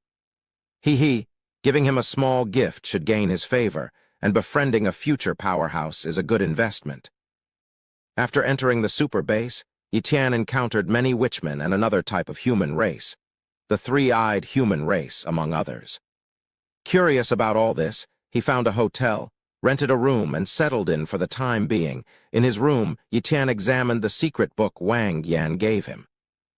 It was titled Turtle Breath Technique, but this technique only occupied 1 page, followed by much information about the Shanghai Super Base, various human races, and the history of the Super Base. Why is Wang Yan so kind to me? Yi Tian wondered.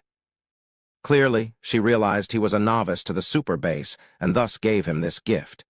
He needed to integrate into the Super Base quickly, and this gift was indeed very valuable. He acknowledged that he now owed Wang Yan a favor. Chapter 133, Ancient Humans and Modern Humans. The turtle breathing technique, though not overly complex, involved manipulating the 8 extraordinary meridians to conceal one's aura. Once one had refined these meridians, they could practice this technique. Yi Tian spent half an hour mastering it, successfully concealing his aura. Now others can't discern my age and life energy. Finally, I won't attract unwanted attention. He sighed in relief. He then continued to peruse the information about the Super Base, growing increasingly shocked and incredulous as he read. After several hours, he had absorbed all the content. So this is the origin of the Super Base? Yi Tian took a deep breath. The Super Base wasn't established by humans over a century ago, but with the help of humans from a mysterious realm.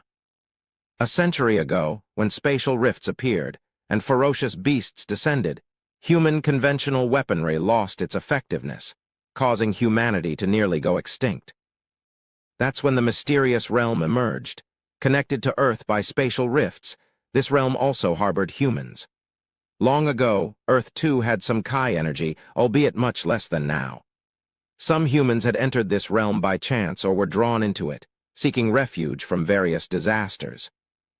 Gradually, they settled there, isolated from the outside world. With Earth's transformation and the emergence of spatial rifts a century ago, the barriers between the mysterious realm and the outside world were bridged. Thus, humans who had undergone mutations and evolutions in the realm appeared. Like how humans in Earth's uninhabitable regions evolved into different races with varying skin colors, humans in the mysterious realm also mutated and evolved under different environmental conditions. These humans from the mysterious realm, different from modern humans, came to be known as ancient humans. Ancient humans often possessed special talents. For instance, many of the three-eyed humans had pupil technique talents in their third eye, though such cases were rare. Another example was the Witchmen, rumored to be descendants of the Jialai tribe from the Yan and Huang era, who entered a mysterious realm and continued to thrive till now. Originally robust, they evolved over generations in the realm and eventually became the 3-meter-tall Witchmen. After Earth's transformation, sensing the rich vital energy and abundant resources of ferocious beasts outside, many ancient humans emerged from the mysterious realm, actually. The realm's resources had been gradually depleted over generations, and joined modern humans to establish super bases to resist the beasts. Initially, modern humans relied heavily on ancient humans to repel the beasts. From the beginning, ancient humans had warriors, elite warriors, and great warriors, even grandmaster-level powerhouses, making it easier to withstand the beasts, thus preserving a large population in the super bases. For instance, the Zhonghai super base had a population of 30 million, 3 times that of the Demon Sea base. The Zhonghai super base was not the only one. There were other super bases, just more distant and with little communication between them. In these super bases, ancient humans held leadership roles, but their numbers were ultimately fewer than modern humans, whose talents grew stronger over generations.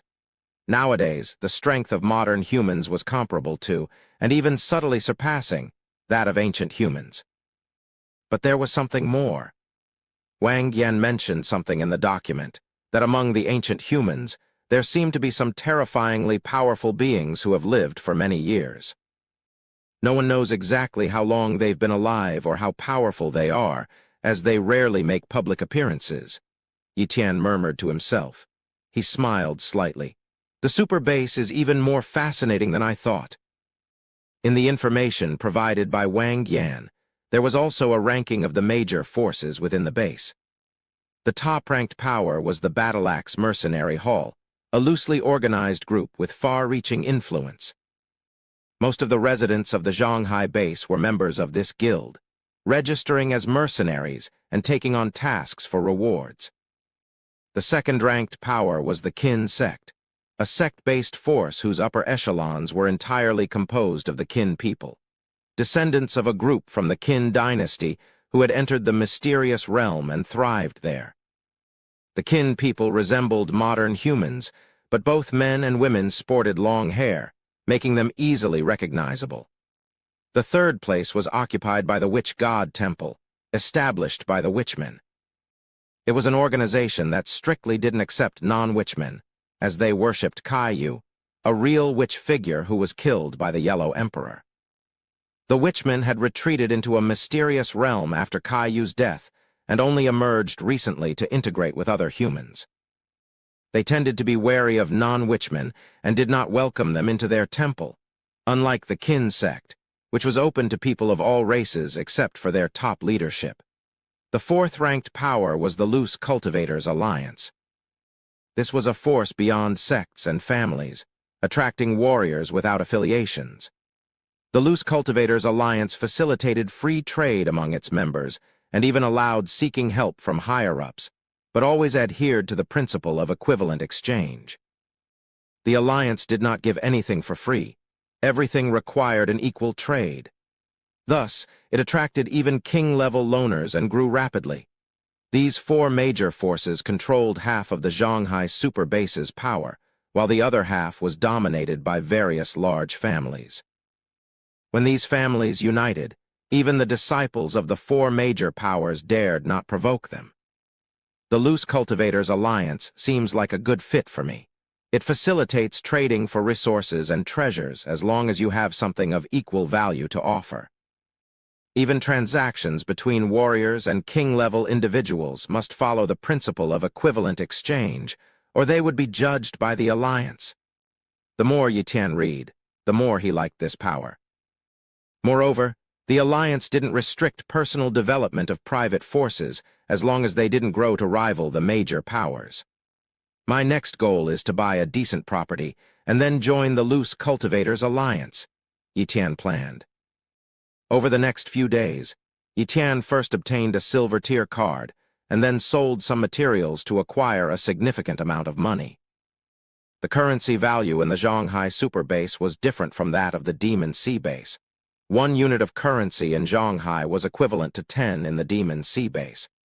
After selling his goods, Yitian acquired 30 billion in Shanghai currency, equivalent to 300 billion in Demon Sea Base currency. The Shanghai Super Base was divided into many districts, some predominantly inhabited by ancient humans. Yitian naturally didn't opt for those areas, instead choosing the Jinghu district, mostly inhabited by modern humans, where he bought a large villa for about 20 billion. After settling down, he purchased some living essentials and also got a pet certificate for Xiao Zhu. With all these arrangements, Yitian was truly settled in the Shanghai Super Base. Chapter 134. Just a Poor Guy. At the Jinghu branch of the Loose Cultivators Alliance, Yitian arrived to trade some items.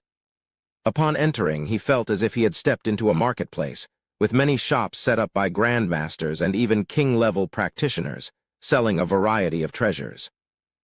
The branch also featured a huge screen displaying information about various treasures for sale, complete with contact details for those interested in direct transactions. Interesting. Yitian glanced at the screen, noting numerous treasures, including high-level Yuan force, elemental, body refining techniques, which could bolster an entire family in the major bases but were casually sold here. This underscored the vast gap between major bases and super bases. After browsing around and purchasing some array materials for setting up an advanced Kai-gathering array to accelerate his cultivation, Yitian utilized his copy talent within a 1,500-meter radius, increased from 1,000 meters after his ascent to king level. He encountered many with extraordinary cultivation talents, some with top-level and high-level talents, showcasing the high caliber of individuals in the super base.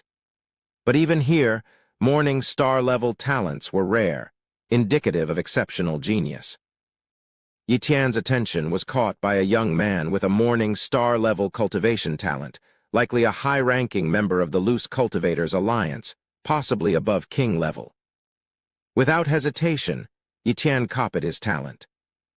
Armed with the materials for his array and having traded some items without losing money, Yitian didn't need too much cash. After all, some of the best items in the alliance required barter, not purchasable with money. Wondering if there was an item in the alliance that could elevate a practitioner's talent to the extraordinary level, Yitian had his sister in mind, hoping to ease her path to king level. He indeed found such an item, the Willow God Liquid, capable of elevating a practitioner's talent to the extraordinary level. However, the trade requirement was a treasure that could bestow a medium-level fire talent, a rare find. Despite not being able to afford the top-tier Yuan force body refining techniques and other expensive treasures aiding in breaking through meridians, all of which required barter, Yitian realized he was still quite poor compared to the wealth displayed in the alliance. Returning home, Yitian began setting up the advanced Kai-gathering array, finally establishing his own high-level cultivation chamber in the Shanghai Super Base. Yitian pondered for a moment. I'll pause my cultivation for now and focus on exhausting my copy opportunities. I just need one more Morning Star level cultivation talent to transform my own. There are numerous powerhouses at the Shanghai Super Base. Surely, it can't be that difficult to find a Morning Star level cultivation talent, right? With that thought, he left his home to search for the talent he needed. The intermediate Super Base was vast, akin to the size of a province dam, and sparsely populated, making his search within a 1,500-meter radius less effective than he'd hoped. Finding a Morning Star-level talent was not going to be easy. Suddenly, Yitan heard a commotion. "Let's go."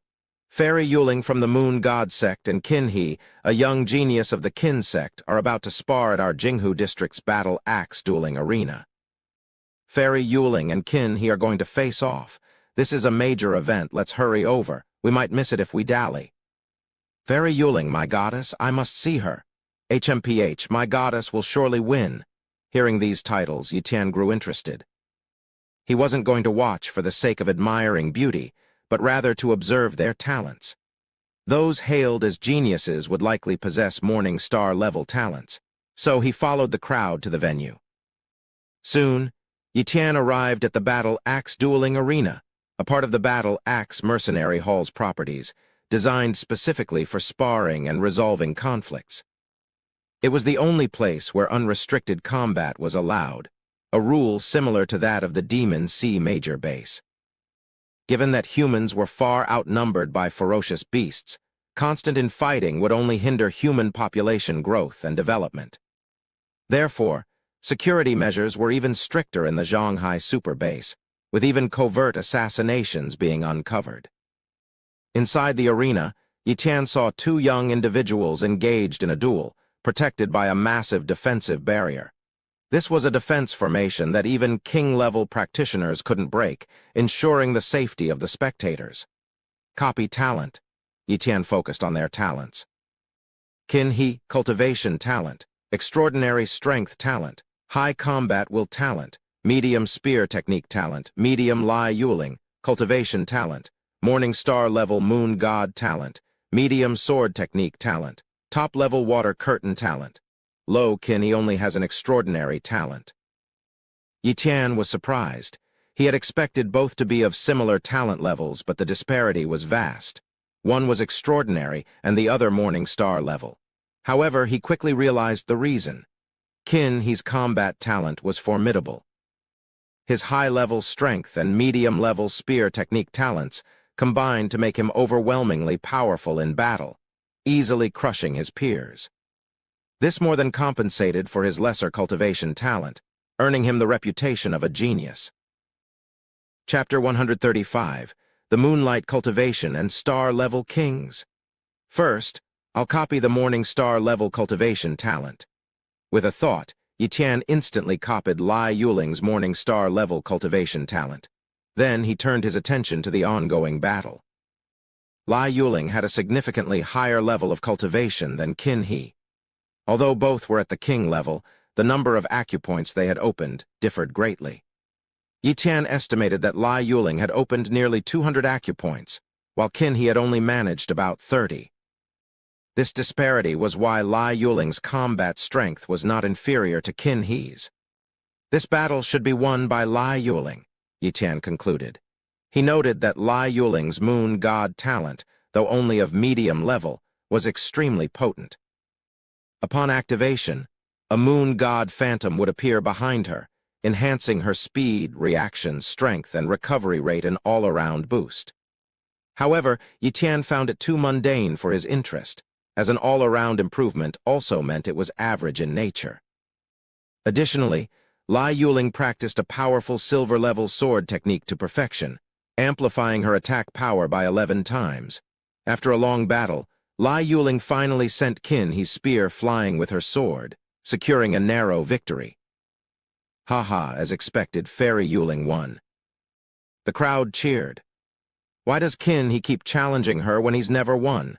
Someone wondered aloud. It's precisely because he's never won that he wants to, another replied. Qin He, his face dark with frustration, declared, Lai Yuling, I will defeat you next time. You won't have the chance. You're just an extraordinary talent, while I possess a Morning Star-level cultivation talent. The huge difference between our talents is clear. With my talent, there's a 70 to 80% chance I'll break through to the Saint level, but you hardly have even a 1% chance. In the entire Shanghai Super Base, there are hardly a handful who can ascend to the Saint level from the extraordinary level. Do you think you can be one of them? Lai Yuling stated matter-of-factly without a trace of disdain. The future is unpredictable. Besides, with my talent, I have hopes of reaching a 5-star king level, comparable to a weaker Saint level. Can you reach the 5-star king level? Qin, he retorted. 5-star king level? This was a concept Lai Yuling dared not claim, but she responded, "What does it matter? By the time you reach 5-star king level, I'll already have stepped into the saint level. Your strength will still fall short of mine. Arguing further is pointless. Why do you keep challenging me?" With that, Lai Yuling left, leaving behind a resentful Qin He. In the spectator stands, Yitian silently noted the terms they mentioned, saint level and 5-star king level. He had vaguely heard of the saint level, a realm beyond the king level, but the Demon Sea Mega Base had no saint-level powerhouses. As for the 5-star king level, he had no idea about it, guessing it to be a subdivision of the king level. It seems I need to learn more about the Shanghai Super Base, or else I won't even fully understand what others are talking about, Yitian mused. Having successfully copied the Morning Star level talent and achieved his goal, he went to a store and bought a comprehensive encyclopedia on the Shanghai Super Base, thicker than any Chinese dictionary he had seen before. Back home, before delving into the encyclopedia, Yitian began the process of integrating the Morning Star level talent. Integrate? He braced himself for the familiar pain, more intense this time as it signified his transformation to the Moonlight level cultivation talent. After enduring the agony for 10 minutes, his talent finally evolved. Looking at his upgraded cultivation talent, Yitian felt a surge of excitement. Immediately, Yitian tested his cultivation speed. "It's increased by 3 times, he exclaimed in surprise. He estimated that in the advanced cultivation chambers of the Shanghai Super Base, without using any special treasures to break through acupoints, he could now open 15 acupoints in a month, compared to 5 previously. Each acupoint increased his physical strength by about 25 to 26 elephants' power, meaning he could now gain nearly 700 to 800 elephants' strength every month. Just a bit more to reach the pinnacle of the king level, Yitian thought, astounded by the capabilities of the Moonlight level talent. Such a talent was rare, even in the vast Shanghai Super Base. After calming his excitement, Yitian delved into the comprehensive encyclopedia. 2 days later, he had a clear understanding of the Shanghai Super Base. So, the 5-star king level is a classification of king-level combat power. He realized. The star-level king combat power starts from the peak of the ordinary king level. For example, a king level without any special talent, once reaching the peak, would have a 1-star king-level combat strength, known as a 1-star king. The classification ranged from 1-star to 9-star kings, with 8 and 9-star levels being more mythical, and it was uncertain if anyone had reached them. The Shanghai Super Base maintained a list of kings ranked 3 stars and above, with the rankings and star-level king strengths determined by the War God Tower standings. Anyone who fought in the War God Tower could receive a star-level rating and ranking. Those who didn't participate wouldn't be ranked and would lack fame. However, the encyclopedia didn't detail the benefits of these rankings, and Yitian was curious about what they entailed. War God Tower? He murmured, intrigued by this so-called tower. According to the encyclopedia, the tower employed virtual reality technology, allowing human consciousness to enter and fight without the risk of death, a seemingly epoch-making artifact. It's fascinating. I must try the War God Tower, Yitian said excitedly. However, he planned to cultivate for a while to enhance his strength before attempting the tower. After a month of intensive cultivation in the high-level cultivation chamber at home, his physical strength reached 980 elephants' power. With his pseudo-mythical level strength talent and the silver-level sword technique, his attack power could reach 705,600 elephants' power, 35 times that of an ordinary king at their peak. While his attack power was exceptionally high, his speed and defense were relatively weaker. However, his space talent, a bug-like ability, compensated for many shortcomings. I wonder what star-level king rank I could achieve? Yitian pondered with anticipation. Chapter 136. War God Tower. The 3 leaderboards. The War God Tower stood proudly in the Shanghai district of the Shanghai Super Base, marking the central location of the base. Towering a kilometer high, the tower shimmered in gold, radiating special waves that prevented flying within a 10-mile radius. Even king-level individuals could not fly here and had to enter through the tower's main gate. A huge screen outside the tower displayed 3 leaderboards: the King Board, the Saint Board, and the Emperor Board. People always watched these boards, discussing eagerly whenever a new name appeared or someone dropped off the lists. Etienne also observed the leaderboards with interest. The King Board's top rankers were mostly disciples of the 3 major powers: the Battle Axe Mercenary Hall, Kin Sect, and Witch God Temple. The Battle Axe Mercenary Hall, while appearing as a loose organization, was actually a serious institution for nurturing disciples and core members. Many names on the board belonged to members of the Loose Cultivators Alliance and major family clans, indicating the presence of numerous talents within their ranks. Etienne's attention then turned to the Saint Board. Those listed were generally talents with Morning Star level cultivation or higher, including some with Moonlight level talents. He noticed that the Saint Board listed only the top 100. A name on the Saint Board caught his attention: Shui Qianyu, 8th on the Saint Board. He remembered the oath in the Demon Sea major bases, Shang, Formation Tower.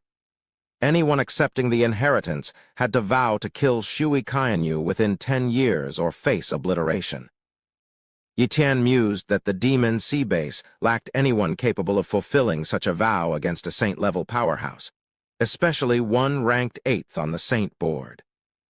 Shifting his focus, Etienne then looked at the Emperor Board, understanding that those who reached the Emperor level were called Great Emperors, capable of founding top-tier forces. The number of emperors indicated the strength of a force, with the Battle Axe Mercenary Hall having the most and strongest emperors, hence its status as the top force in the Shanghai super base. Only 36 emperors were listed, known as the 36 Emperors of Shanghai, with the last one achieving their status 3 years ago.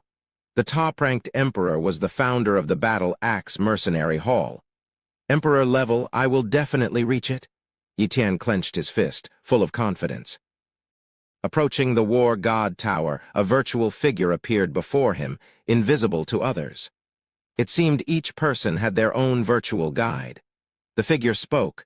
I am one of the billions of spirit avatars of the War God Tower. You are not yet registered. Would you like to register to enter and challenge? Etienne was surprised at the mention of a spirit avatar, a concept he thought only existed in novels. Now, it seemed to be a reality in this world. However, Etienne quickly rationalized the presence of a spirit avatar in this era, which bore little difference from the fantasy worlds of novels. The concept of a spirit avatar was no longer extraordinary, it was just new to him. All right, I'll register, Etienne agreed. He quickly filled out the registration form provided by the spirit avatar. Name: Etienne Race, Modern Human Cultivation Level, King Level, Affiliation, Loose Cultivators Alliance. The registration was simple and straightforward, avoiding any sensitive or secretive information. Etienne certainly would not have registered if it required details about his cultivation talent. Suddenly, a light shone on Etienne's right wrist, leaving behind a mark. This is the War God mark, the spirit avatar explained. You can communicate with it using your mental power to know your ranking and points. Points? Etienne asked curiously. The comprehensive encyclopedia he had read earlier had not mentioned this, leaving it a gap in his knowledge. The spirit avatar patiently explained. Points are a unique reward system of the War God Tower. Every king level starts with 0 points. The tower has 33 levels, and you earn points by clearing each level. For example, clearing the first level gives you 1 point, the second level 2 points, and so on, with the number of points doubling for each additional level you clear. These points can be used to comprehend the War God Steel, which assists in understanding the essence of swordsmanship, spearmanship, and even deeper mysteries, and helps in breaking through acupoints. Moreover, reaching the 6-star king level brings even more surprises. War God Steel. Yi Tian thought excitedly, reminded of the Enlightenment steel he had seen in the beast world. The two might be similar in nature. The prospect of accessing something like the war god steel, which he had believed was beyond his reach, thrilled him. I must earn points. He resolved, his excitement palpable. However, he didn't forget his other objective of finding moonlight-level cultivation talents and other powerful talents. Suddenly, he realized that his talent-copying ability couldn't penetrate the War God Tower's mysterious energy field, limiting his range to a mere 3 meters. Never mind for now, I'll focus on the challenges. When they come out of the tower, I can check their talents one by one. Yi Tian thought. He then prepared to challenge the tower to earn points. Spirit Avatar, I want to challenge the first level of the War God Tower, he declared. Follow me, Yi Tian, the Avatar responded, leading him to a room with a helmet-like device. Once inside, the door closed, ensuring no interruptions. Put on the helmet, and your soul will enter the virtual world's first level. There, you will face your opponent. Defeat them to clear the first level and earn 1 point, instructed the Spirit Avatar. Yi Tian sat down and donned the helmet. Boom! The world around him shifted, and when he next saw light, he found himself on a vast expanse of land, ready to face the challenge of the War God Tower's first level. Chapter 137. Rapid rise in the king's ranking. Whoosh! A black-clad martial artist appeared in front of Yi Tian. This person had a cold and emotionless face. Copy talent? Yi Tian initially wanted to check the other's talent, but found he couldn't. However, he thought that even if he could, it probably wouldn't reveal much about the talent, as this person was fictitious, a created character. Swoosh! The black-clad martial artist moved, attacking Yi Tian. PFFT. Yi Tian struck him down effortlessly, concluding the fight in an instant. Too weak, probably equivalent to the weakest 1-star king level? Yi Tian assessed. After passing the first level, Yi Tian's points increased by 1. As for ranking, he had none yet, as only 3-star king levels were eligible to enter the king's leaderboard. His soul returned, and the spirit standing before him asked, Yi Tian, will you continue to the second level? Yes. Yi Tian responded. Boom! Yi Tian's soul once again entered a different realm, the second level of the War God Tower. Similarly, Yi Tian encountered another black-clad martial artist here, much stronger than the previous one in terms of speed, strength, and 25 defense, incomparable to the first level's martial artist. Yet, Yi Tian defeated him with just 2 moves, successfully passing the second level and earning 2 points. Third level? This time, the black-clad martial artist he encountered was not slower than Yi Tian, even faster. Fortunately, Yi Tian's heavenly extreme slash could amplify his attack speed by twice, allowing his attacks to be faster than his opponent's reaction speed. Otherwise, it would have been difficult to land a hit. Yi Tian seized the opportunity well, defeating his opponent in 3 moves. After passing the third level, Yi Tian earned 4 points, making his total points 7. It seemed small, but each point was definitely precious, outside the War God Tower. The last name on the king's leaderboard appeared as a new entry. The king's leaderboard, most intriguing for its top few and the last ranks. The last rank was prominent, while the middle ranks went unnoticed. At this moment, Yi Tian entered the last rank of the king's leaderboard, immediately drawing much attention. Yi Tian, who is this person, a completely unfamiliar name? Do we have a genius named Yi Tian in our Shanghai super base? I do know of a Yi Tian, but his talent is mediocre, so it's definitely not him. There are many Yi Tians, but none at the genius level. Who exactly is this Yi Tian, suddenly becoming a 3-star king-level powerhouse? Guess how much Yi Tian can rise in rank? I guess he could enter the top 1,000. After all, he just passed the 3rd level and hasn't had the chance to try the 4th. Even if he doesn't pass the 4th level, the ranking will be based on how long he lasts, definitely within the top 1,000. Maybe he could even get into the top 500? Top 500? That's a joke. Isn't everyone who gets into the top 500 someone who has passed the 4th level, a top genius? Yi Tian probably just luckily gained some opportunity and rose suddenly. How could he possibly jump into the top 500? As everyone was discussing, Yi Tian reached the 4th level. The black-clad martial artist in this level was much faster than Yi. Although Yi had a top-level speed talent amplifying his speed by 20 times, his realm was too low. Having entered the king level not long ago, he was at best comparable to a 3-star king in speed, much slower than this 4-star king-level warrior. Of course, Yi had a trump card up his sleeve, his spatial talent. However, he decided not to use it, choosing instead to see if he could defeat the weakest 4-star king-level opponent without it. Heavenly Extreme Slash, Heavenly Extreme Slash, Heavenly Extreme Slash. Yi repeatedly executed his silver-grade skill, Heavenly Extreme Slash. However, it was challenging to hit the black-clad martial artist, and the occasional hits were mere grazes, barely breaking the opponent's skin. Dodging the opponent's attacks was difficult for Yi. Fortunately, he possessed a pseudo-mystic level defense talent that could negate part of the attack.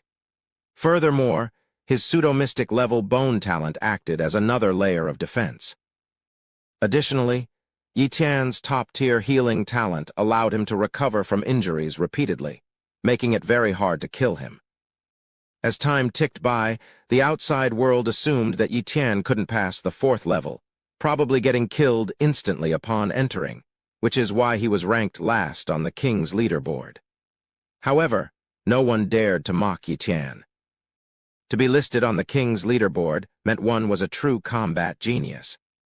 Talents like Lai Yuling and Qin he were comparable only to 1-star king levels, and were still far from 3-star king levels. Becoming a 3-star king level was extremely difficult. It wasn't just about having high attack power. At the very least, one needed to significantly increase their speed or possess strong defensive talents to withstand the black-clad martial artist's attacks and be able to counterattack. If one only had a single offensive talent, it was tough to become a high star-level king. Of course, every top force had treasures that could enhance speed or defensive talents, or there wouldn't be so many 3-star or higher kings. However, even top forces couldn't raise defensive or speed talents too high, as the cost was enormous. In a blink of an eye, 3 hours passed. Yi clothes were slightly torn, but he had no injuries, all healed by his top-tier healing talent. The black-clad martial artist, however, was severely injured. Because Yi attack power was much higher, the occasional hit resulted in serious injury. Due to the severe injuries, the black-clad martial artist's speed was affected, finally. With a whoosh, Yi Heavenly Extreme Slash decapitated the black-clad martial artist, who then vanished. 4th level cleared, Yi earned 8 points, outside the War God Tower. Suddenly, someone noticed Yi name disappear from the last place, causing a stir. Heavens, look, Yi name is gone. We couldn't see him at the back, he couldn't have fallen, could he? Fell your head, how could someone fall in the War God Tower? He must have advanced. Once you pass the 4th level, your rank jumps significantly.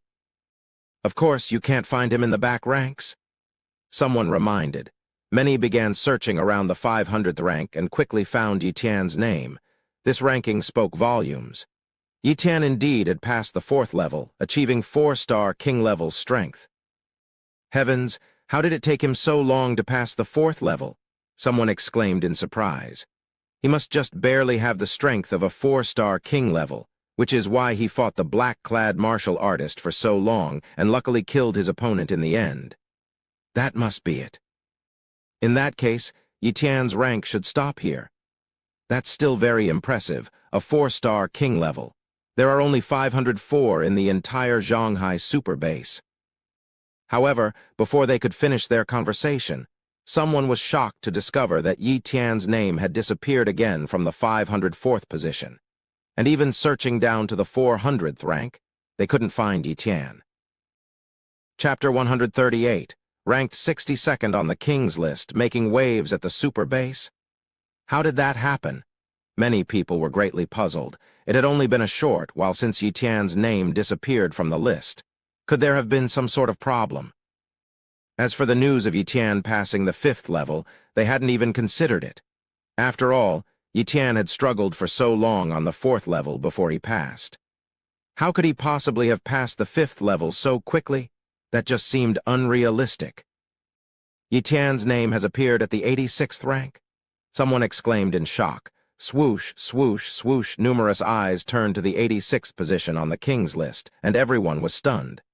King's list, 86th rank. Yi Tian Loose Cultivators Alliance, 5-star combat power. The words. 5-star combat power shone brilliantly, and the name Yi Tian was destined to become renowned on the King's list. 5-star combat power was equivalent to weaker Saint-level combat power. The difference between Saint level and King level was significant, the gap too vast. When a Grandmaster steps into the King level, their strength doesn't increase much. Many geniuses can easily defeat King level opponents despite being at a lower level. However, the possibility of a King level defeating a Saint level is incredibly slim. Once one enters the Saint level, their body undergoes a transformation into a holy body, increasing their strength and speed tenfold. That's why many talented individuals who could fight across levels found it extremely difficult to contend with newly advanced weak Saint-level opponents. However, a King level with 5-star combat power could battle against Saint-level opponents. Moreover, once a 5-star King level steps into the Saint level, they are bound to be among the strongest, crushing lower-level Saints. Therefore, any King level who reaches 5-star combat power is invariably respected by countless people as a true combat genius. But they were very puzzled. How did Yi Tian pass the 5th level? 1 minute earlier, Yi Tian had reached the 5th level of the War God Tower. A flash of black light, and although Yi Tian dodged in time, one of his arms was still severed. The speed is many times faster than mine, Yi Tian lamented helplessly. If he were to fight an enemy like this, he had no chance of hitting them, let alone defeating them. Besides, even the top healing talent was not invincible. If the damage was too severe, or if his head was completely obliterated, he would be doomed. Of course, in the virtual world, one wouldn't actually die, but failure in the challenge was certain. For Yi Tian, who was very eager for the War God's steel, naturally, he wanted to score more points so he could spend more time comprehending the steel. As for revealing his strength, there was no need. Even if he passed the 5th level, so what? There were others on the King's list who had passed the 7th level. His little bit of strength would definitely not attract too much attention, at most being recognized as a combat genius. In the next instant, the black-clothed warrior attacked again. But this time Yi Tian activated his spatial talent, teleporting away in time. Teleportation didn't require reaction ability. As soon as the thought occurred, he could instantly leave, and even the black-clothed warrior, whose speed far exceeded Yi Tian's, couldn't attack him. After several teleportations, Yi Tian began to counterattack, finally. Yi Tian seized the opportunity and killed the black-clothed warrior in one strike, not even needing to use the spatial blade. Passing the 5th level, Yi Tian earned 16 points, bringing his total to 31 points. The 6th level. When Yi Tian challenged the black-clothed warrior here, he was severely injured before he could even start teleporting as soon as the opponent appeared. Subsequently, Yi Tian failed to dodge the attacks several times. The black-clothed warrior's speed surpassed Yi Tian's mental reaction. After all, teleportation also needed mental activation. If it exceeded the mental reaction time, one could be attacked before teleporting. Yi Tian's virtual body lasted only a minute in the challenge before being decapitated, dissipating in the virtual world. Upon returning to reality, Yi Tian was shocked to find his soul unharmed. He wondered why, despite being killed in the virtual world, his soul suffered no damage. Could it be that the War God Tower protected my soul, teleporting it away in time?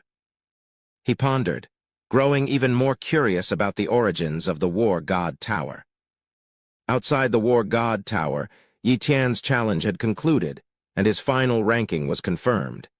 King's List, 62nd rank. Yi Tian Loose Cultivators Alliance, 5-star combat power. 5-star combat powers varied in strength, and rankings were determined based on the duration of combat on the 6th level. Many with 5-star combat power were almost instantly defeated, placing them behind Yi Tian in the rankings. Of course, Yi Tian's healing talent played a significant role, but this was also considered a natural ability and factored into his combat capabilities. As the rankings were confirmed, the news caused a sensation. Yi Tian's name spread rapidly, as reaching the 62nd position on the king's list in his first attempt was exceptionally rare. Many found it hard to believe. Oh my, I initially thought he would be at most the last on the king's list, but he's so powerful, climbing all the way to the 62nd rank. This ranking is extremely high, enough to place him among the top few in any of the 4 major forces. In the Loose Cultivators Alliance, there are only 3 or 4 stronger than him. Who exactly is this person? Is he really just an independent cultivator? Haha, you really think he's just an independent cultivator? Without extraordinary combat talents, how could one achieve 5-star combat power? And just an offensive talent isn't enough. While it might be invincible at lower levels, it's unrealistic for battling higher levels. The flaws are too great. It's almost impossible for someone to naturally possess various combat talents without any flaws. Many enhance their talents using treasures, which requires strong backing. This Yi Tian must have powerful support behind him. Could he be a disciple or secretly nurtured genius of a major figure in the Loose Cultivators Alliance? Haha, who knows? But the name Yi Tian will certainly resonate throughout the Shanghai super base. News of Yi Tian being ranked 62nd on the king's list quickly spread, and many soon learned of his name. Some major forces also received information about Yi Tian. At the Loose Cultivators Alliance, several leaders hastily convened a meeting. Yi Tian, whose disciple is he? I don't recognize him. Haven't heard of any old friends taking disciples lately. He might be a genuine genius who joined the Loose Cultivators Alliance by chance. Should we try to recruit him? Gentlemen, let's not forget, the Loose Cultivators Alliance values freedom and non-interference. We must not break this rule, or the Alliance will fall apart. You're not seriously considering using the Alliance as your personal force, are you? No. It's just that seeing a genius in the Loose Cultivators Alliance is intriguing. Yi Tian passed the 5th level on his first try and might even pass the 6th level. Our Alliance only has 1 genius at that level. Well, since Yi Tian has joined the Independent Alliance, if other forces move against him, we should intervene, but there's no need to contact him directly. Agreed. Agreed. The meeting concluded, and the leaders of the Independent Alliance dispersed. At the Shanghai super base in a certain tower office, Wang Yan sat in her office, looking at a freshly delivered king's list. Yi Tian, 62nd on the king's list. Wang Yan stared at Yi Tian's name on the list, lost in thought for several seconds. Chapter 139, Shui Qianyu's Incredible Talents? Is it that kid? Wang Yan was somewhat uncertain, as the difference in their strengths seemed too vast. She remembered Yi Tian, who could only exert a force of 12,000 elephants in his attacks. Such an attack strength wouldn't even qualify as a 1-star king level, whereas on the king's list, Yi Tian was ranked as a 5-star king-level warrior. However, upon closer inspection, she confirmed that the Yi Tian on the king's list was indeed the same Yi Tian she had seen before. According to the information, Yi Tian had just arrived at the Shanghai super base, appearing very light-hearted, and the timing of his arrival matched the time she knew. Could there really be such a coincidence where the same name and timing of entering Shanghai super base matched, but not the person in reality? The truth was that Yi Tian had concealed his true strength. I underestimated this kid, Wang Yan murmured to herself.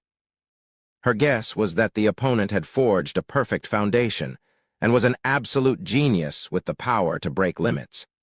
He possessed pseudo-mystic level strength talents and had only recently broken through to the king level. It was impossible for him to have grown to such an extent in such a short time, unless... Could it be that this kid's cultivation talent is at least of the moonlight level?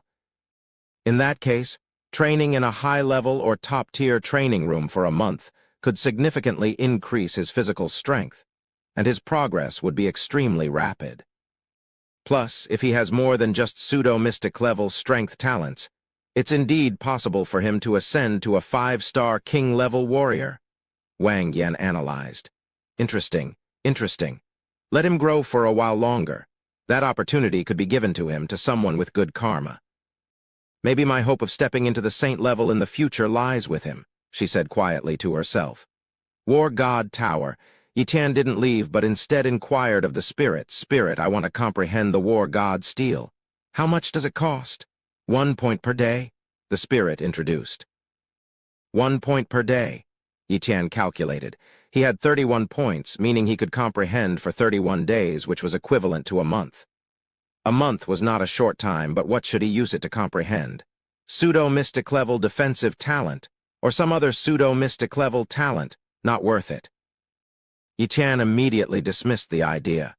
Talents like these could be completely replicated using his copy talent ability. If he encountered a warrior with pseudo-mystic level defensive talent, he could easily copy it. There was no need to waste War God Tower points to comprehend the War God Steel. It would be a complete waste. He regretted spending so much time in the beast world comprehending pseudo-mystic level defensive talents and gaining a bit of defensive mystique. Now, to think of comprehending it was foolish. I should either create sword techniques or comprehend sword intent. Yi Tian decided. Creating a gold-level sword technique was not easy, and a month was definitely not enough. Besides, gold-level sword techniques could probably be purchased in the Shanghai Super Base, albeit at a higher price. Let's comprehend sword intent then, Yi Tian thought. Sword intent was an essential for cultivating sword techniques, and it was also time-consuming. Yi Tian, who was usually busy practicing the purple blood Changsu technique, did not have enough time to comprehend sword intent. Spirit, I want to comprehend the war god steel. Yi Tian said to the spirit, Follow me.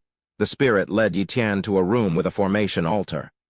Yi Tian sensed spatial power from the altar. This is a teleportation array, the spirit introduced. Teleportation array, Yi Tian was surprised. He hadn't expected the War God Tower to have a teleportation array. As far as he knew, the Shanghai Super Base didn't have one either. It seemed to be unique to the War God Tower. Yi Tian stood on the teleportation array, and immediately the spirit activated it. With a flash of light, Yi Tian teleported away and arrived at another array in the next moment. He was in a vast space with no land, no sun, moon, or stars, just faint light illuminating the entire area. In the center of the space was a huge stele, about 70 meters high. Though not as grand as the Enlightenment stele in the beast world, it was still quite extraordinary. The war god stele emitted a unique vibration that filled the entire space, surrounded by small floating stone platforms. Many of these platforms were already occupied by martial artists in deep contemplation of the stele. Are these the geniuses from the king's ranking? No, there must be strong figures from the saint and emperor rankings as well, Yi Tian speculated. Unfortunately, his copy talent was heavily suppressed here, preventing him from viewing their talent status, or else he could have copied a couple of moonlight-level cultivation talents. Swiftly, Yi Tian moved to an unoccupied floating stone platform and sat down cross-legged to begin his comprehension. His arrival went unnoticed. People were constantly coming and going, too engrossed in the war god stele to pay attention to another person joining them. However, Yi Tian soon frowned in his comprehension. The effect is not as good as the Enlightenment stele from the beast world, only about 43% as effective. It seems the war god stele is slightly lower in grade, he thought. Despite this, having some resources was better than none, so he continued his comprehension. After a day of cultivation, Yi Tian left, not because he had given up, but because he planned to use up his copy opportunities first. Otherwise, wasting a month would mean losing 2 chances. Outside the War God Tower, Yi Tian blended into the crowd, waiting. He was hoping to encounter a genius with moonlight-level talent to copy. After 3 days of waiting, many talents emerged, mostly with extraordinary or morning star-level cultivation talents. Moonlight-level talents were incredibly rare in the Shanghai Super Base. Suddenly, a strikingly cold and elegant woman appeared, causing the crowd to exclaim. It's Saint Shui Kaianyu? Ranked 8th on the Saint ranking, Shui Kaianyu caught everyone's attention, including Yi Tian's. However, it wasn't her beauty that captivated him, but her talents. Human, Shui Kaianyu, cultivation talent, moonlight level, ice talent, top level, speed talent, high level, defense talent, pseudo-mystic 4/5. What incredible talents! Yi Tian was astonished. Besides her moonlight level cultivation talent, she possessed a pseudo-mystic level defense talent, a top-level ice talent, and a high-level speed talent, almost flawless. No wonder she was ranked 8th on the Saint ranking. Pseudo-mystic level defense talent and its 4/5 defense mystique. She must have a perfect foundation, but surely different from how I achieved mine. Perhaps she used some special treasures to forcibly create it? Yi Tian speculated. Without hesitation, he copied Shui Kaianyu's moonlight level cultivation talent and her pseudo-mystic level defense talent. Such a good person, he remarked, grateful for the 2 excellent talents she unwittingly provided. Unaware of Yi Tian's silent gratitude, Shui Kaianyu left amidst the admiring and respectful gazes of the crowd. Time to go home and integrate these talents, then come back to comprehend the sword intent, Yi Tian thought as he headed home. Chapter 140. Dragon Power. Returning home, Yi Tian began to integrate the moonlight level talent and the pseudo-mystic level defense talent he had copied. Soon, drenched in sweat, he completed the integration process. He noticed that his moonlight level cultivation talent remained the same. Advancing it would require copying another moonlight level talent, which he was confident of achieving later. The change was more significant in his defense talent. Initially, his pseudo-mystic level defense talent was defense talent, pseudo-mystic 30%. Now, after integrating Shui Kaianyu's talent, it had become defense talent, pseudo-mystic 60%. 60% pseudo-mystic level talent, even stronger than Shui Kaianyu's, but unfortunately, it's not 70%, Yi Tian sighed. However, he was still quite satisfied since integration doesn't simply add up talents, but involves some loss. Testing the augmented effect of his 60% pseudo-mystic level talent, Yi Tian found it increased his defense by 50 times, a significant jump from the previous 35 times. Haha, my defensive ability has greatly increased. Yi Tian was extremely pleased. After resting for a few hours, he returned to the War God Tower to continue comprehending sword intent with the help of the War God Steel. 30 days passed in the blink of an eye. Opening his eyes, Yi Tian exhaled deeply, his eyes brimming with joy. 70% sword intent. This was the result of a month's comprehension of the War God Steel. Achieving 70% sword intent comprehension meant he was now eligible to cultivate gold-level techniques, a threshold many with martial arts talents couldn't reach, yet he had. Normally, it would have taken him an unknown amount of time to reach this level on his own, but with the War God Steel's aid, he achieved it in just 1 month. I'll find a gold-level technique to cultivate when I have the chance, Yi Tian thought to himself. Having used up all his points, Yi Tian couldn't stay in the War God Tower anymore. Exiting the War God Steel's space, he asked the spirit, apart from completing the 33 levels of the War God Tower challenge, is there any other way to earn points? He was curious because many people seemed to use the War God Steel space for comprehension, suggesting there must be another way to earn points besides the challenges. Yes, points can be transferred, the spirit explained. Each person can transfer their points to someone else. You can ask others to transfer points to you. So, points can be bought and sold? Yi Tian asked, intrigued. The spirit shook its head. The War God Tower doesn't deal in points, but whether someone is willing to transfer points to you depends on your abilities. Yi Tian realized that this meant the transaction of points happened privately and was unrelated to the War God Tower. This system allowed disciples of powerful factions to easily obtain points, such as by training a large number of 1-star king-level warriors to challenge the first level of the tower. Even if each person earned only 1 point, the total could be substantial, especially if they had an agreement to give these points to their faction. Of course, Trading valuable items for points was also possible, but this required high status and the right items of interest to others. As for someone like Etienne, this method was not feasible. This path was effectively closed to him. Is there any other way to earn points? Etienne asked again. The last method is setting records. This is the war god Steel's hidden point system. Any martial artist who breaks a certain record of the war god Steel will receive corresponding points, and the amount is quite substantial, the spirit revealed. A hidden point system? Etienne was intrigued, sensing an opportunity to earn points from this system. What records are there? He asked curiously. A virtual screen appeared before Etienne displaying various records. King level strongest attack record, King level strongest defense record, King level fastest speed record, King level fastest progress record. Etienne randomly clicked on the King level fastest progress record and saw the details of a record holder. Etienne was astounded. Completed the entire King level realm in just 80 days. Is this record real? Is this Wang Zi's record accurate? Did he really achieve this in 80 days? He asked the spirit, skeptical. It's true. However, he didn't cultivate normally. He was forcibly enhanced through special methods by others, exhausting his potential. He hasn't been to the war god tower in decades, the spirit replied. Etienne understood. This record was likely set by top-tier forces, sacrificing a king-level martial artist's potential for points. This didn't necessarily mean cruelty. The person might have agreed to it and possibly received substantial benefits. However, Etienne admitted he couldn't break this record.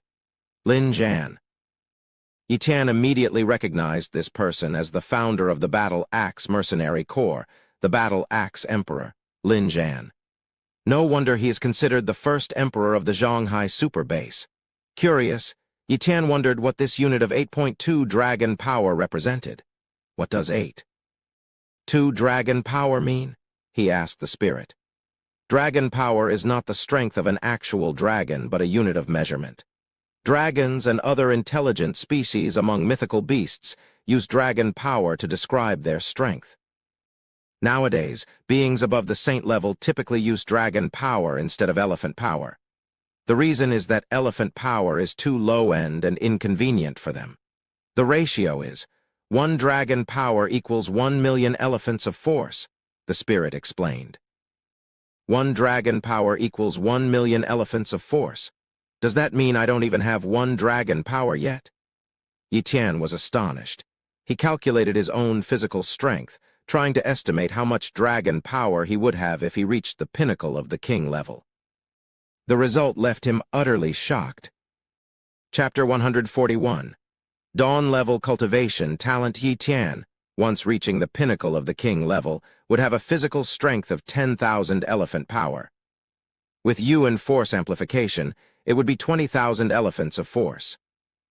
His pseudo-mystic level strength talent would amplify it by 30 times, and his silver-level blade technique, Heavenly Extreme Slash, would add another 12 times. Combining all these, Etienne's maximum attack power would reach 7.2 million elephants, which translates to 7.2 dragon power. I'll only have 7.2 dragon power after reaching the pinnacle of the king level. How did the Battle Axe Emperor reach 8.2 dragon power at the king level? This was the first time Etienne felt outclassed in terms of talent. However, he wasn't disheartened, but rather excited. If he could copy the Battle Axe Emperor's talent, his strength would skyrocket. He speculated that the Battle Axe Emperor must possess a pseudo-mystic level, perhaps even a mystic level strength talent by now, and a top-tier Battle Axe talent, considering his fame for using an axe. Etienne then checked the king-level strongest defense record and realized he couldn't break it either. The strongest king realm defense record, proven to withstand the power of 2 dragons without being seriously injured. Qin Feng. A king-level peak martial artist could withstand an attack of their own strength level, which is 20,000 elephant power. With Etienne's 50 times amplification, from his pseudo-mystic level defense talent, he could withstand 1 dragon power. If he also had the pseudo-mystic level bone talent, he could potentially withstand 1.5 times the attack without serious injury. But to break the record, he would need to replicate another powerful pseudo-mystic level defense talent. Yiqian found he couldn't break the other records either. There are quite a few freaks in the Shanghai super base. This is good. It means more excellent talents for me to copy? He laughed, planning to copy these talents and eventually break these records. But he decided not to be too ostentatious and break only 2 or 3 records to save others' face. With no immediate way to break any records, Yiqian left the War God Tower. The cooldown for my copy talent has ended. I can copy 2 more talents now. It's a waste of time to wait outside the War God Tower. I should head directly to the Loose Cultivators Alliance headquarters. There should be some good talents there. Arriving at the Loose Cultivators Alliance headquarters, which wasn't far from the War God Tower, Yiqian began his search. The Loose Cultivators Alliance headquarters was a massive complex, occupying over 10 square kilometers and comprising 10 floors. While exploring the first floor, Yiqian sensed 2 moonlight-level talents, but only copied 1, as he needed just 1 more to upgrade his own. After about half an hour, he finished exploring the Loose Cultivators Alliance headquarters, finding only 2 moonlight-level talents. Morning Star-level cultivators have a 70 to 80% chance of reaching the Saint level. With a perfect foundation, it's almost guaranteed. Moonlight-level cultivators have a similar chance of reaching the Emperor level. With my perfect foundation and Moonlight-level talent, I have a 1 in 10 chance of reaching the Emperor level. The strongest in the Shanghai super base are just Emperors, likely without Dawn-level cultivation talents. Thus, the best cultivation talent in the Shanghai super base is probably only at the Moonlight level. From this, Yiqian deduced that Moonlight-level cultivation talents were extremely rare in the Shanghai super base, with even the Loose Cultivators Alliance having very few. Even accounting for the branches and those outside, the total number wouldn't exceed double digits. Having said that, after my recent venture, I have fused with the Moonlight-level cultivation talent. Now my talent must have suddenly become the strongest at the Shanghai super base. Yiqian thought to himself with quiet elation. This was a record in itself, a pity that the War God Steel didn't keep such records. Even if it did, he wouldn't dare reveal his talent. There's still 1 more chance to copy. Yiqian decided to look further, ideally for a pseudo-mystic level talent. However, he only found 2 pseudo-mystic level talents that he didn't need. One was a pseudo-mystic level fire domain talent, and the other was a pseudo-mystic level water dragon talent. Neither of these pseudo-mystic level talents were of much use to him. He wasn't very satisfied. Well, I'll just copy the pseudo-mystic level fire domain talent. Consider it an extra skill, he thought. With a single thought, the pseudo-mystic level fire domain talent was copied by Yiqian. Time to head home? Yiqian didn't linger at the headquarters of the Loose Cultivators Alliance. There were indeed many treasures here, but they were out of his trading range, which was quite embarrassing. Once home, Yiqian first integrated the pseudo-mystic level fire domain talent and quickly understood its nature. This talent was quite impressive. It was an area of effect attack that could turn dozens of kilometers around into a fiery domain. Any living being within it would be subjected to relentless fire attacks. It's a decent talent, covering one of my weaknesses, and it's a 3-fold pseudo-mystic level talent at that. Yiqian mused. He then began integrating the Moonlight-level cultivation talent. Boom, unbearable pain engulfed him, yet Yiqian reveled in it. Bring it on, Dawn-level cultivation talent. He shouted in his heart. Wave after wave of pain hit him, turning his skin as red as a boiled lobster. After an unknown duration, Yiqian finally regained consciousness. He had actually fainted. A bit embarrassing, I thought I could endure it. Yiqian's face blushed, but it was already red. Nonetheless, fainting didn't affect the integration of the talent, which was a success. Cultivation talent. Dawn level. Looking at the Dawn level cultivation talent, Yiqian laughed excitedly. Ha ha ha, I'm finally on the same level as Xiao Zhu. Otherwise, it would be embarrassing for me, the master, to be only at Moonlight level while Xiao Zhu is at Dawn level. Yiqian laughed. Sadly, he couldn't share this glory with Xiao Zhu, who was in slumber. According to Xiao Zhu, it was about to transform from its juvenile phase to its youth phase. Only then would its dawn-level bloodline talent start to unfold, increasing its cultivation speed by who knows how much. I can't wait to try out the cultivation speed of the dawn-level talent. Yi Tian was eager to start. Chapter 142. Third-rate top-level energy cultivation secret technique. Yi Tian entered the advanced cultivation chamber, drank a sip of king-level ferocious beast blood, and began practicing the purple blood body refining technique. Boom! A far greater amount of heavenly and earthly energy surged into his body than ever before, which could be timely refined into energy to assist Yi Tian in impacting his acupoints. A day passed. Yi Tian sensed his progress and said, "My cultivation speed has tripled. At my current pace, I can open up 45 acupoints in a month." Such a cultivation speed was heaven-defying. If he were to cultivate in a top-level cultivation chamber, his speed could increase even more. But for now, Yi Tian was quite satisfied with this pace. My cultivation level is still too low. I'll focus on cultivating and improving my level during this period, Yi Tian decided. Days went by, and Yi Tian opened one acupoint after another in the advanced cultivation room, his bodily strength soaring at an incredible rate. This rapid increase in strength felt exhilarating, like being enlightened. Finally, after a month, Yi Tian opened another 45 acupoints, adding to the 25 he had previously opened, bringing his total to 63 acupoints.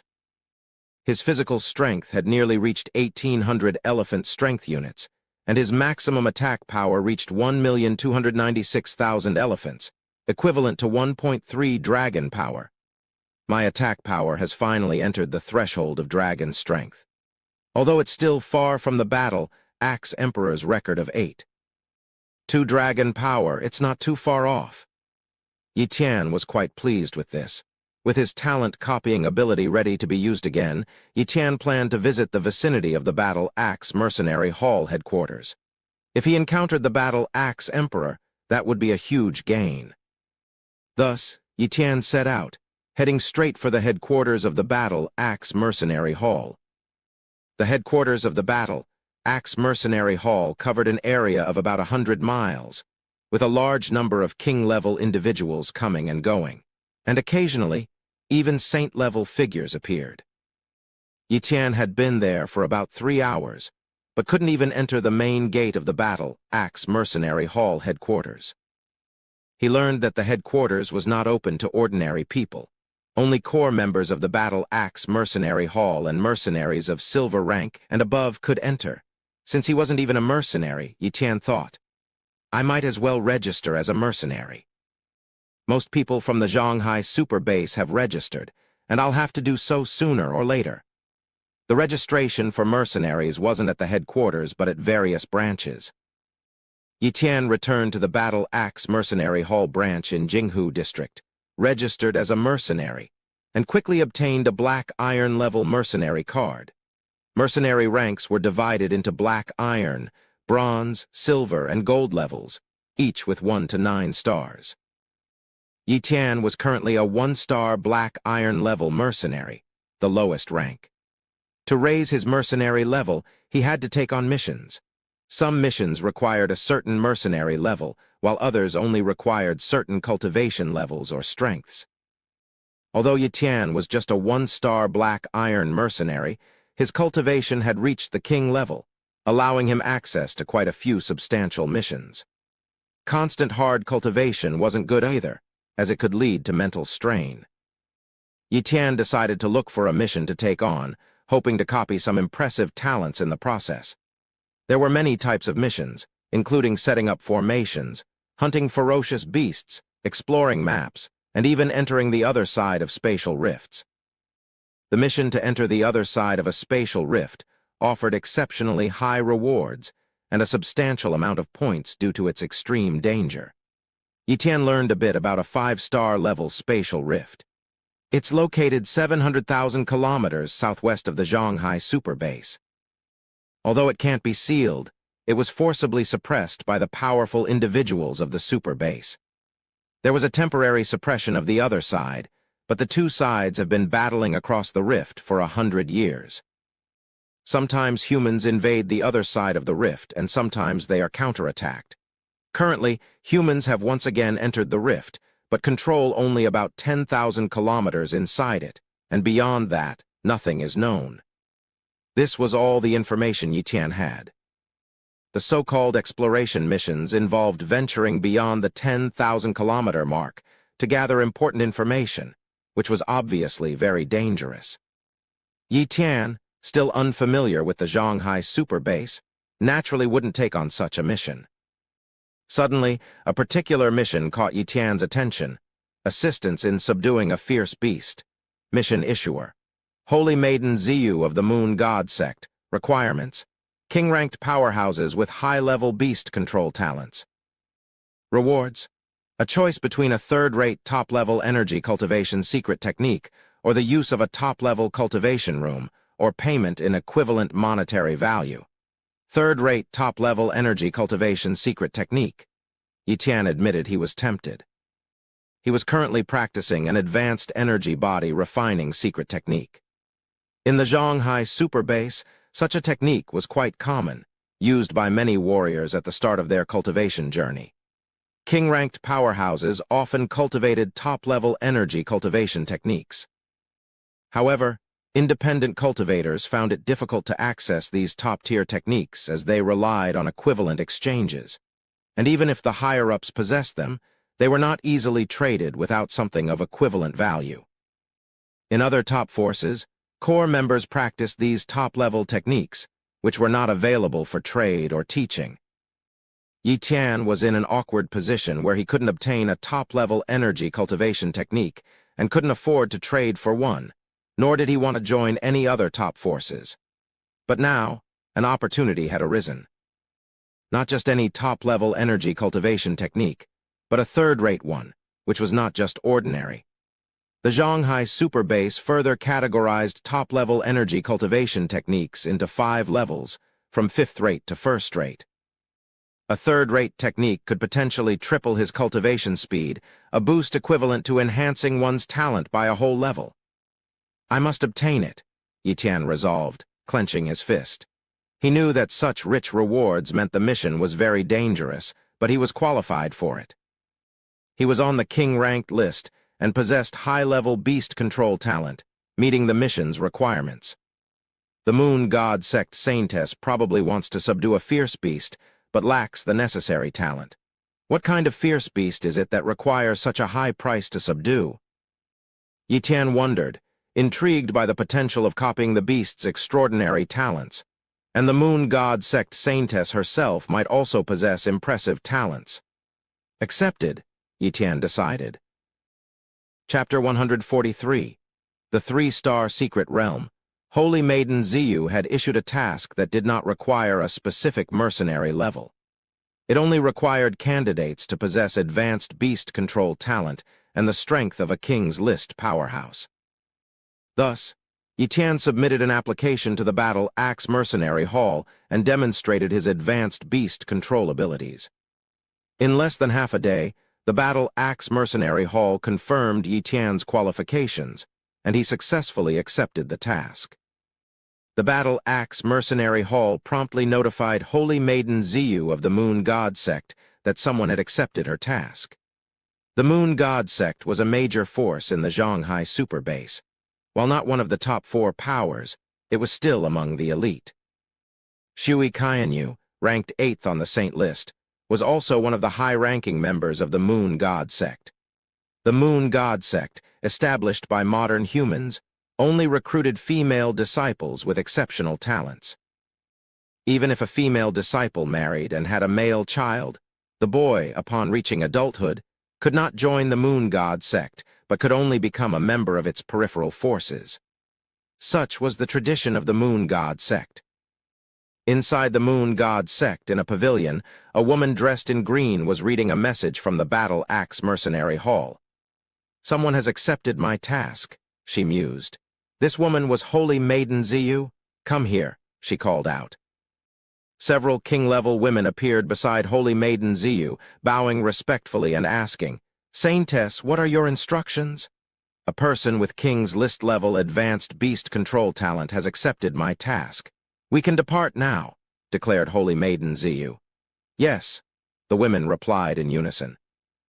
In the Mirror Lake District, at the Moonlight Restaurant, one of the properties under the Moon God sect, Yitian was waiting according to the task's meeting location.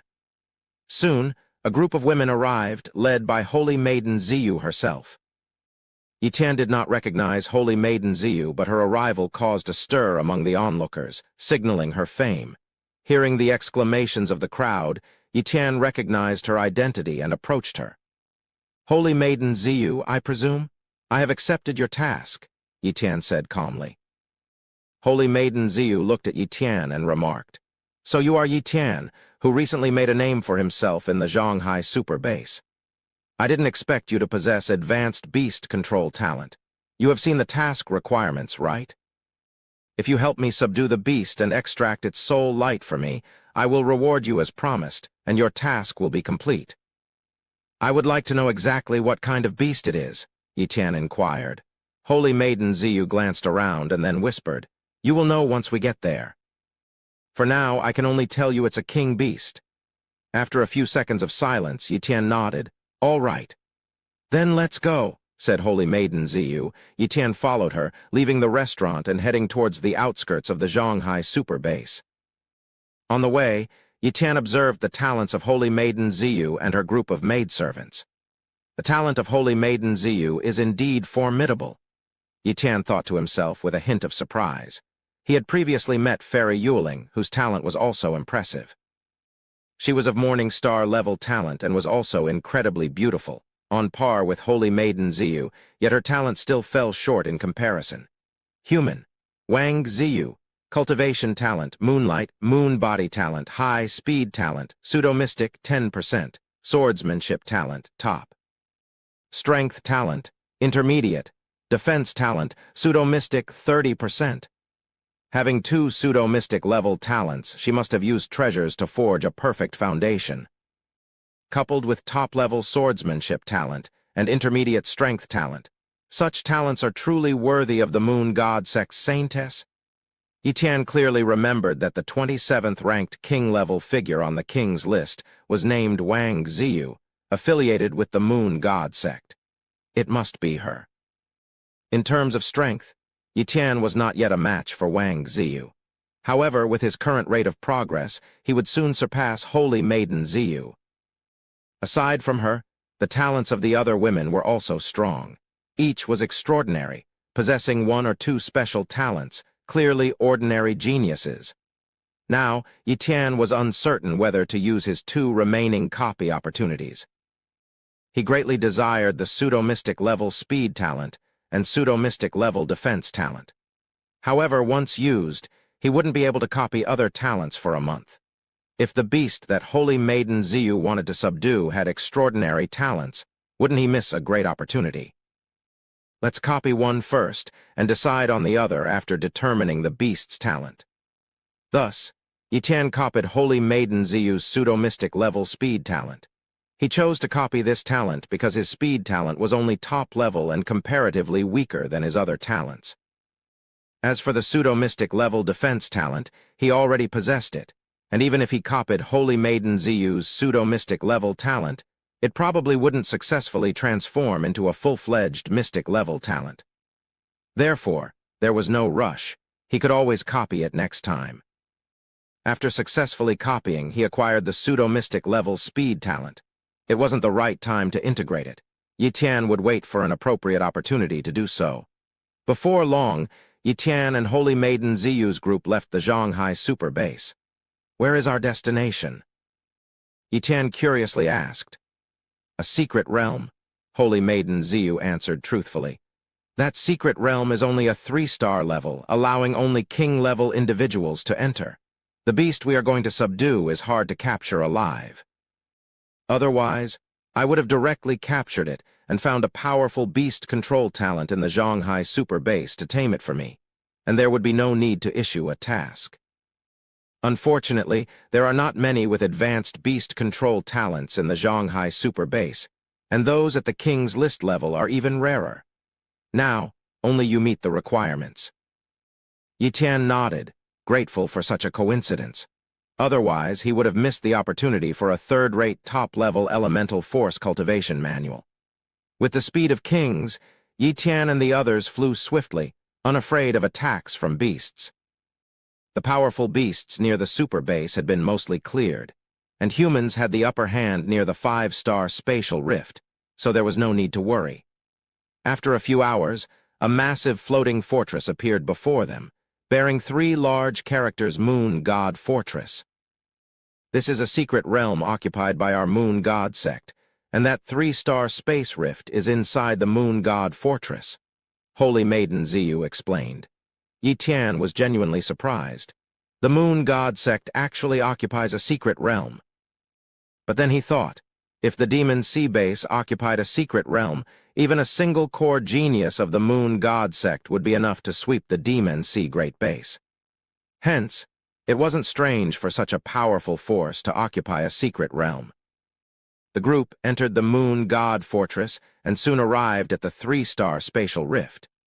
The fortress didn't have any saint-level guardians, only some king-level ones, and not a single genius with Morning Star-level cultivation talent, indicating this place wasn't given much importance. Without hesitation, Yi Tian and Holy Maiden Ziyu's group passed through the 3-star spatial rift, entering the 3-star secret realm.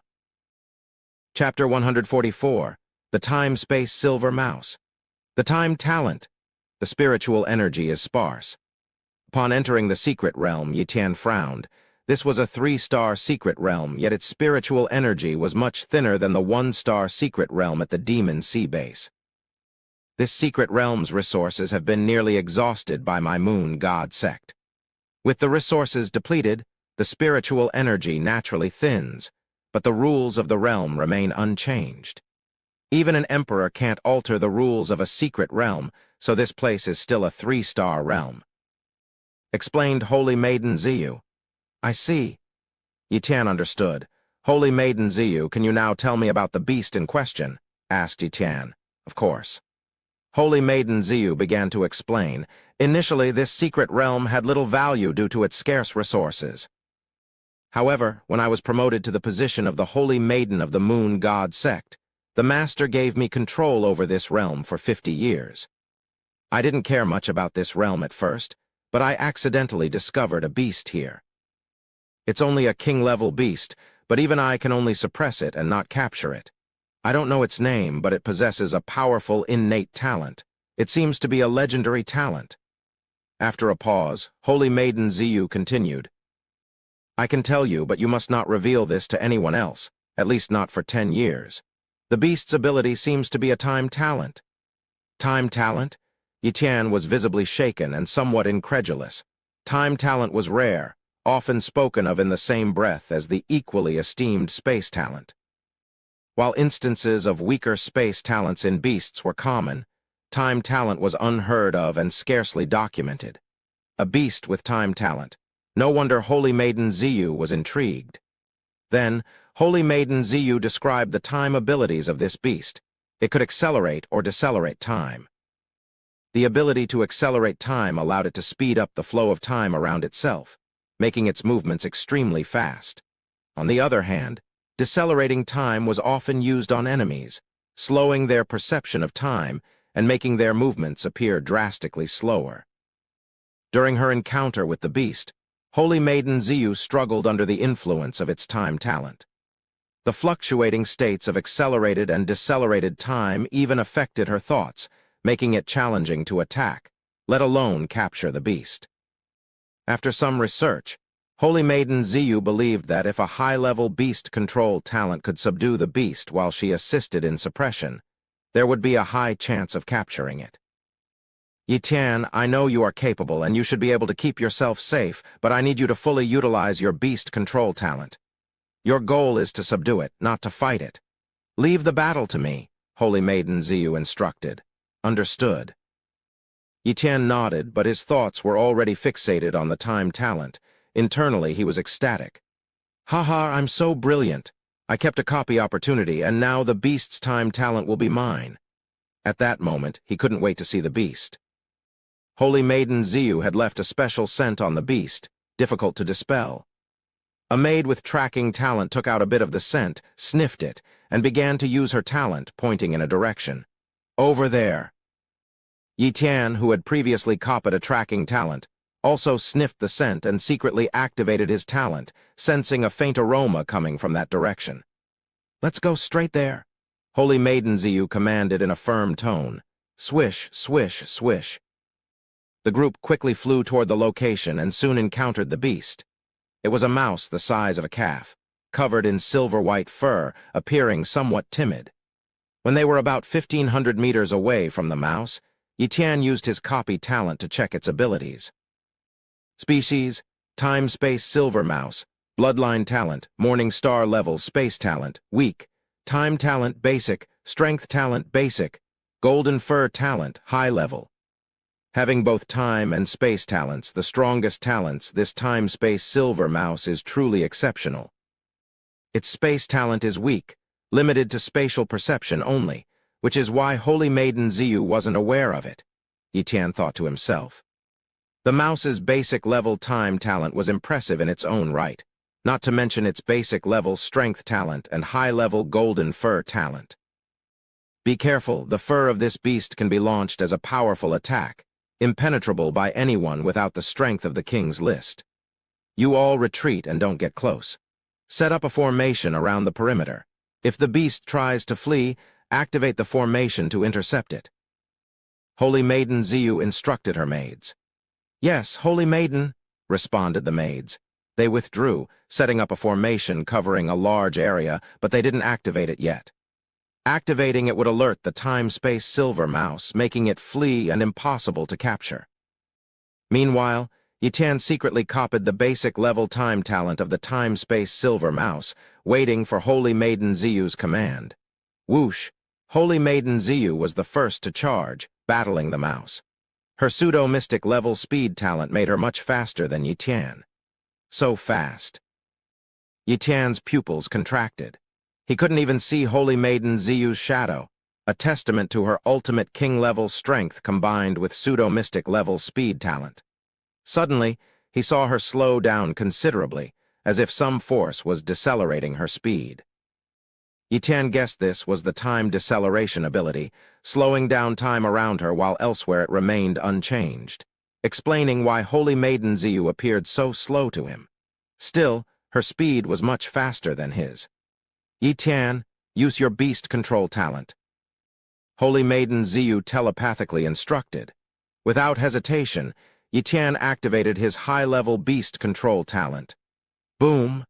A wave of energy instantly enveloped the time-space silver mouse. Sensing Yi Tian's high-level beast control talent, the mouse tried to slow down time, but it was still affected due to Holy Maiden Ziyu's interference. Yi Tian's talent penetrated deep into the soul of the time-space silver mouse. "Yeah, Tilda," the mouse shrieked, obviously in pain. Seizing this opportunity, Holy Maiden Ziyu swiftly struck the mouse with her sword. The mouse couldn't evade and was hit hard, flying back with severe injuries. Enraged, the mouse activated its golden fur talent. Its golden fur shot out like needles, covering the surrounding space.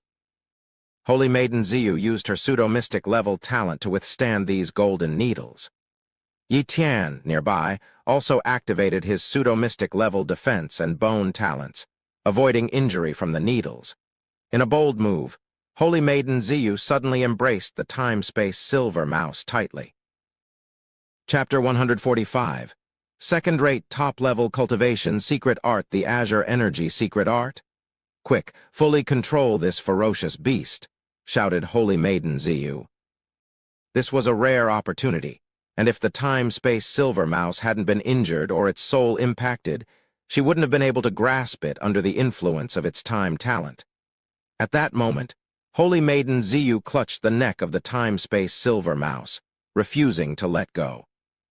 In terms of strength, the mouse was not very powerful, and its high-level golden fur talent couldn't break through her pseudo-mystic level defense talent, making it impossible for the mouse to shake off Holy Maiden Ziyu. Yi Tian was stunned by this scene.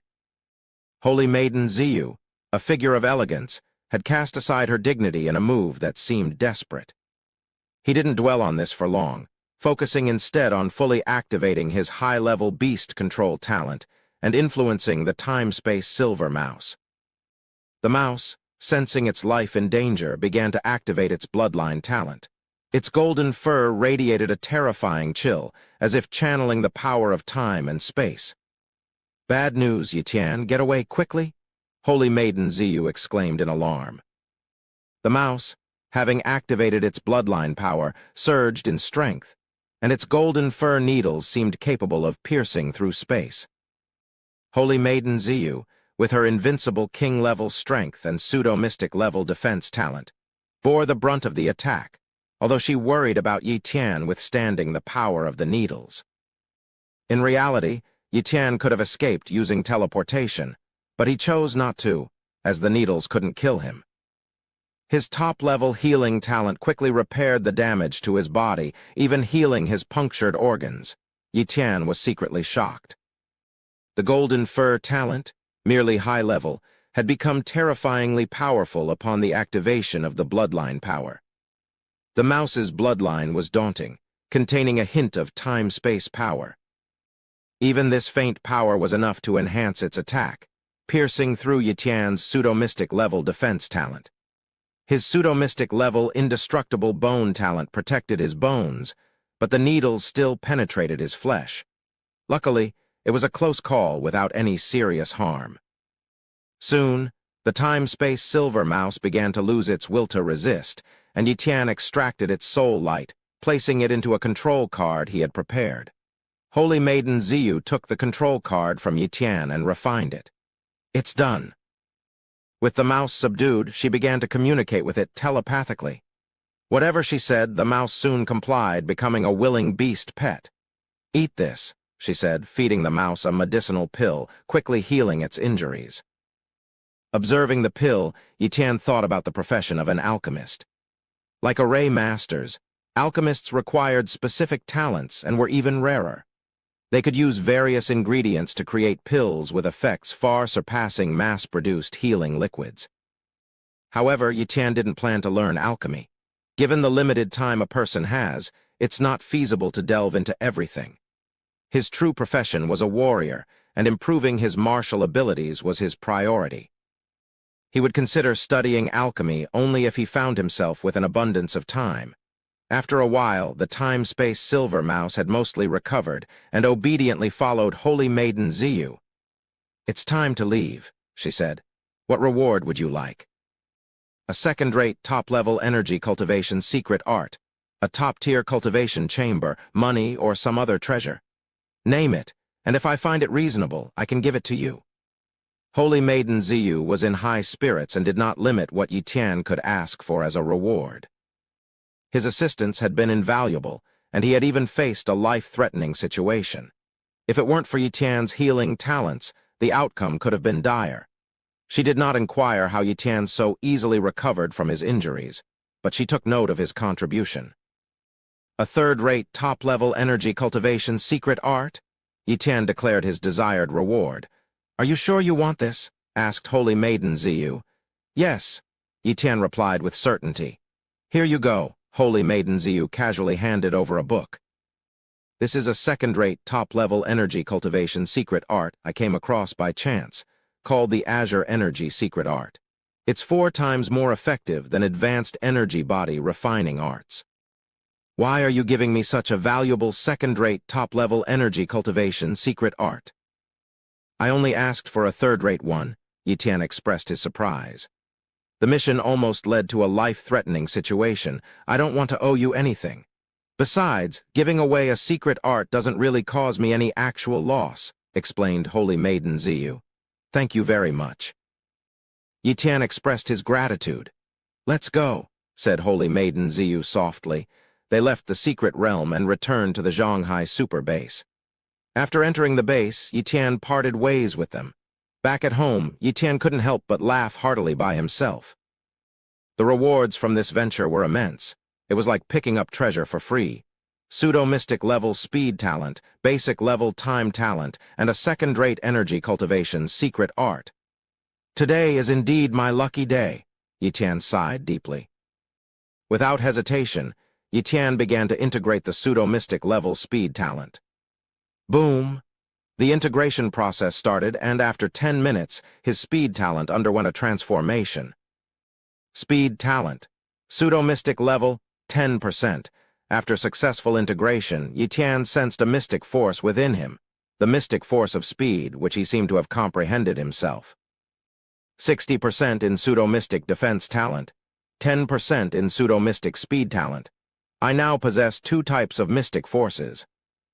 It's a pity that the pseudo-mystic level indestructible bone talent, pseudo-mystic level strength talent, and pseudo-mystic level bloodthirsty talent haven't resulted in any mystic force comprehension, effectively at 0%.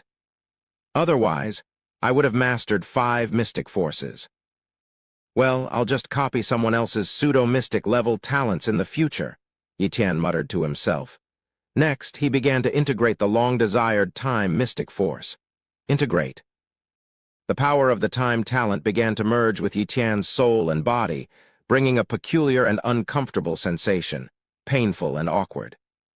This was the influence of the power of time on Yiqian. After 10 minutes, the integration was complete.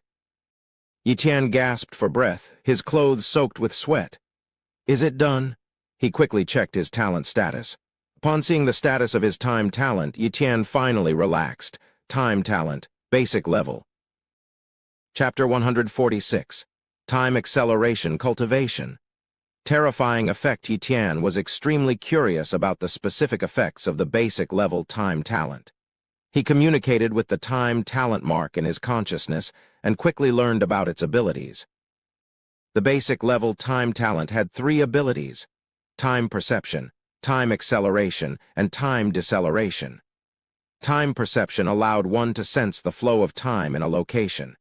This might seem trivial, but in areas where time flowed differently, this ability was invaluable.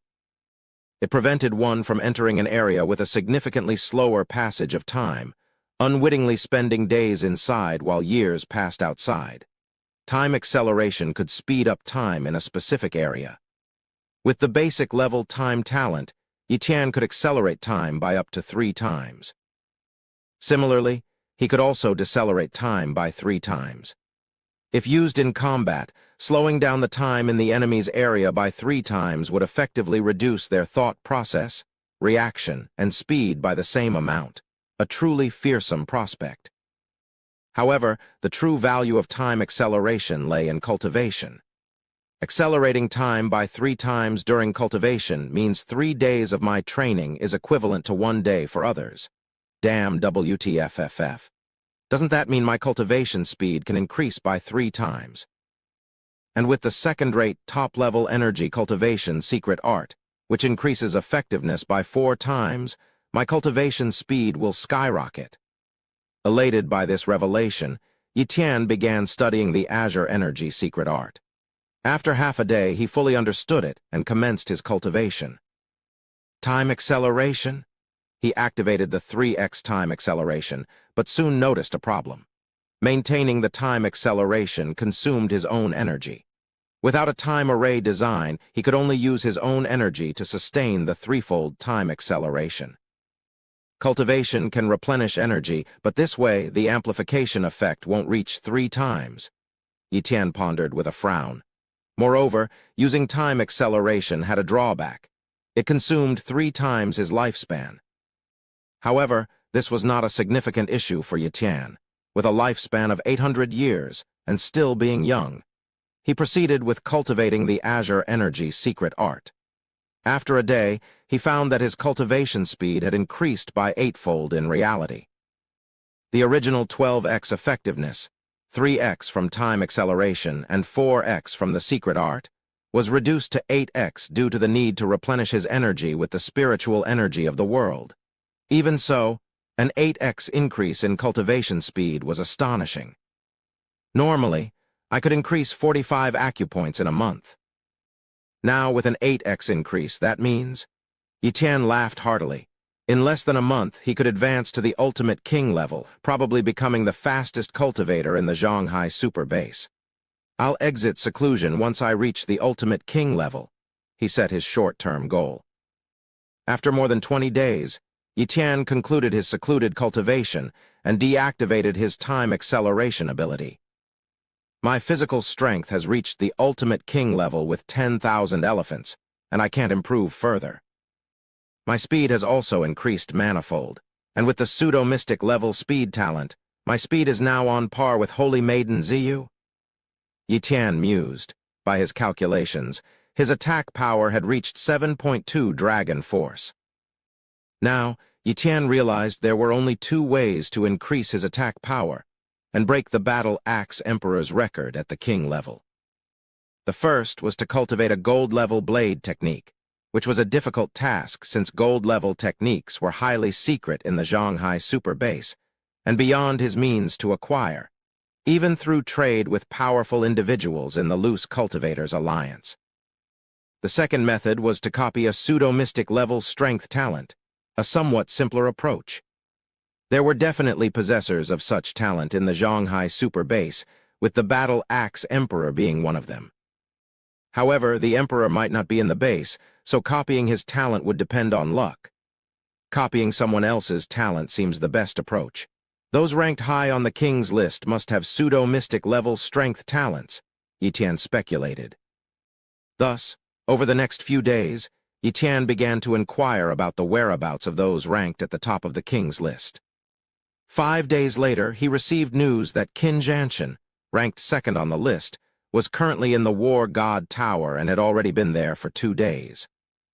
Upon hearing this, Yi Tian immediately headed to the War God Tower, blending into the crowd and waiting patiently. He believed Qin Jianshan wouldn't stay in the tower for long, as he was probably there to comprehend the War God's steel. It was unlikely for someone to stay there indefinitely unless they had an abundance of resources. As expected, on the 4th day, Qin Jianshan emerged, and Yi Tian, who had been waiting, caught sight of him. His copy talent had just finished its cooldown period and was ready for use again. Casting his copy talent over Qin Jianshan, he revealed the latter's talent status. Name: Qin Jianshan Cultivation Talent, Morning Star Level Strength Talent, Pseudo-Mystic Level 50% Spear Technique Talent, Intermediate Defense Talent, Pseudo-Mystic Level 20% Speed Talent. Pseudo-Mystic Level 10%. Yi Tian was taken aback by Qin Jianshan's incredible talents. Although his cultivation talent was only Morning Star level, lower than Holy Maiden Ziyu's Moonlight level, his other talents were monstrous. He possessed 3 pseudo-mystic level talents in the fundamental areas of speed, strength, and defense, without a single flaw, and even had an intermediate spear technique talent. If his spear technique had been top level, he could have broken the Battle Axe Emperor's attack power record. Yi Tian realized such talent was not innate, but rather cultivated, likely at a great cost. Qin Jianshan was a grandson of the founder of the Qin sect, who was a top-ranked martial emperor. Despite his ordinary innate talent, he had been nurtured into the second-ranked warrior on the king's list. However, it seemed even the Shanghai super base couldn't enhance a talent above the Morning Star level. Fortunate for having the copy talent, Yi Tian could copy any talent, even cultivation talents, an advantage no genius possessed. Copy pseudo-mystic level talents, copy defense talent. Yi Tian copied Qin Jianshan's 2 talents and then left the War God Tower to return home. Integrate pseudo-mystic level strength talent, he said, full of anticipation. Soon the integration was complete. Strength talent, pseudo-mystic level, 50%. Testing his strength, Yi Tian found that the 50% pseudo-mystic level strength talent increased his power by 40 times. Chapter 147. 7-star King level? Breaking the record, Yi Tian calculated his strongest attack power. His physical strength was the power of 10,000 elephants, which after amplification became the power of 20,000 elephants. His talent for 50% pseudo-mystic level strength amplified it by 40 times, and the stacking amplification of Tianji Slash added another 12 times. Altogether, his attack power reached 9.6 million elephant power, equivalent to 9.6 dragon strength. Broken? Yi Tian was thrilled. He had finally broken the strongest attack record left by Emperor Battle Axe at the king level. As long as he went to test at the War God Tower, he could obtain the cumulative rewards. Let's copy the pseudo-mystic level defense talent again.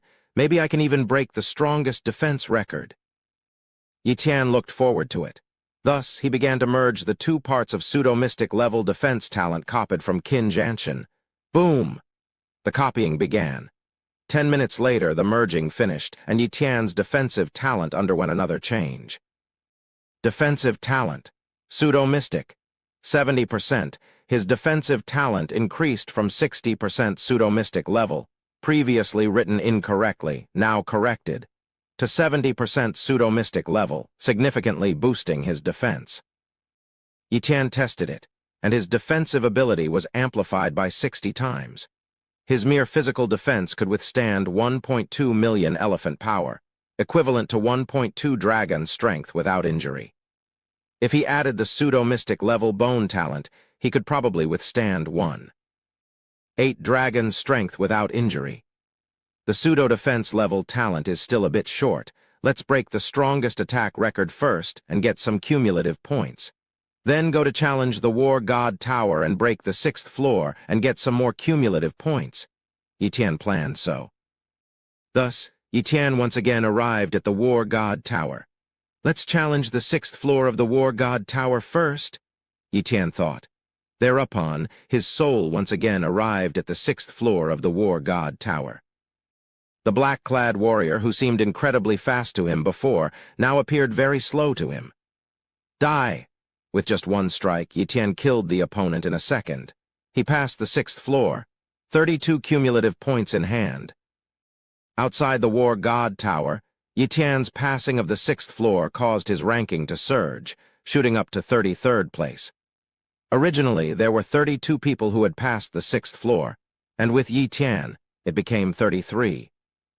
Good heavens, Yi Tian has passed the 6th floor, advancing to 33rd place, defying the heavens. How long has it been? Incredible. How strong is Yi Tian's talent? He must not have opened many acupoints before, so each increase in an acupoint greatly boosts his strength. This time he must have had a huge increase in cultivation, and his strength surged a lot, allowing him to pass the 6th floor. Does that mean he had just broken through to the king level when he challenged the War God Tower before? Probably so. He is a true monster. Do you think he can pass the 7th floor?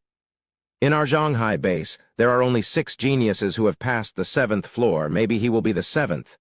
Pass the 7th floor? Are you kidding? Absolutely impossible. While these people were arguing and discussing, Yi Tian arrived at the 7th floor. On the 7th floor, Yi Tian was fighting with the black-clad warrior. The warrior's speed was not inferior to Yi Tian, but his strength was far less. Yi Tian's attack power had broken Emperor Battle Axe's record, who could compare with his attack power. Therefore, the black-clad warrior was quickly slain by Yi Tian. Passing the 7th floor, 64 cumulative points in hand. At this moment, Yi Tian faced a dilemma, whether to challenge the 8th floor of the War God Tower or not. He was confident he could pass it, especially with his spatial and temporal talents, but doing so would undoubtedly cause a major upheaval in the Shanghai super base. Never mind, better to keep a low profile. If I had a strong backing, I would definitely challenge the 8th floor, but there's no need now. I'm not too eager for the War God steel, it's just for comprehending sword intent. And right now, I don't have a golden level sword technique, so there's no need to rush to perfect my sword intent. Thinking this, Yi Tian temporarily abandoned the idea of challenging the 8th floor. Just after leaving the virtual world, Yi Tian checked his cumulative points and was surprised to find that they had reached 198. How did this happen? Didn't I only earn 98 points for passing the 5th and 6th floors? Why is it now 198 points? He wondered. Ling, why do I have 198 cumulative points? Yi Tian asked his spiritual AI, Ling. Ling replied truthfully.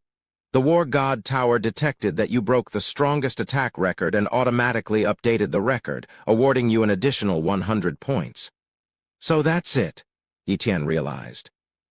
He then opened the strongest attack record, and indeed, it had been updated with his name. King level strongest attack record, 9.6 Dragon Strength record holder. Yi-Tian seeing this record, Yi-Tian felt very satisfied. Meanwhile, the outside world was boiling over Yi-Tian's feat of passing the 7th floor, ranking 7th on the king-level list. In an instant, all major powers learned of Yi-Tian's achievements. Many powers wanted to recruit him, some even wanting to force him to join them, but several emperors of the Loose Cultivator Alliance intervened, warning them not to make any moves. Are you kidding? It's not easy for a 7-star king-level genius to emerge among the Loose Cultivators, and with such rapid cultivation progress, he might even have a Moonlight-level talent.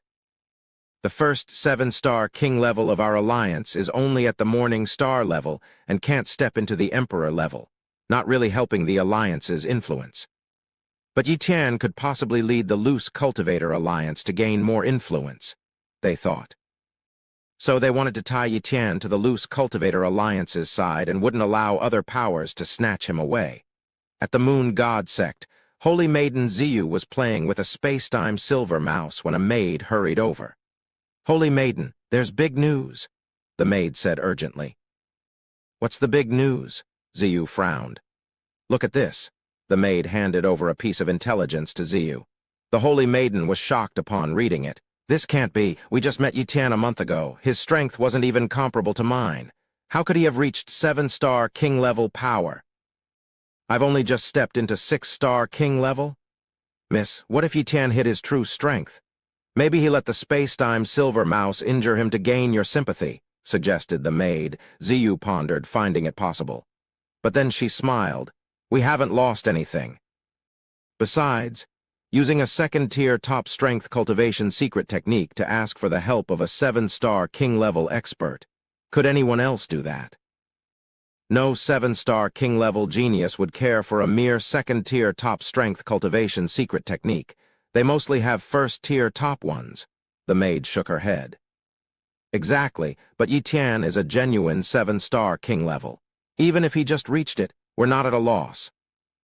Even if he did it for sympathy, being connected with such a genius only benefits us." "Don't complain," Ziyu said. "I understand, Holy Maiden." The maid nodded. However, what the maid didn't see was the envy in the depths of Ziyu's heart. A 7-star king-level talent. Even the Moon God Sect couldn't cultivate her to that level. Getting her to 6-star king level had already drained a lot of resources.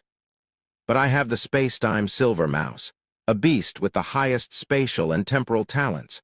With proper nurturing, it will definitely be my greatest aid. With this thought, Ziyu no longer envied Yi-Tian. Little did she know that Yi-Tian also possessed the supreme spatial and temporal talents, which would have only deepened her envy and possibly even led to jealousy. Chapter 148. The Secrets of the King Level. In a tower within the Shanghai Super Base, Wang Yan stared at the newly received information, utterly stunned.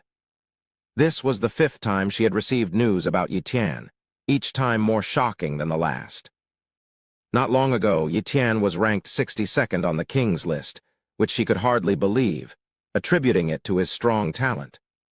Yet now, in such a short time, Yi-Tian had achieved 7-star king-level combat power, completely beyond her expectations.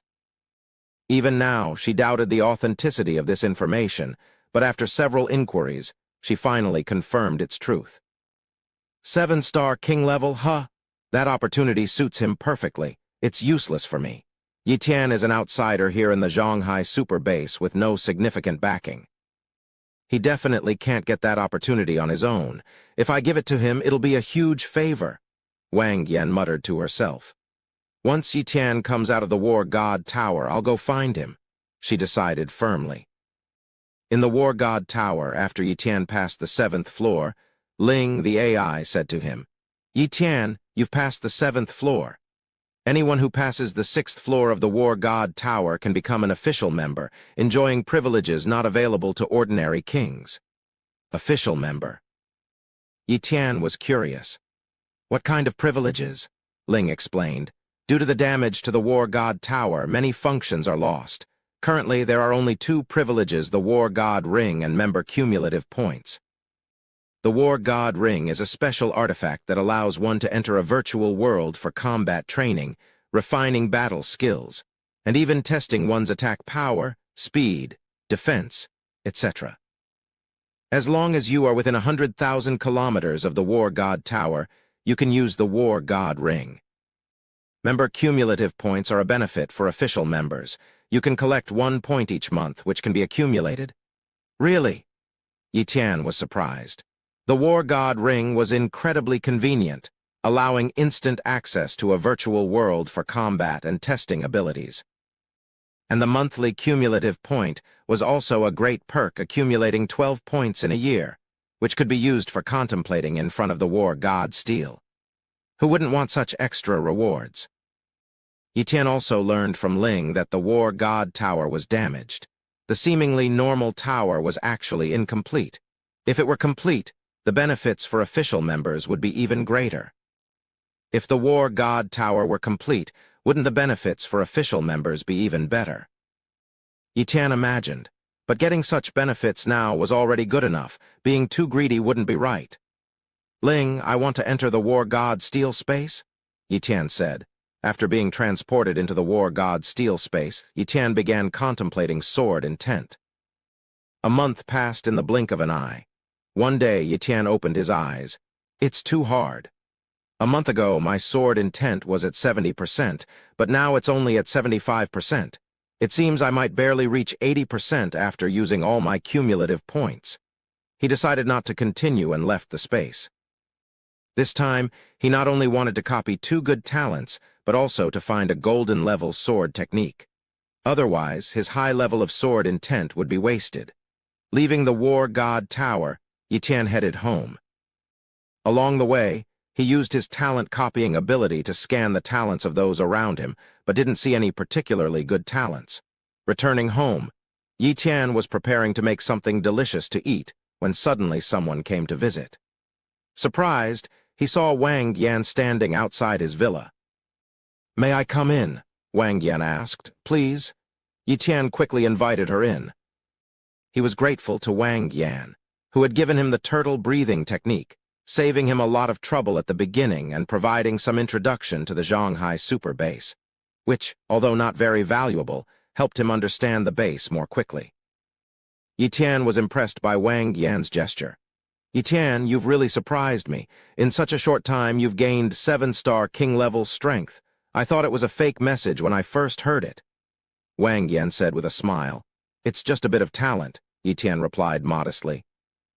"It's not just a bit, it's a lot," Wang Yan said with a laugh, yet her tone didn't show too much awe towards Yi Tian's 7-star king-level status. A typical king level would have trembled in front of Yi Tian, but she spoke quite casually.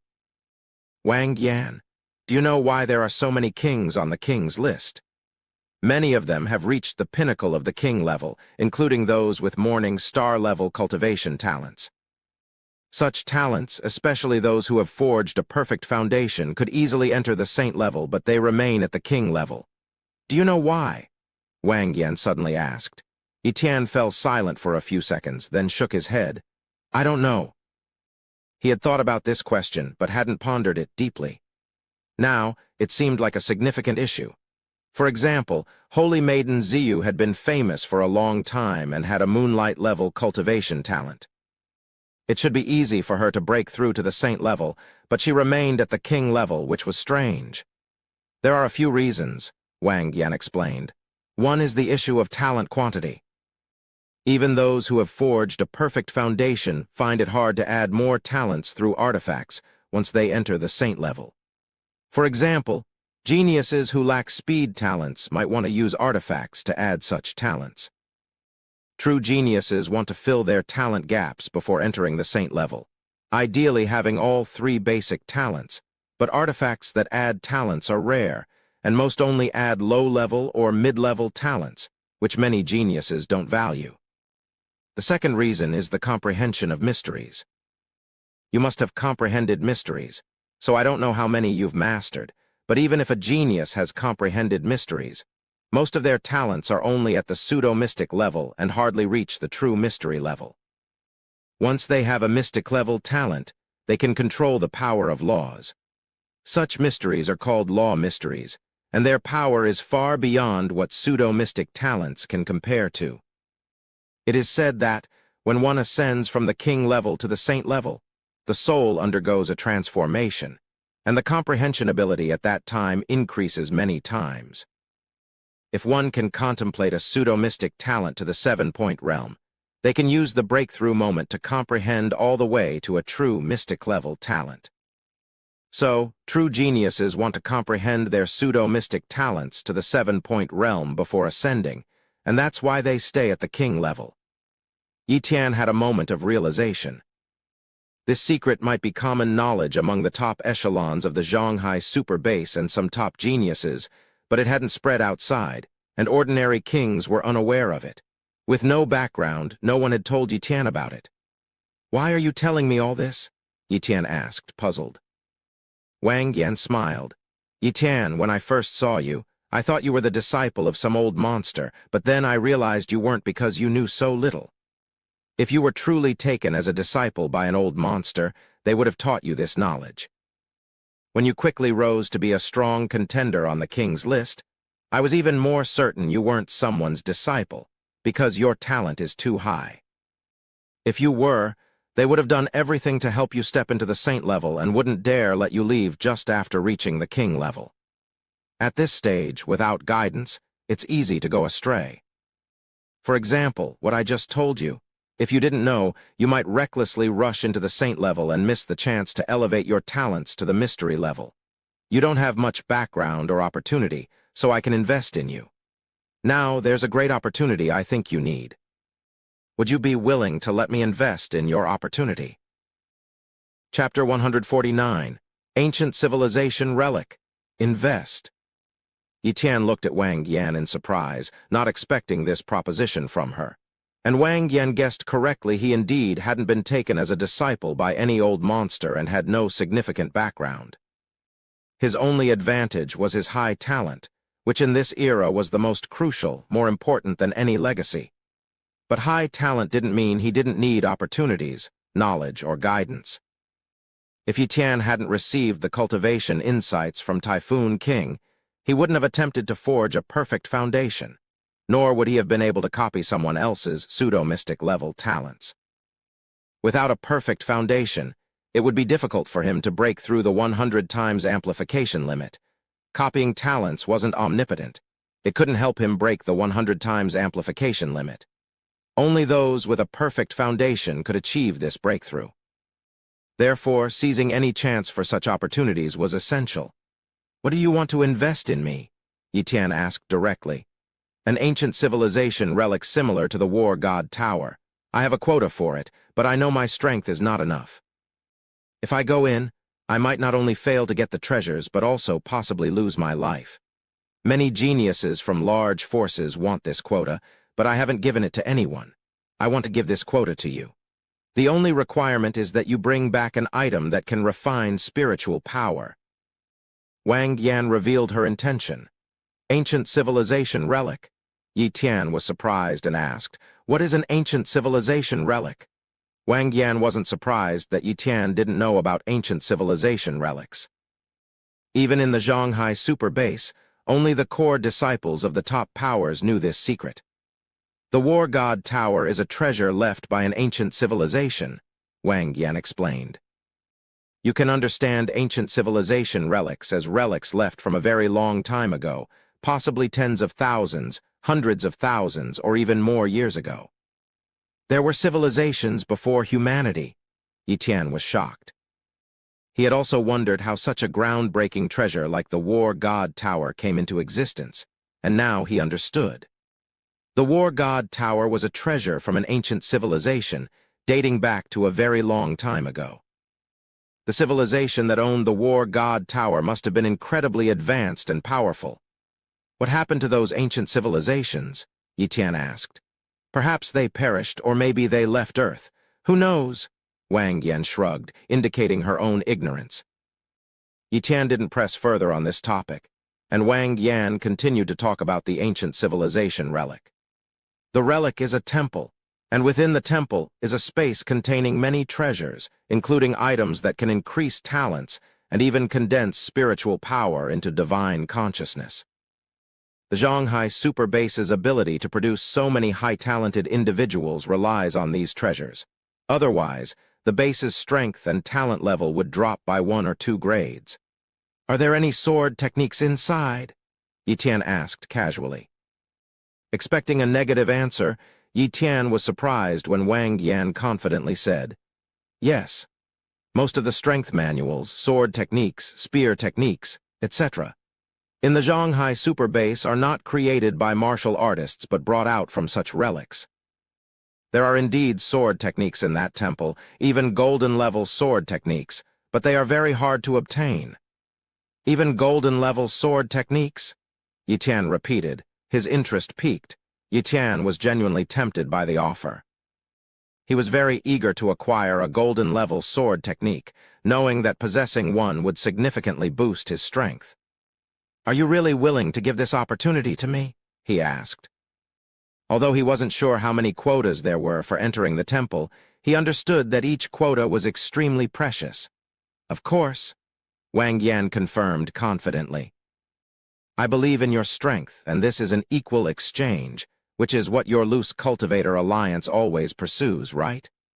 I give you the quota, you enter the temple, and if you can bring out an item that refines spiritual power, you give me one. It's a fair trade. My cultivation talent is only extraordinary, and relying on my talent to refine spiritual power is out of the question. It's too slow. To step into the saint level, one must refine their spiritual power into divine consciousness. I can only rely on external items to refine my spiritual power and advance to the saint level. My chances of success are quite high, at least 50 to 60%. But items that can refine spiritual power are very rare. Even as a descendant of a saint-level figure in the Battle Axe Mercenary Hall, I can't get one, and the only hope is from the relics." "All right, I agree." Yi Tian accepted the offer. Why wouldn't he agree to something that was beneficial for both parties? He then received more information about the temple from Wang Yan. What caught Yi Tian's attention was that warriors from another super base also had quotas to enter the relic. This super base, called the Long River Base, was established near the Yangtze River. The warriors from Long River Base fought daily with the fierce beasts in the Yangtze River, and with 2 5-star level spatial rifts nearby.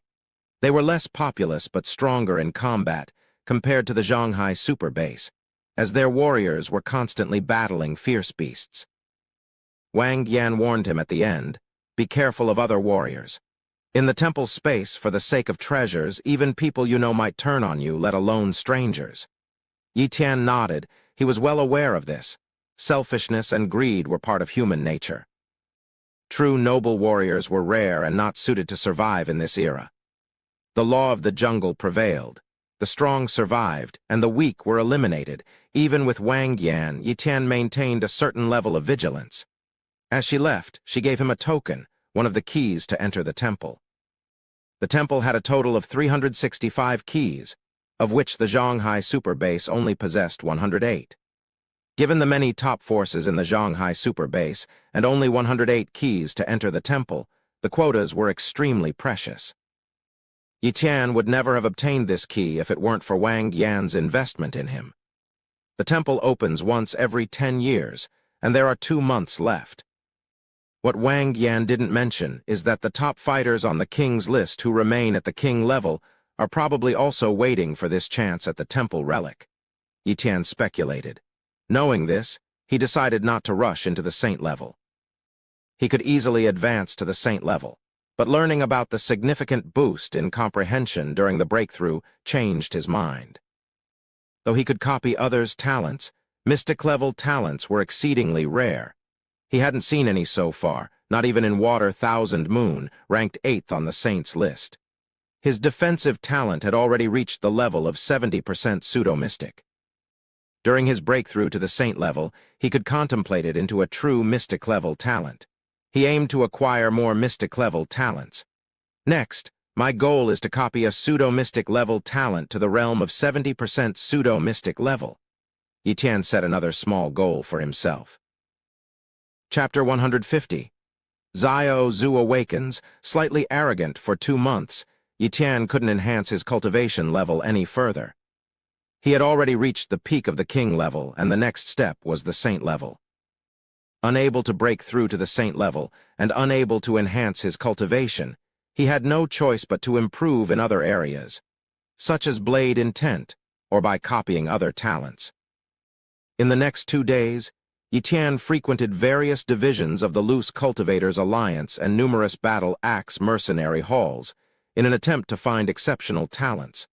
Finally, he succeeded, in the San Shan area, at a battle axe mercenary hall. Yitian discreetly observed a 70-year-old martial artist. This man had the appearance of a monkey with a sharp mouth and thin cheeks, and a blood-red eye in the center of his forehead, a member of the tri-eyed human race. His appearance was quite strange, and his cultivation level wasn't high, merely at the level of a grandmaster. However, his talent caught Yitian's attention. Tri-eyed human race. Gu Tong, cultivation talent, extraordinary speed talent, beginner, disguise talent, advanced. This tri-eyed human named Gu Tong, although only having an extraordinary level of cultivation talent, possessed a talent for disguise. This person has extraordinary talent. He can't possibly be just a grandmaster at the age of 70. His actual age must be quite young. Could it be that he used his disguise talent to appear as an old man? Yitian was greatly surprised. Upon closer inspection, the man did indeed appear to be an old man in every aspect, whether it was skin, eyes, or even the aura of life. All matched that of an elderly person, leaving no clue to the contrary. Had it not been for his ability to copy talents, Yitian wouldn't have suspected that the man was actually young.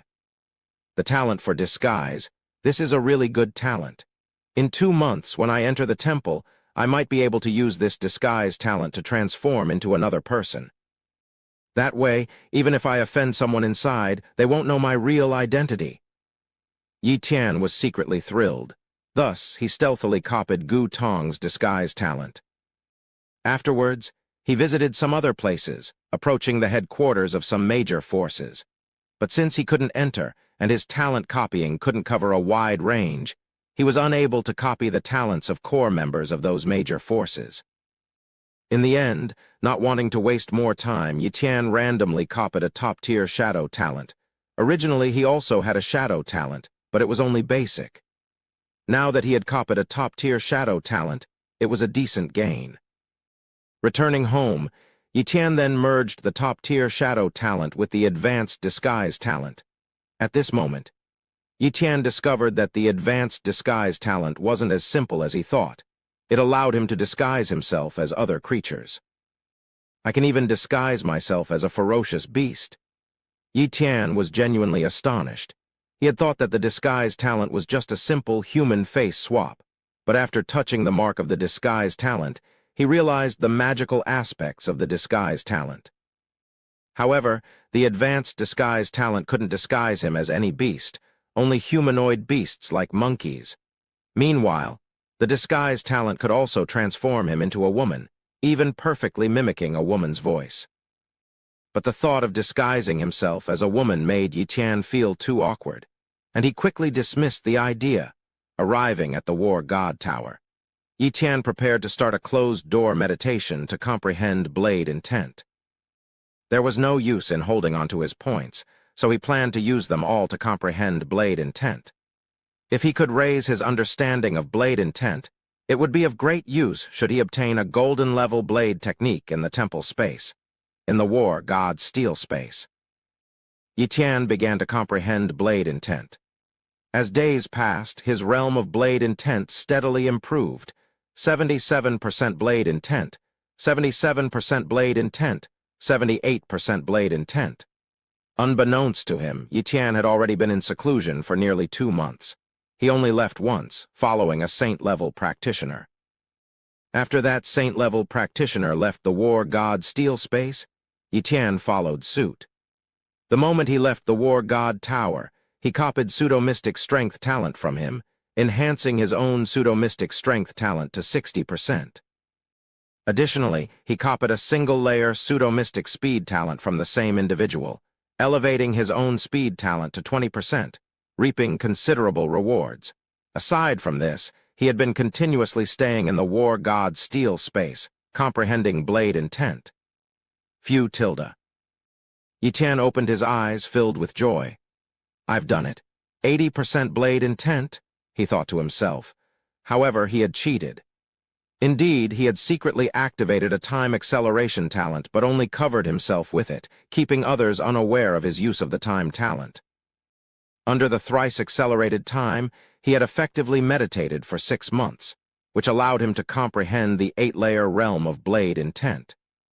This kind of cheating was something only he could do, as others didn't possess the capability of time acceleration. Although maintaining this ability consumed a significant amount of his energy stones, it was well worth it. It seems the War God Tower isn't omnipotent.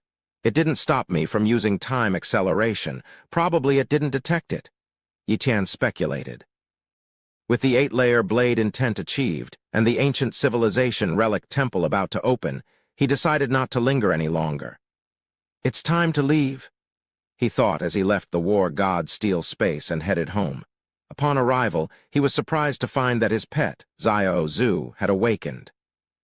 Xiao Zhu, you're finally awake. You've been asleep for so many months, Yitian said, patting Xiao Zhu's head.